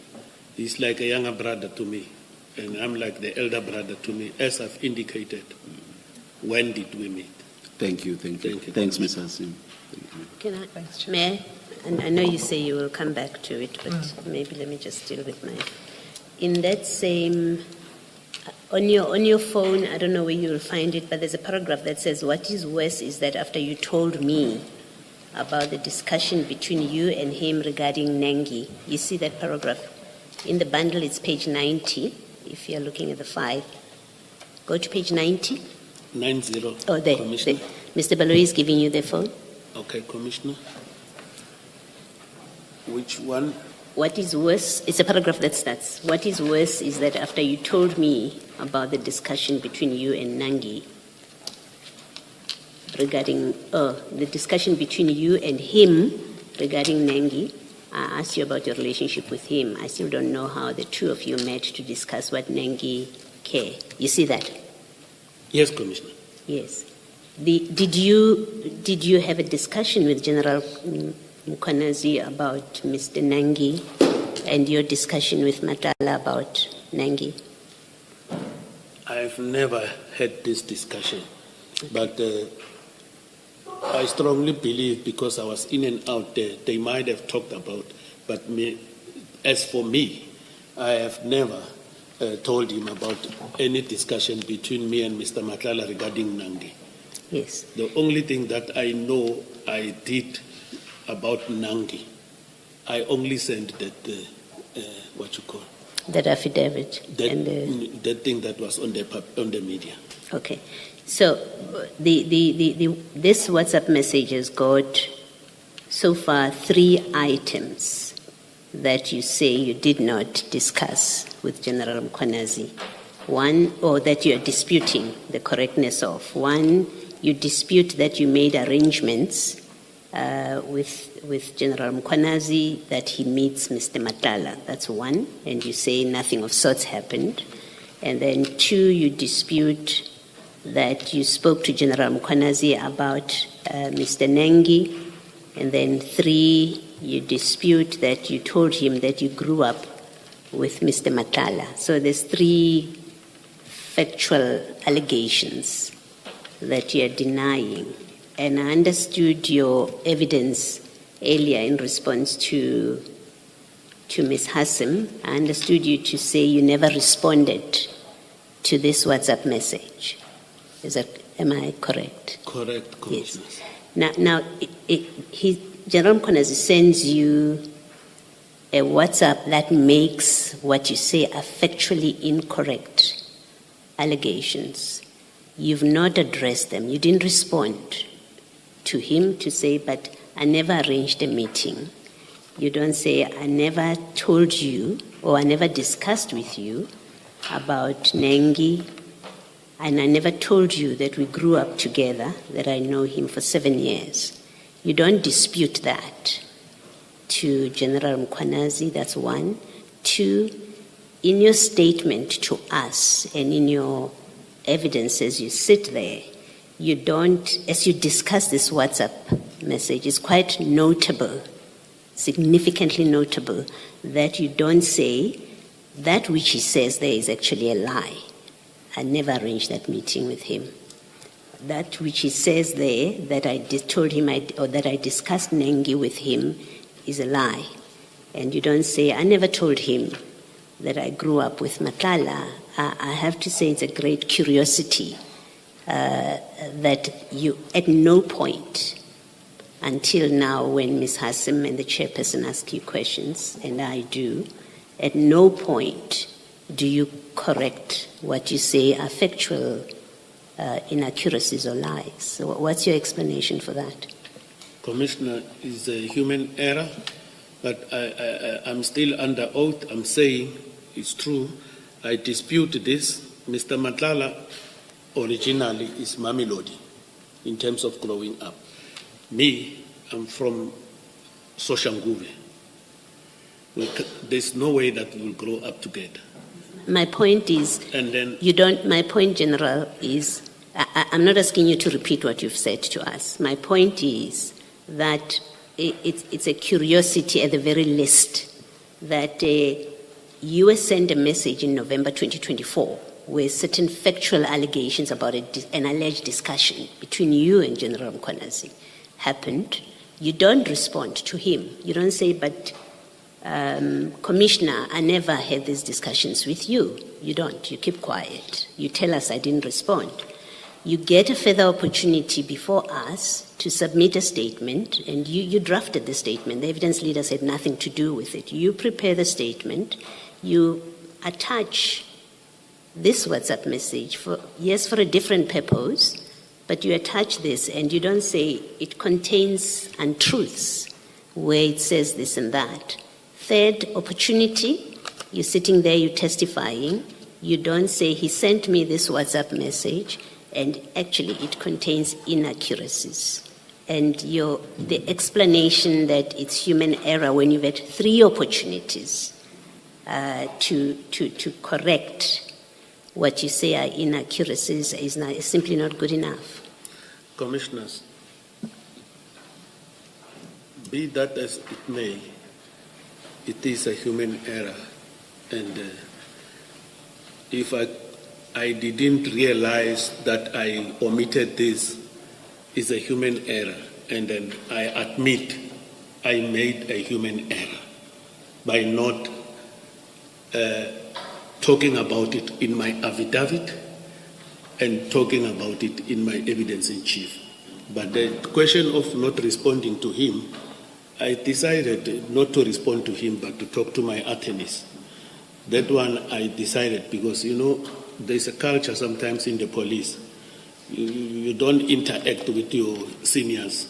It will show sometimes a disrespect and everything. But I thought when I spoken to my attorneys, he sent those things, the letters will start to exchange to say certain things. But this one of not including it in my affidavit and also committing a human error by not mentioning it in evidence in chief, it is indeed a human error.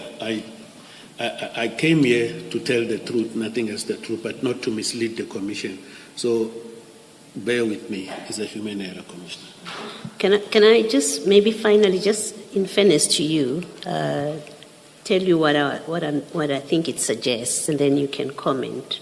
But before I do that, your explanation that you were not interacting, you can't, in the police there's a culture. Well, this was not a business meeting. You took your friend to an apartment, according to you, in Madlanga, Pearls, to meet with General Mkhwanazi to help him solve his personal problem, which has nothing to do with policing business. So let's not do that and say this was a business meeting and therefore I couldn't talk to my superior after he sent me this.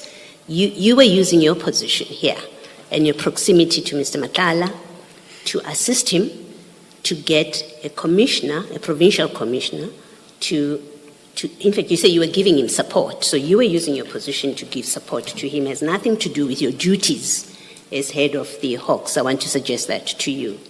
That's one. And then two, I think, and this is the important part for me, I want to suggest to you that you did not correct what you say are factually inaccuracies or untruths, in fact, in this statement, because, in fact, they're true. That's what happened. You arranged the meeting, so that's why you don't correct it on 3 occasions. You have 3 opportunities. You don't correct that. 2, the Nengi discussion. You have 3 opportunities to say to him, I never discussed, and to say to the Commission, I never discussed with him Nengi, any discussions about Nengi and Madlanga.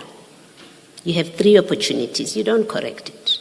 And the same with, you never told him that you grew up with Mr. Madlanga. You have 3 opportunities to do that. And my suggestion to you is you don't correct it because it is true. It's what happened. In your discussion in that meeting with General Mkhwanazi, all of that happened. Do you have any comment to it? Commissioner, I stick to my comments, and the recordings, if they come, they will prevail. The truth shall prevail. Thank you, General. Just one follow-up from me, General. When General Mkhwanazi wrote this WhatsApp to you, he made it clear to you that he will be going to that committee, meaning he will be going to the ad hoc committee. So you must have known, reading this WhatsApp, that General Mkhwanazi intends to go to the ad hoc committee to say these things. So my question to you is, did you, in your instructions to the attorneys, instruct them to tell General Mkhwanazi that what is contained in this WhatsApp is not true, and if he were to repeat its contents to the ad hoc committee, he would be lying to the ad hoc committee? When I discussed this matter with my attorneys, I told them that I confirmed the issue of the meeting, that I was in attendance. I informed my attorneys that, for me, I've never arranged this meeting. Number 3, in that when he says he's going to play it there, the legal advice was that, no, we will also request the recordings, of which it makes me very happy and comfortable. And then what was the other part of the question, Commissioner? The simple point is that you did not say to your attorneys, when you write to General Mkhwanazi, tell him that the content of his WhatsApp is incorrect. What he says in the WhatsApp is simply not true. I didn't dictate or gave that instruction to them how to write that letter to him, Commissioner. So that is what happened. I will leave it there for now. Thank you.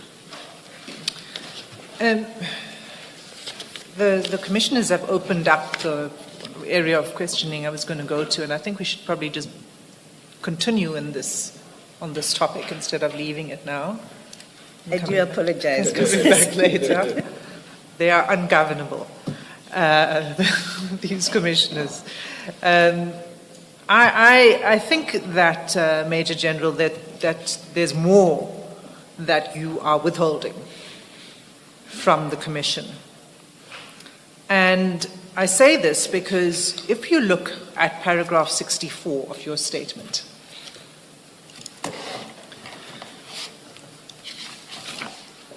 let me know when you're there.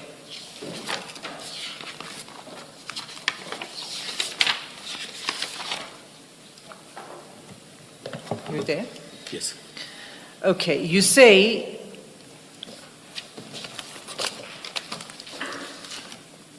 actually, let me start from the very beginning of that 64. You say you were not privy to all that was discussed as you were moving between the living area and the kitchen. Okay? And then you say, this is what you know. 1, 2, 3. These are the topics that you know were discussed in the meeting. The first is that General Mkhwanazi agreed to assist Mr. Madlanga to get purchase orders. The second is that General Mkhwanazi spoke on General Nkua's alleged corruption and the rumors of her owning properties beyond her affordability. And the third, so this is the sum total of what happened in the meeting according to you, is that General Mkhwanazi offered to hold or pause investigations against Mr. Madlanga for the alleged attempted murder in exchange for information on General Sibiya. In this text message from General Mkhwanazi to you, it's clear that other things were discussed in this meeting. For example, the information that was provided by Mr. Madlanga. And in the text he says he volunteered information about a house address in Sandton where Sibiya collects money using the state vehicle, and he paid 2 million rand towards Sibiya's purchase of his plot. He also told me about Sibiya's townhouse. Why is it you do not mention that in your statement? Commissioners, first thing first, Mr. Madlanga requested me to accompany him to the meeting with General Mkhwanazi. And as I've indicated, you read my paragraph, I was up and down there. And I was moving up and down. I said I might have not picked up all the discussions. And further to that, I was busy as well, consuming my liquor there. Some of the things I didn't happen to hear them. Because you were in the kitchen. I was moving up and down. So can you describe this apartment? Is the kitchen a separate room? Is it a big apartment, a small apartment? Open plan. It's a relatively medium. When you come in, there's a TV and some couches. And then you move backwards. There is I can't remember because I didn't work, but there is something at the backwards. And then from here, if you are sitting there at row 2, row 2, and then here, you come in like this, and then is a kitchen with the kitchen units and everything. So I was moving from there, coming here, mixing whatever I was drinking, it's the whiskey, of course, and then taking my glass, going back, sitting there, consuming while they are talking. When it's done, my glass, I'll go back and fill up because I was offered. I see here I also omitted to say it in my statement that I was offered whiskey, but I was offered whiskey. Some of the things I won't recall. It's not that it is by intention. I'm not withholding any information for the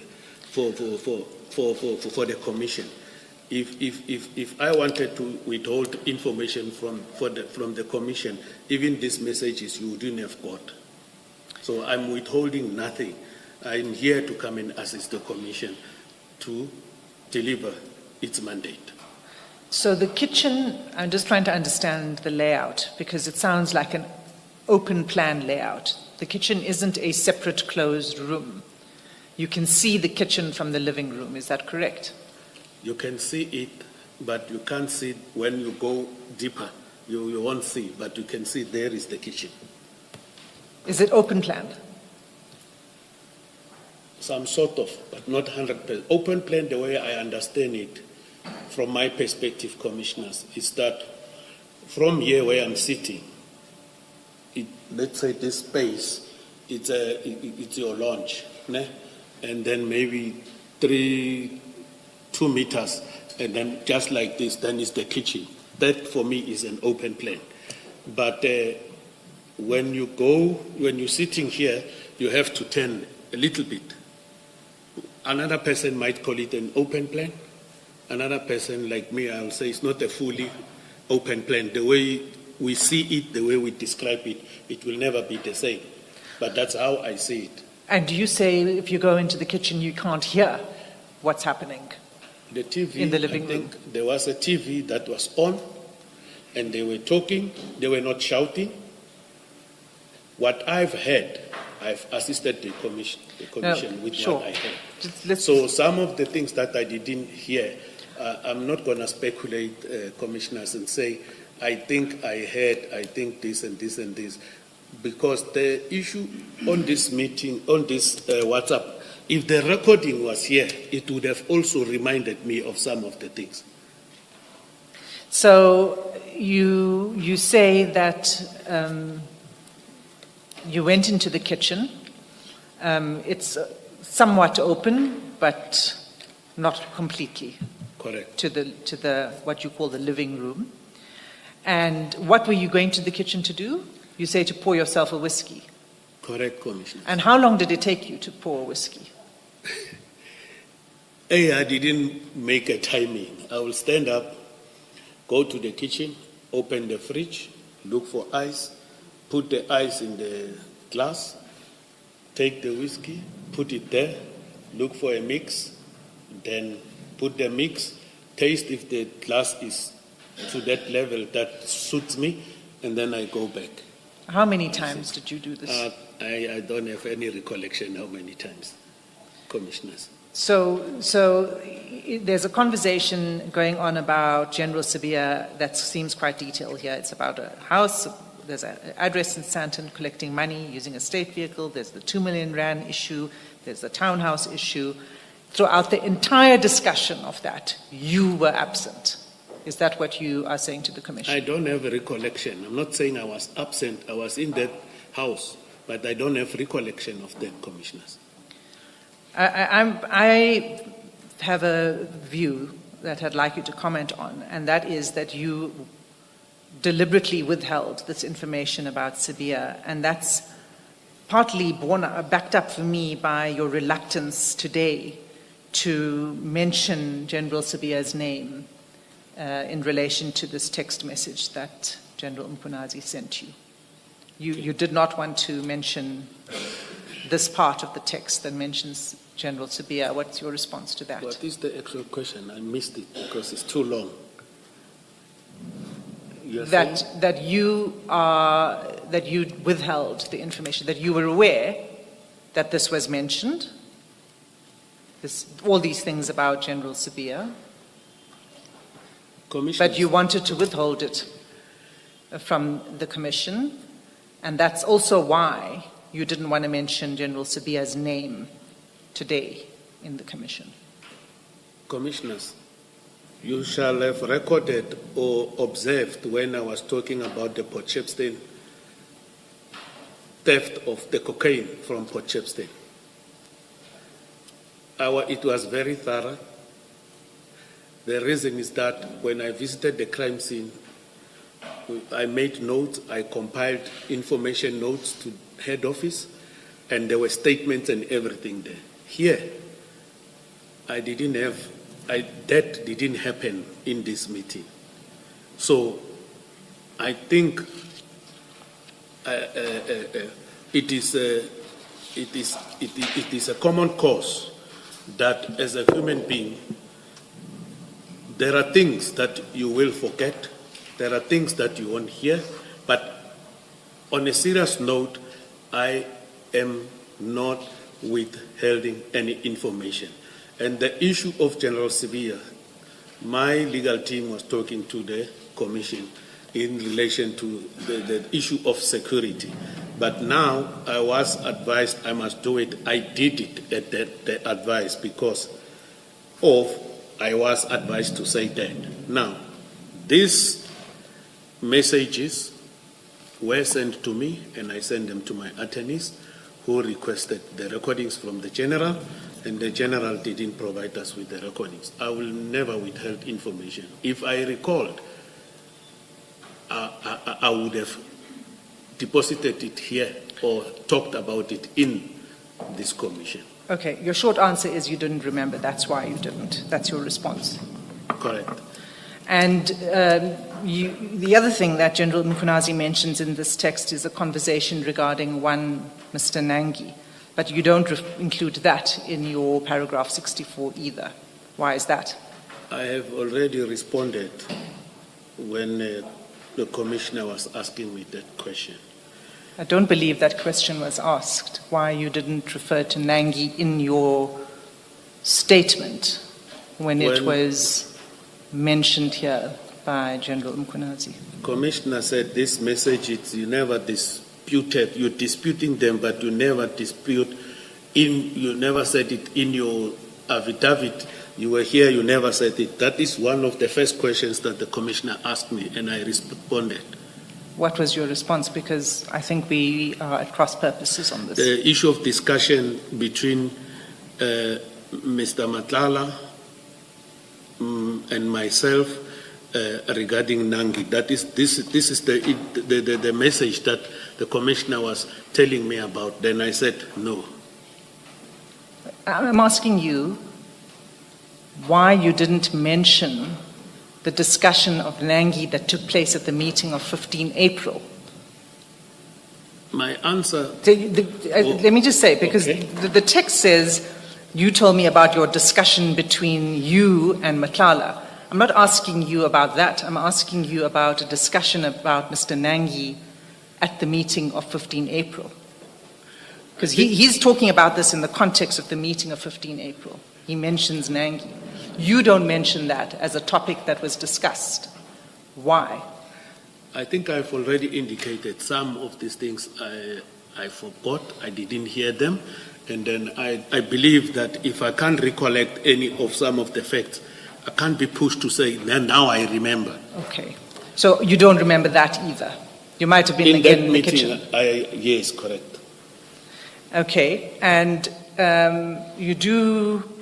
But so you don't deny that that conversation took place? Because you don't remember.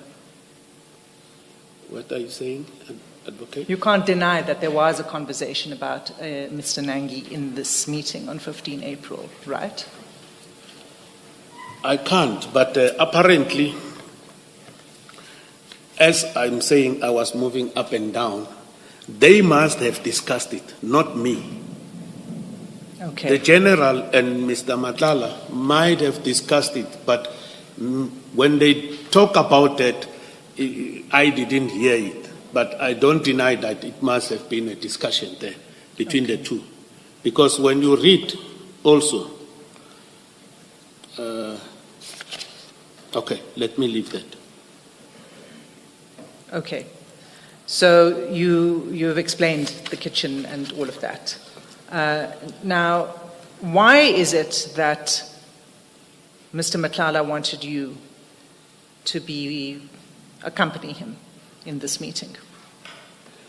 He has already indicated in one of the things you gave us here, the transcripts, that he wanted me to accompany him because he believed that when he met with the general, he wanted to have that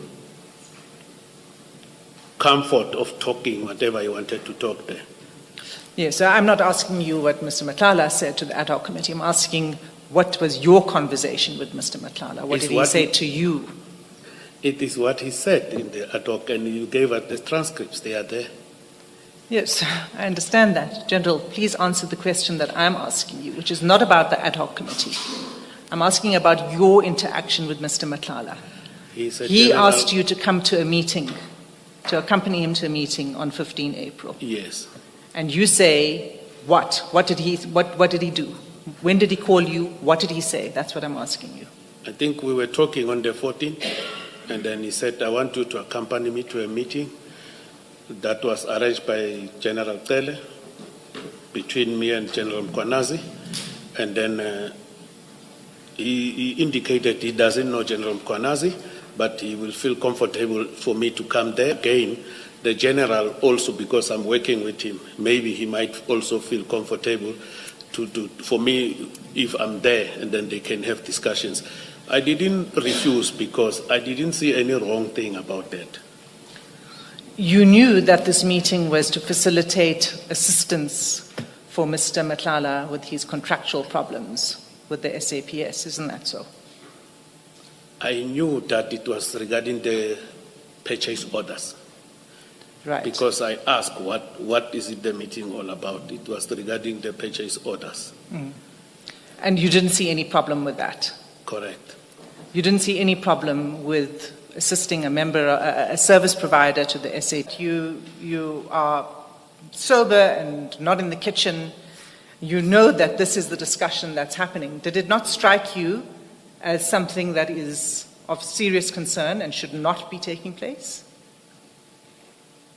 You know, Commissioners, the first question that you indicated that help me about this and this and this, I'll ensure you get orders. I've never talked about that. I must indicate I didn't talk about that here, even in my statement. But these others, yes, I did highlight them in my statement. Your question is the issue of concerns. I've never had any concerns upon these discussions. You know, when the general was talking to him, my understanding or my take on that time was that the general was talking maybe under general, and then the actual actions that he was supposed to take, I don't know. But for me, it didn't matter. Sorry, General, when, and this is in your statement, when General Mkwanazi says, according to you, when he offers to pause investigations against Ms. Madlanga for the alleged attempted murder of Tebogo Tobejane in exchange for information on Lieutenant General Sibia, you say that doesn't concern you. This part we know you had, that's why it's in your statement. And you say as head of DPCI, KZN, that's not anything that concerns you. Commissioners, at some stages when we deal with this type of issues, I believed later that General Mkwanazi might have information that he knows, and then he wanted further information. I believe he might have come there to do certain interrogation and talk certain things, because I was not aware about this case. So when you do the interview or interrogation, you need information. You say other things that might not necessarily mean in order for you to extract information. I believed that because as an investigator, we do have other tactics that we utilize to extract information from people. No, General. This is not an interrogation. You are there to assist Mr. Madlanga to get his contract honored by SAPS. That's why you are there. You go there, you know why he's going there. It's to get assistance, to get his purchase orders put through so he can make money. You know that. So you go there. It's not an official meeting. You're not there in an official capacity, because if you are, then there's a further serious problem about that meeting. You are not there in your official capacity. You are there as Mr. Matlala's friend / brother. That's why you are there.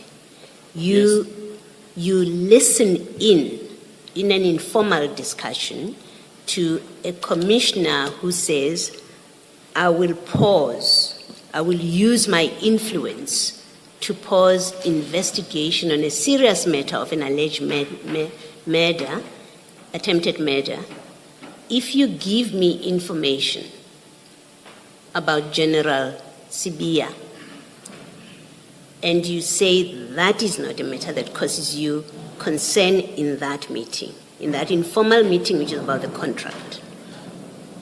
My presence there was to accompany Mr. Madlanga. That is correct. But not to facilitate him to receive the purchase orders. The meeting was facilitated by General Cele. So eventually, this was discussed. As I'm saying, sometimes this is what people can tell you, that this is what will happen, whereas they don't mean it. So you thought General Mkhwanazi doesn't mean it? Is that what you thought there and then? Because he wanted information about General So you thought General Mkhwanazi doesn't mean it with this offer? So is my question. Yes. Then why do you mention it in this statement? If you thought he just said it without meaning it. This is what was this. I'm telling the commissioners what happened in that meeting. It's not that I'm saying it even if I thought he never meant it, but this is what happened there, okay. Commissioners. So I wouldn't want to say, even if I have a negative thought of something, then I decide to leave it. I don't know which information, Commissioners, is going to assist this commission, but I gave everything that I know and that I can really recollect to assist the commission. Okay, so just so that I'm clear about your answer, you saying to us now that as you sat in that apartment and General Mkhwanazi said to Mr. Matala, I will hold the investigation if you give me information. As you sat in that apartment, you did not think that General Mkhwanazi meant it. Is that what you're saying to us? Correct, Commissioners, because eventually on the day when he was arrested, he was charged for the very same case, and then he was processed for the very same case. This is the case where he was arrested.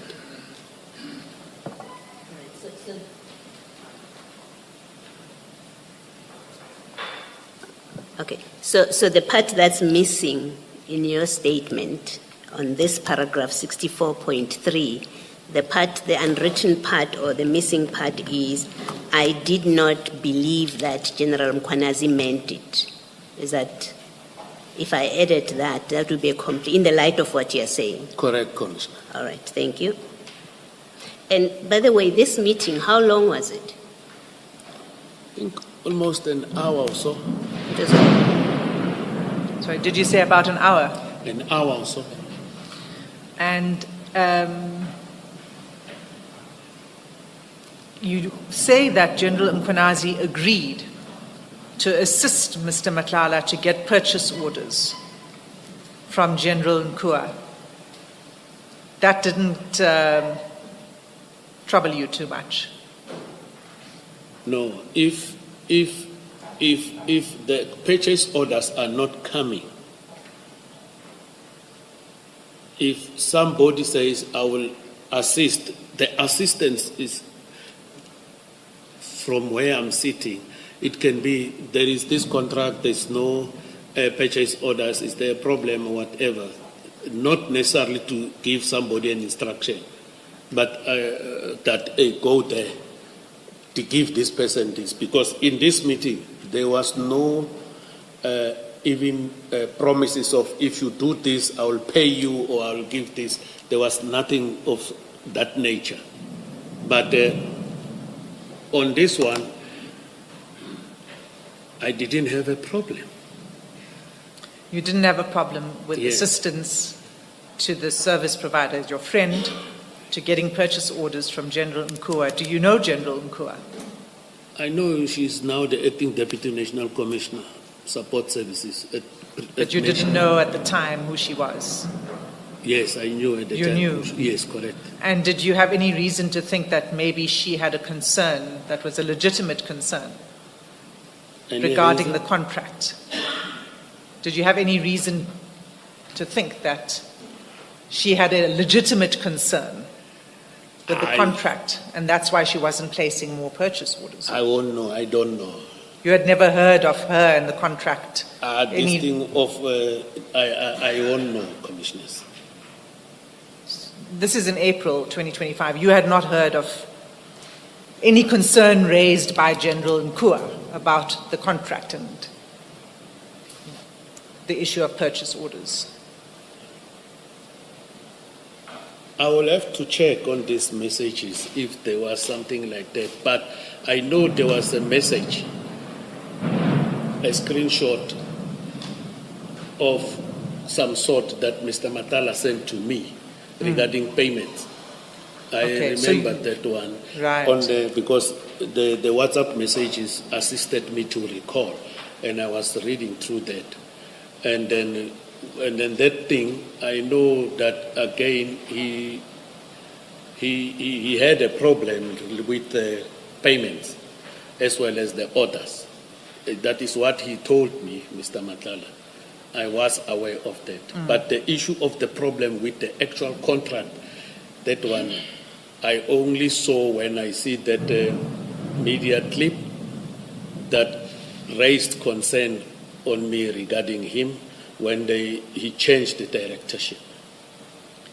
That's the only time you became aware As of far any as I can- concern. So, okay, so you're saying, yes? As far as I can recollect, but I will have to check the WhatsApp group.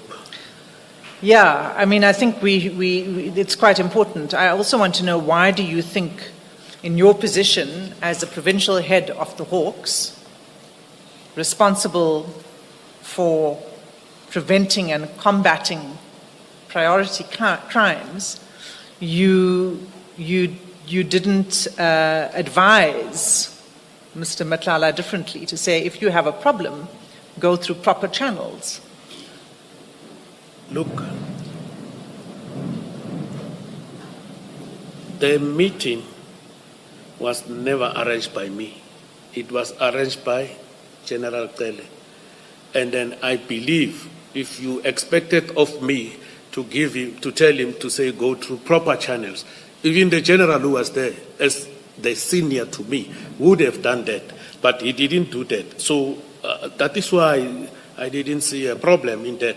Maybe he was going to come up with that or not, I don't know, and I don't know. So because your colleague provincial commissioner didn't say anything, you thought, therefore, you don't need to either. Is that what you're saying? Yeah, remember the assistance was directed to General Mkwanazi. And then he must not be exonerated that he didn't do this. If he deemed it fit, he should have said, these are the procedures, follow them. General Mkwanazi will have to give an explanation for this. I'm asking you because this was your meeting that you were present at, you participated. Before you went into this meeting, you've said to us, before you went into the meeting, you knew what it was about. Let me correct you, it's not my meeting. I was invited. So what I'm telling you the truth, and I'm telling you what was in my mind by then, and I don't want to come here and change it. I can't chip and change things as they are happening, Commissioner. You accepted the invitation knowing what the purpose of the meeting is. Correct, Commissioner, but it was not my meeting. No, I understand that. You were invited. You did not organize the meeting. But in accepting the invitation, you knew what the purpose of the meeting was. You knew where you were going and for what purpose you were going there. I knew it was regarding the purchase orders. Yes. So you knew that your friend, who's a business person doing business with subs, wanted to go see a subs commissioner to ask for favors relating to the same contract. I hear what you are saying, Commissioner. No, it's a yes or no. You knew or you did not know. I knew that they were going to talk about the orders. Yes. Going to ask for favors relating to the same contract. He was going to ask for the issuing of the purchase orders. But General Mkhwanazi cannot issue purchase orders. They are issued in Pretoria. I agree with you, but why did they refer Mr. Madlanga to General Mkhwanazi? I don't know, Commissioner. Angas. Advocate has it. Thanks. Now, I think that I would like to go to the WhatsApp messages directly and a video clip. So the same WhatsApp on the message. same, it's a WhatsApp messages between General Senona and Kat Madlanga on this issue. Okay.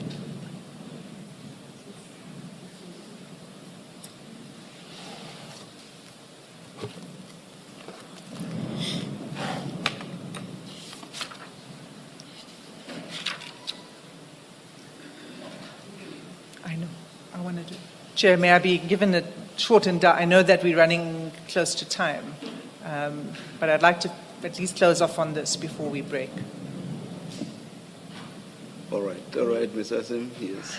Thank you kindly. If I could please ask that we go to 6 February.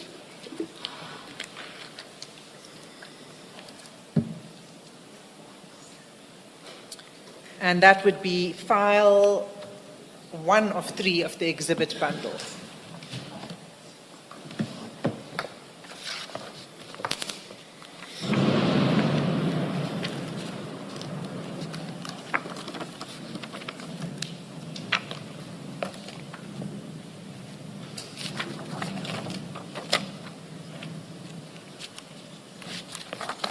And that's marked what, Ms. Hassan? It's marked file 1 of 3. No, I have the file. The page 15. 50. 15? 15. 15. Thank you. 15.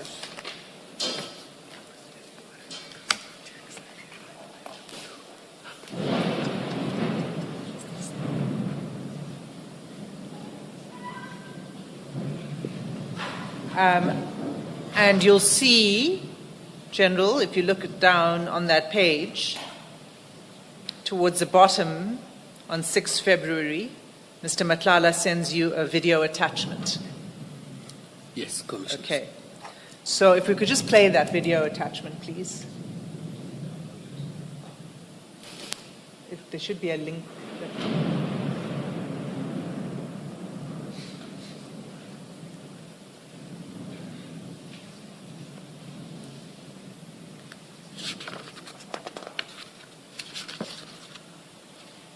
How long will it take?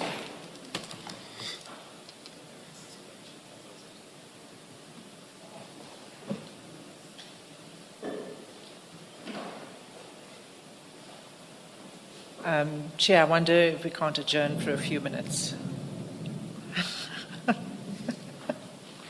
How long is the clip, and how long are you going to be the clip is engaging with it?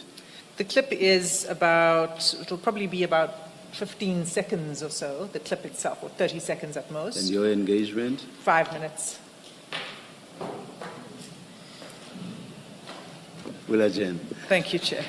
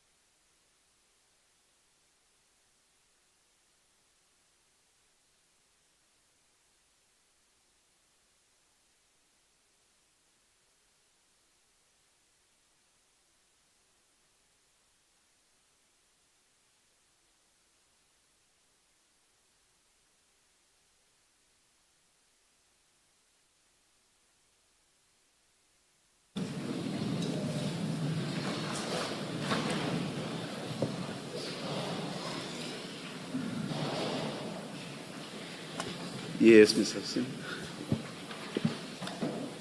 Thank you, Chair. So this is a video clip that Mr. Madlanga sent to you, Major General, on the 6th of February, 2025. And if we could just play that, please. Are ready to take the keys to the college on the 4th. So by Monday, if we're able to see anything, we close. We'll understand members that are short, and that process of the non-performance by the service provider, that process I already directed that it must start. So were you able to hear that, Chair? Not quite. Can you play it, slow down the speed? Also, the volume not as high, also, if that's possible.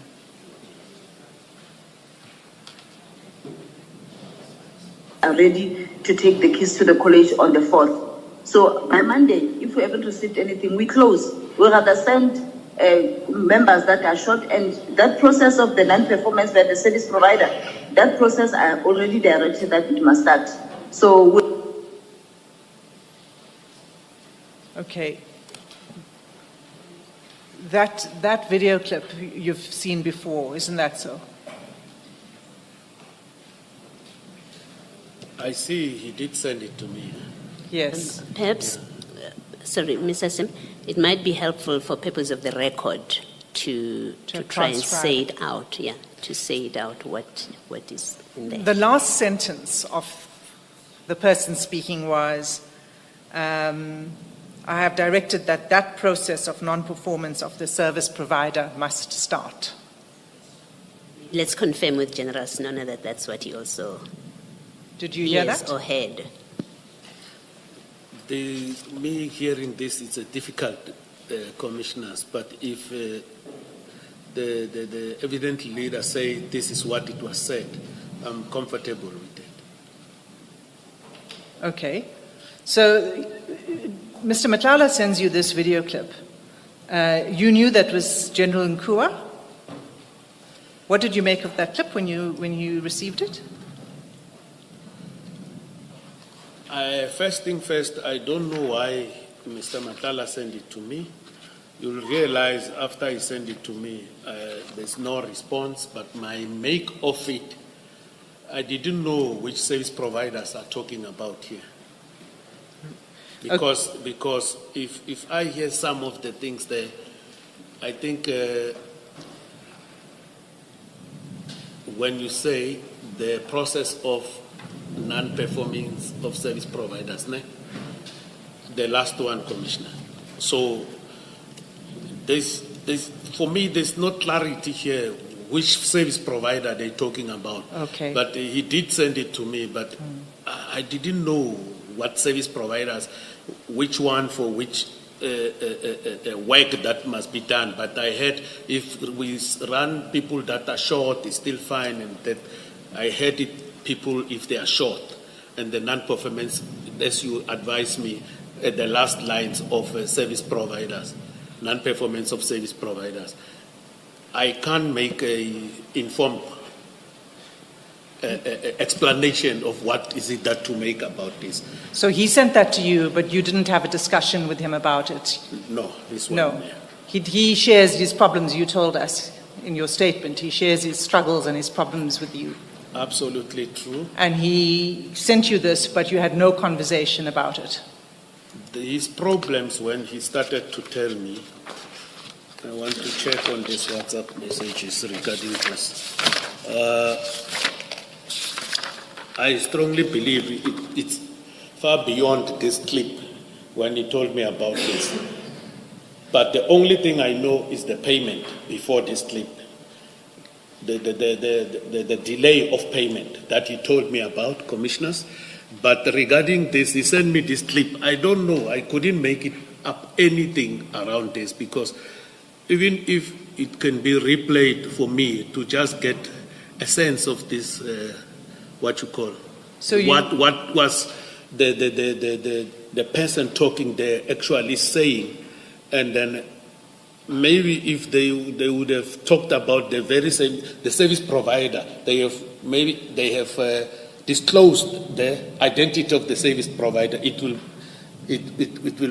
help, or it will make things better for me. But at this stage, I didn't make it up anything about it, and we never talked and discussed this thing. You mean at that stage, at 6 February, you didn't make anything? We never discussed the issue of the non-performance of his contract and everything. Okay, I hear that, but that's not my question. My question is, on 6 February, you didn't make anything of this because you didn't understand what it was about, Absolutely. the video clip. Yeah, absolutely true. I You didn't make anything. You of couldn't. it. You I didn't. just- You I listened just to listened it. It's something that went like a blink, and then I just ignore it. You just ignored it. Yeah, I just listened to it, and then I left it because I didn't make it anything of significant about this clip. You didn't think there was anything of significance that a service provider had access to a recording, an internal meeting discussion on a contract within the SAPS. You didn't think that was significant.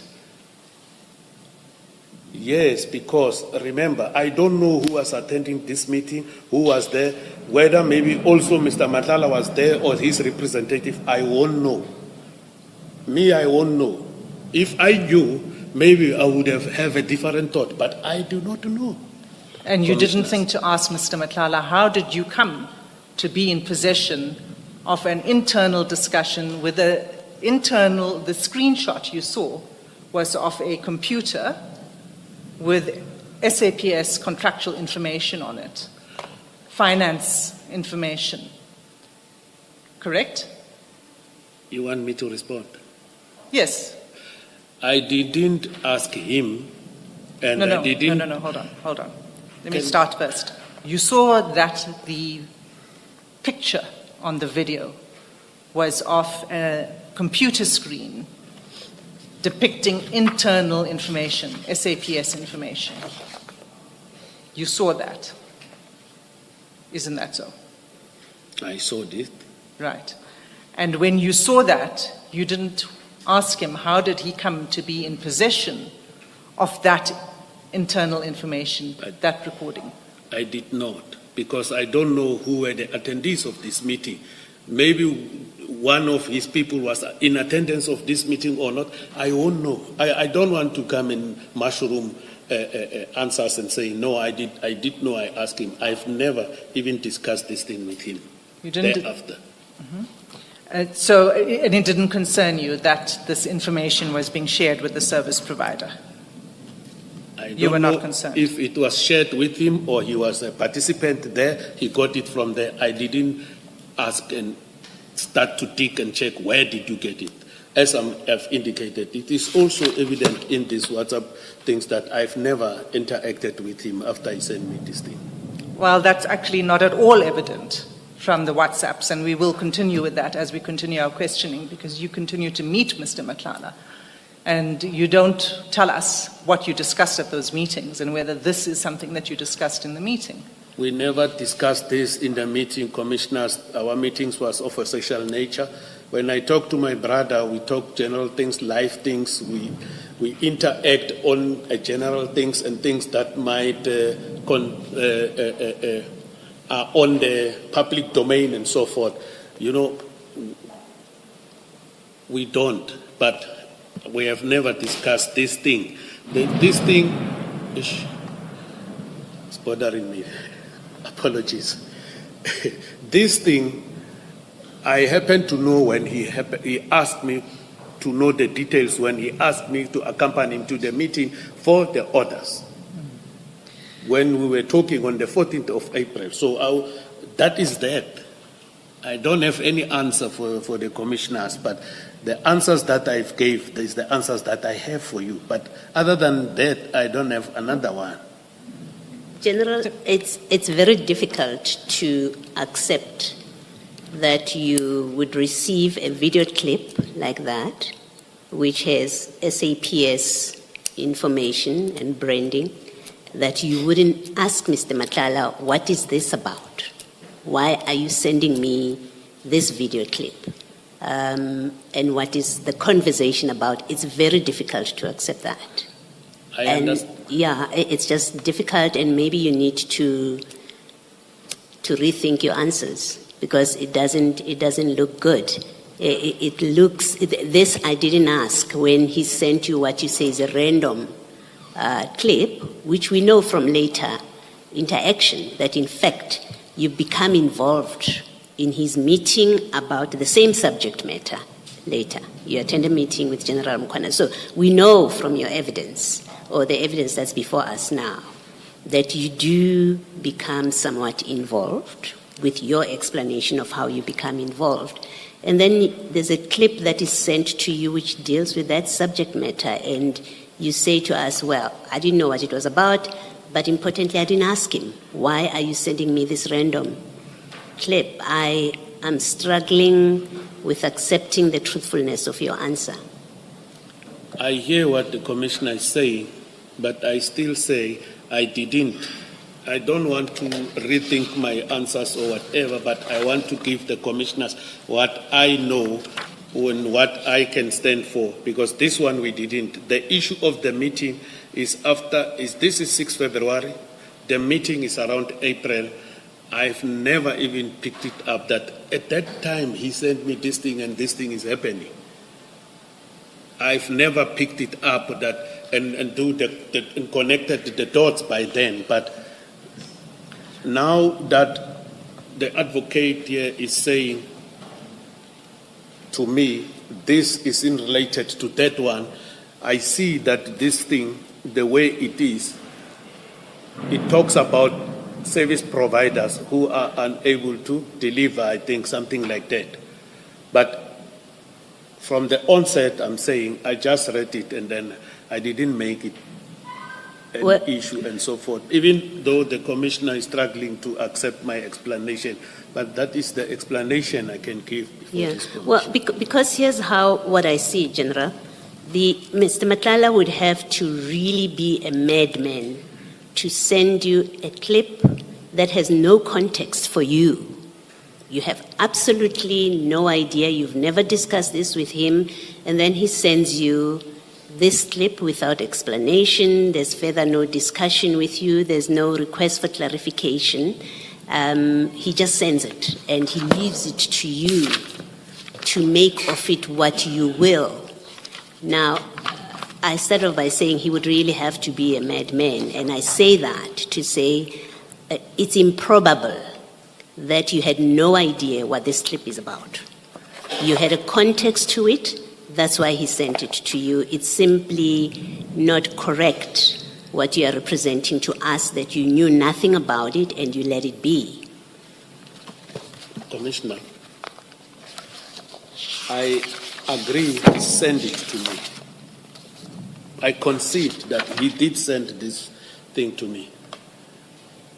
Over and above that, I still stand by my explanation that I didn't made up anything about this video. I don't have any better answer, but this is the best I am giving to the commissioner. Thank you, General. I put it to you, Major General, that it's actually much worse than that. That is bad enough, but it's even worse because Mr. Madlanga sends you this video clip comfortably, knowing that he need not fear any consequence of sharing this kind of information with you, because you wouldn't report it to anyone, even though he should not be in possession of it. He felt safe that you would not question how he came to be in possession of that video clip. What do you say to that? I don't know how he felt, but he just sent it to me, and I didn't make it up what exactly this thing is. Why did he send it to me and so forth? And I didn't even ask him, as I indicated earlier. But he himself, if you are saying he felt comfortable to send it to me, that one I don't know. But he just sent it to me. He was right to feel comfortable because indeed you did nothing with it. A video clip in which there's an internal screen, Medicare 24, payment, purchase contract information, and it's obviously a recording of a meeting, an internal meeting. And he knew that you wouldn't raise that. And did you ask anyone within SAPS or say there's a leak? There's someone in your finance department or in supply chain management, there's a leak. Because you quoted to me the Constitution and your duties under the Constitution. Would that not be in line with your duties? To contact supply chain management or the finance department, whoever the relevant department, and say, you've got a leak? I didn't do that. That's not the question. That's not the question, General. The question is whether, based on what you yourself said about SAPS's duties and obligations under the Constitution, you were not obliged to, at the very least, contact people within the finance department of SAPS or the SCM, Supply Chain Management section of SAPS, and ask, are you aware that there is a leak? Who is guilty of having leaked this information? That's the question. I didn't do that, Commissioner. No, the question isn't whether you did it or not. The question is this not your obligation? Weren't you obliged to do it? That's the question. As the commissioners are putting it to me now, I might say maybe it's an hindsight on myself. Was it an obligation, General? The very obligation that you referred us to this morning, and you were even quoting a section from the Constitution in terms of what SAPS's obligations are in terms of that section. Did you not have that obligation? At that moment, Commissioner, I know it is an obligation on me. At that moment, it never crossed my mind to deal with it in that fashion. And I accept the mistake I did because it never crossed my mind. Did you not at the very least consider this to be a serious matter? Let's leave aside that it did not occur to you to report or approach anybody. This is about taking action with regard to the question of non-performance in respect of a contract. And that's something which concerned internal SAPS discussions. As I'm indicating, Commissioner, it never crossed my mind at that stage. I know I'm obligated, but it never. And I didn't do it, Commissioner. All right, now in retrospect, do you think that it was a serious matter? Now? Yes. Now that I'm informed by the Commission. No, leave aside what you are being informed. Do you not think that this is a serious matter as you sit there now? And let me again take you back to what both Commissioner Baloyi and Advocate Hasim took you through. This is internal information about discussions within SAPS. There's even a SAPS logo. And it's about action that should be taken in respect of non-performance of a contract. As you sit there, my question is, do you not consider that this video clip concerned a serious issue as you sit there now? As I sit now, I do consider, Commissioner. And you only realize that now? Yes, Commissioner. And if I suggest to you that that cannot be, what do you say? It is now, Commissioner. Yes, Ms. Hassan. Chair. Yes. Yes, Ms. Mafisa? Thank you, Chairperson. I just didn't want to interrupt the leading of evidence or your questioning, Chairperson. However, I would like to state that this particular video has not been given to the legal team, and it also has not been given to Major General Senona.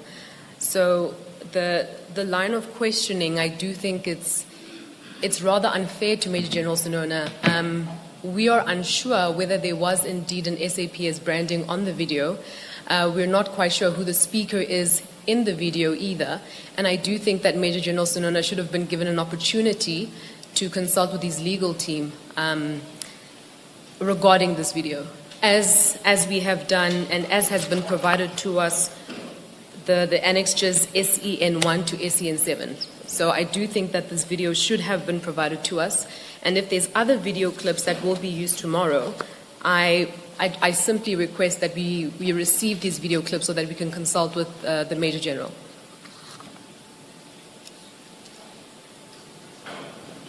Yes. Chair, sorry, but that's an untenable submission. Ms. Mafisa, just to clarify, we as commissioners are not aware of what was shared or what was not shared. And with regard to the branding, I relied purely on what was said as part of the questioning. And I do not, and in fact, I think I did actually preface one of my questions on what was put to General Senona by Ms. Hassim. And I just whispered now to my colleague whether she too referred to that, and she said she did. But maybe, I do not know, she too relied on what Advocate Hassim had said. But I'll invite her, Advocate Hassim, to respond. Chair, this video is part of the exchange between General Senona and Kat Matlala. It's his own information, it's his own phone, it's his own WhatsApp chats. He says he's seen it. He's already given evidence about that video attachment. And so there was there are a number of attachments here. You just need to click on it to play it. And if the team or the general didn't remind himself of what's the contents of these WhatsApp chats, that's for them to take responsibility for. And not to suggest that there was some unfairness on behalf of, on the side of the Commission and the provision of the evidence. Did I hear you to say that? What exactly do you say the general referred to in his evidence, in the context of the video clip? You mean in earlier evidence? Just now you referred to the general's evidence. Now in the context of the question. Yes. That's exactly what I want to understand. What exactly are you saying the general touched on in his evidence? Are you saying he touched on something that referred to the clip, or what exactly are you saying in that regard? He acknowledged the clip. He acknowledged receiving it, seeing it, dismissing it. And that questioning then proceeded from there. So this is not new to the witness. This is a clip that was shared with the witness by Mr. Matlala. I'll also say that at the end of last year, when there were discussions between the evidence leaders and the witness's legal team, they assured the Commission that they had everything that they needed in their possession. So if for some reason there were some attachments or information that they didn't have access to, they could have alerted us to that. And when was this, for example, let me just refer to this, the file 1 of the exhibits file, when was that shared? File 1 of the exhibits was shared this week. But this particular exhibit, these chats, were shared with the witness last year. This very same page 15 was shared with the witness and his legal team last year. We just compiled it differently in this exhibit bundle for the purposes of today's questioning.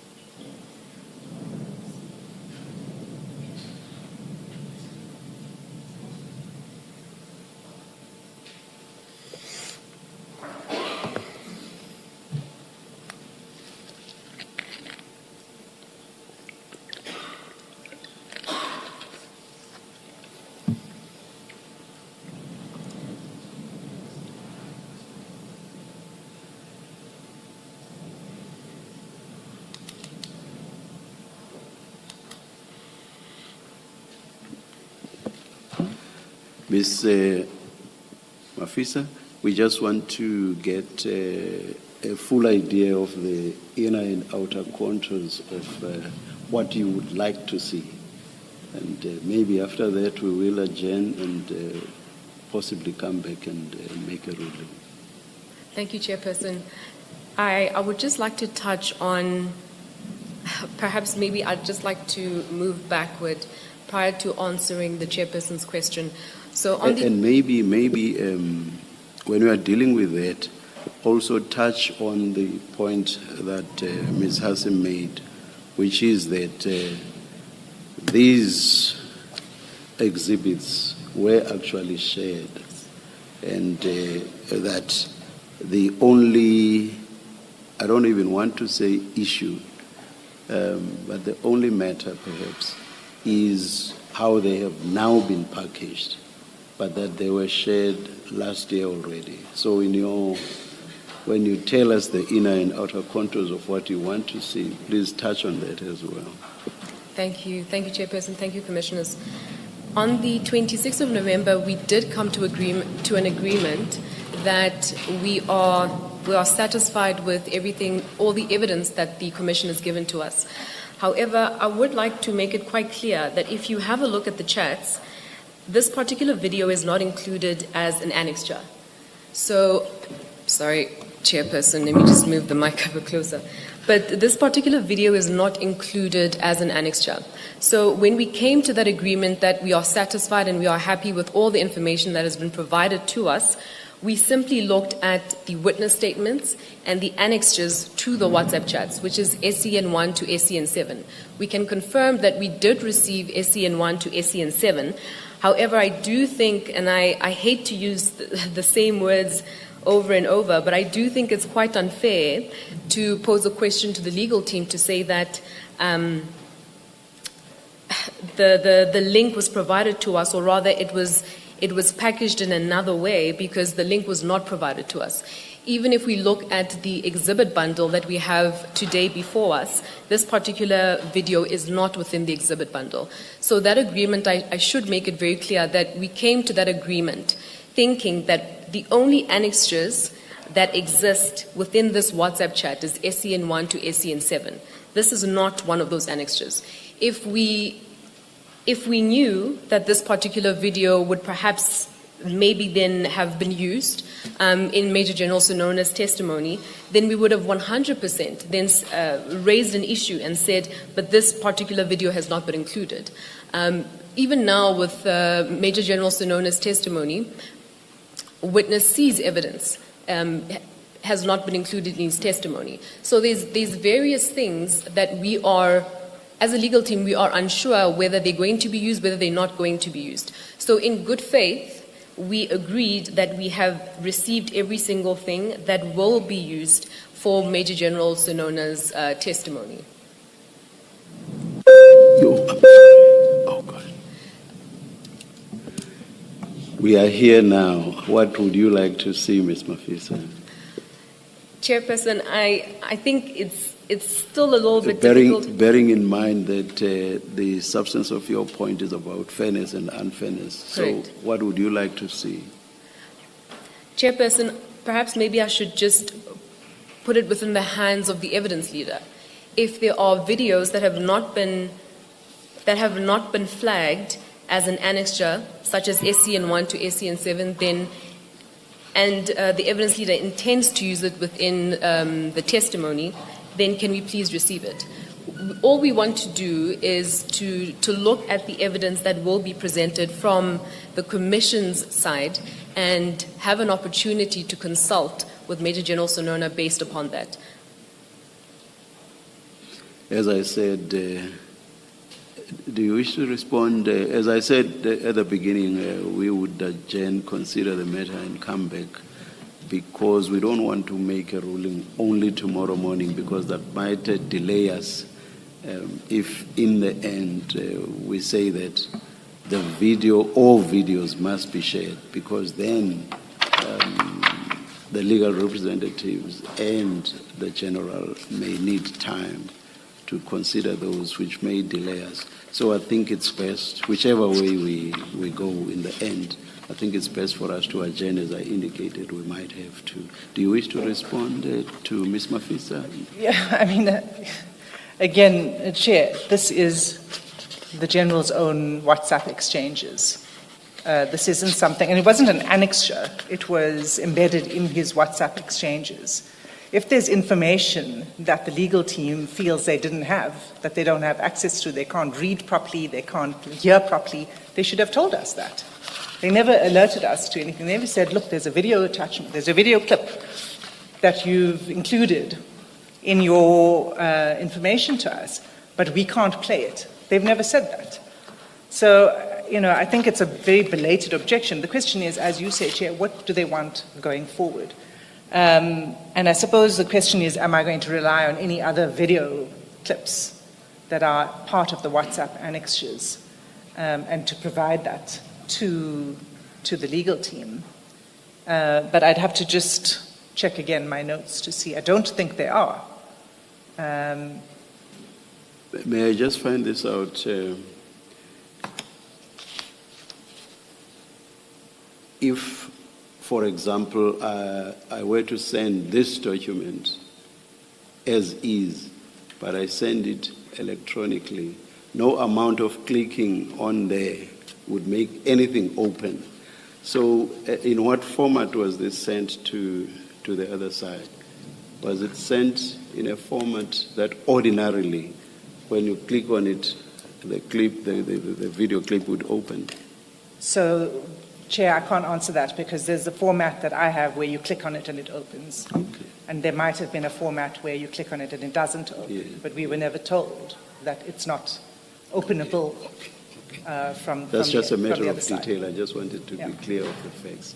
Maybe we've reached that point where we should adjourn, but I'll just listen to my colleague.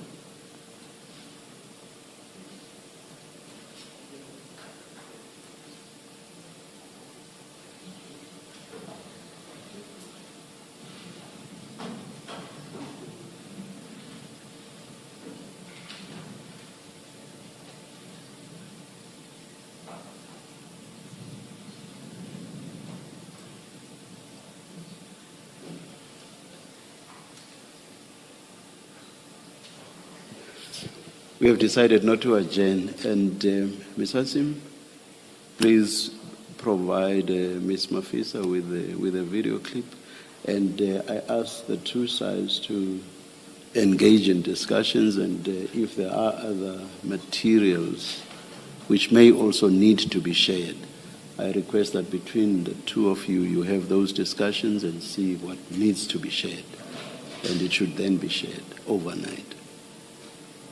So that tomorrow we are not delayed by something similar. Thank you, Chair. Thank you. Your 5 minutes is long up. You said you would engage for only 5 minutes on the video. Thank you for indulging me, Chair. No problem at all. But I do not think, of course, this means the end on the debate around the video clip.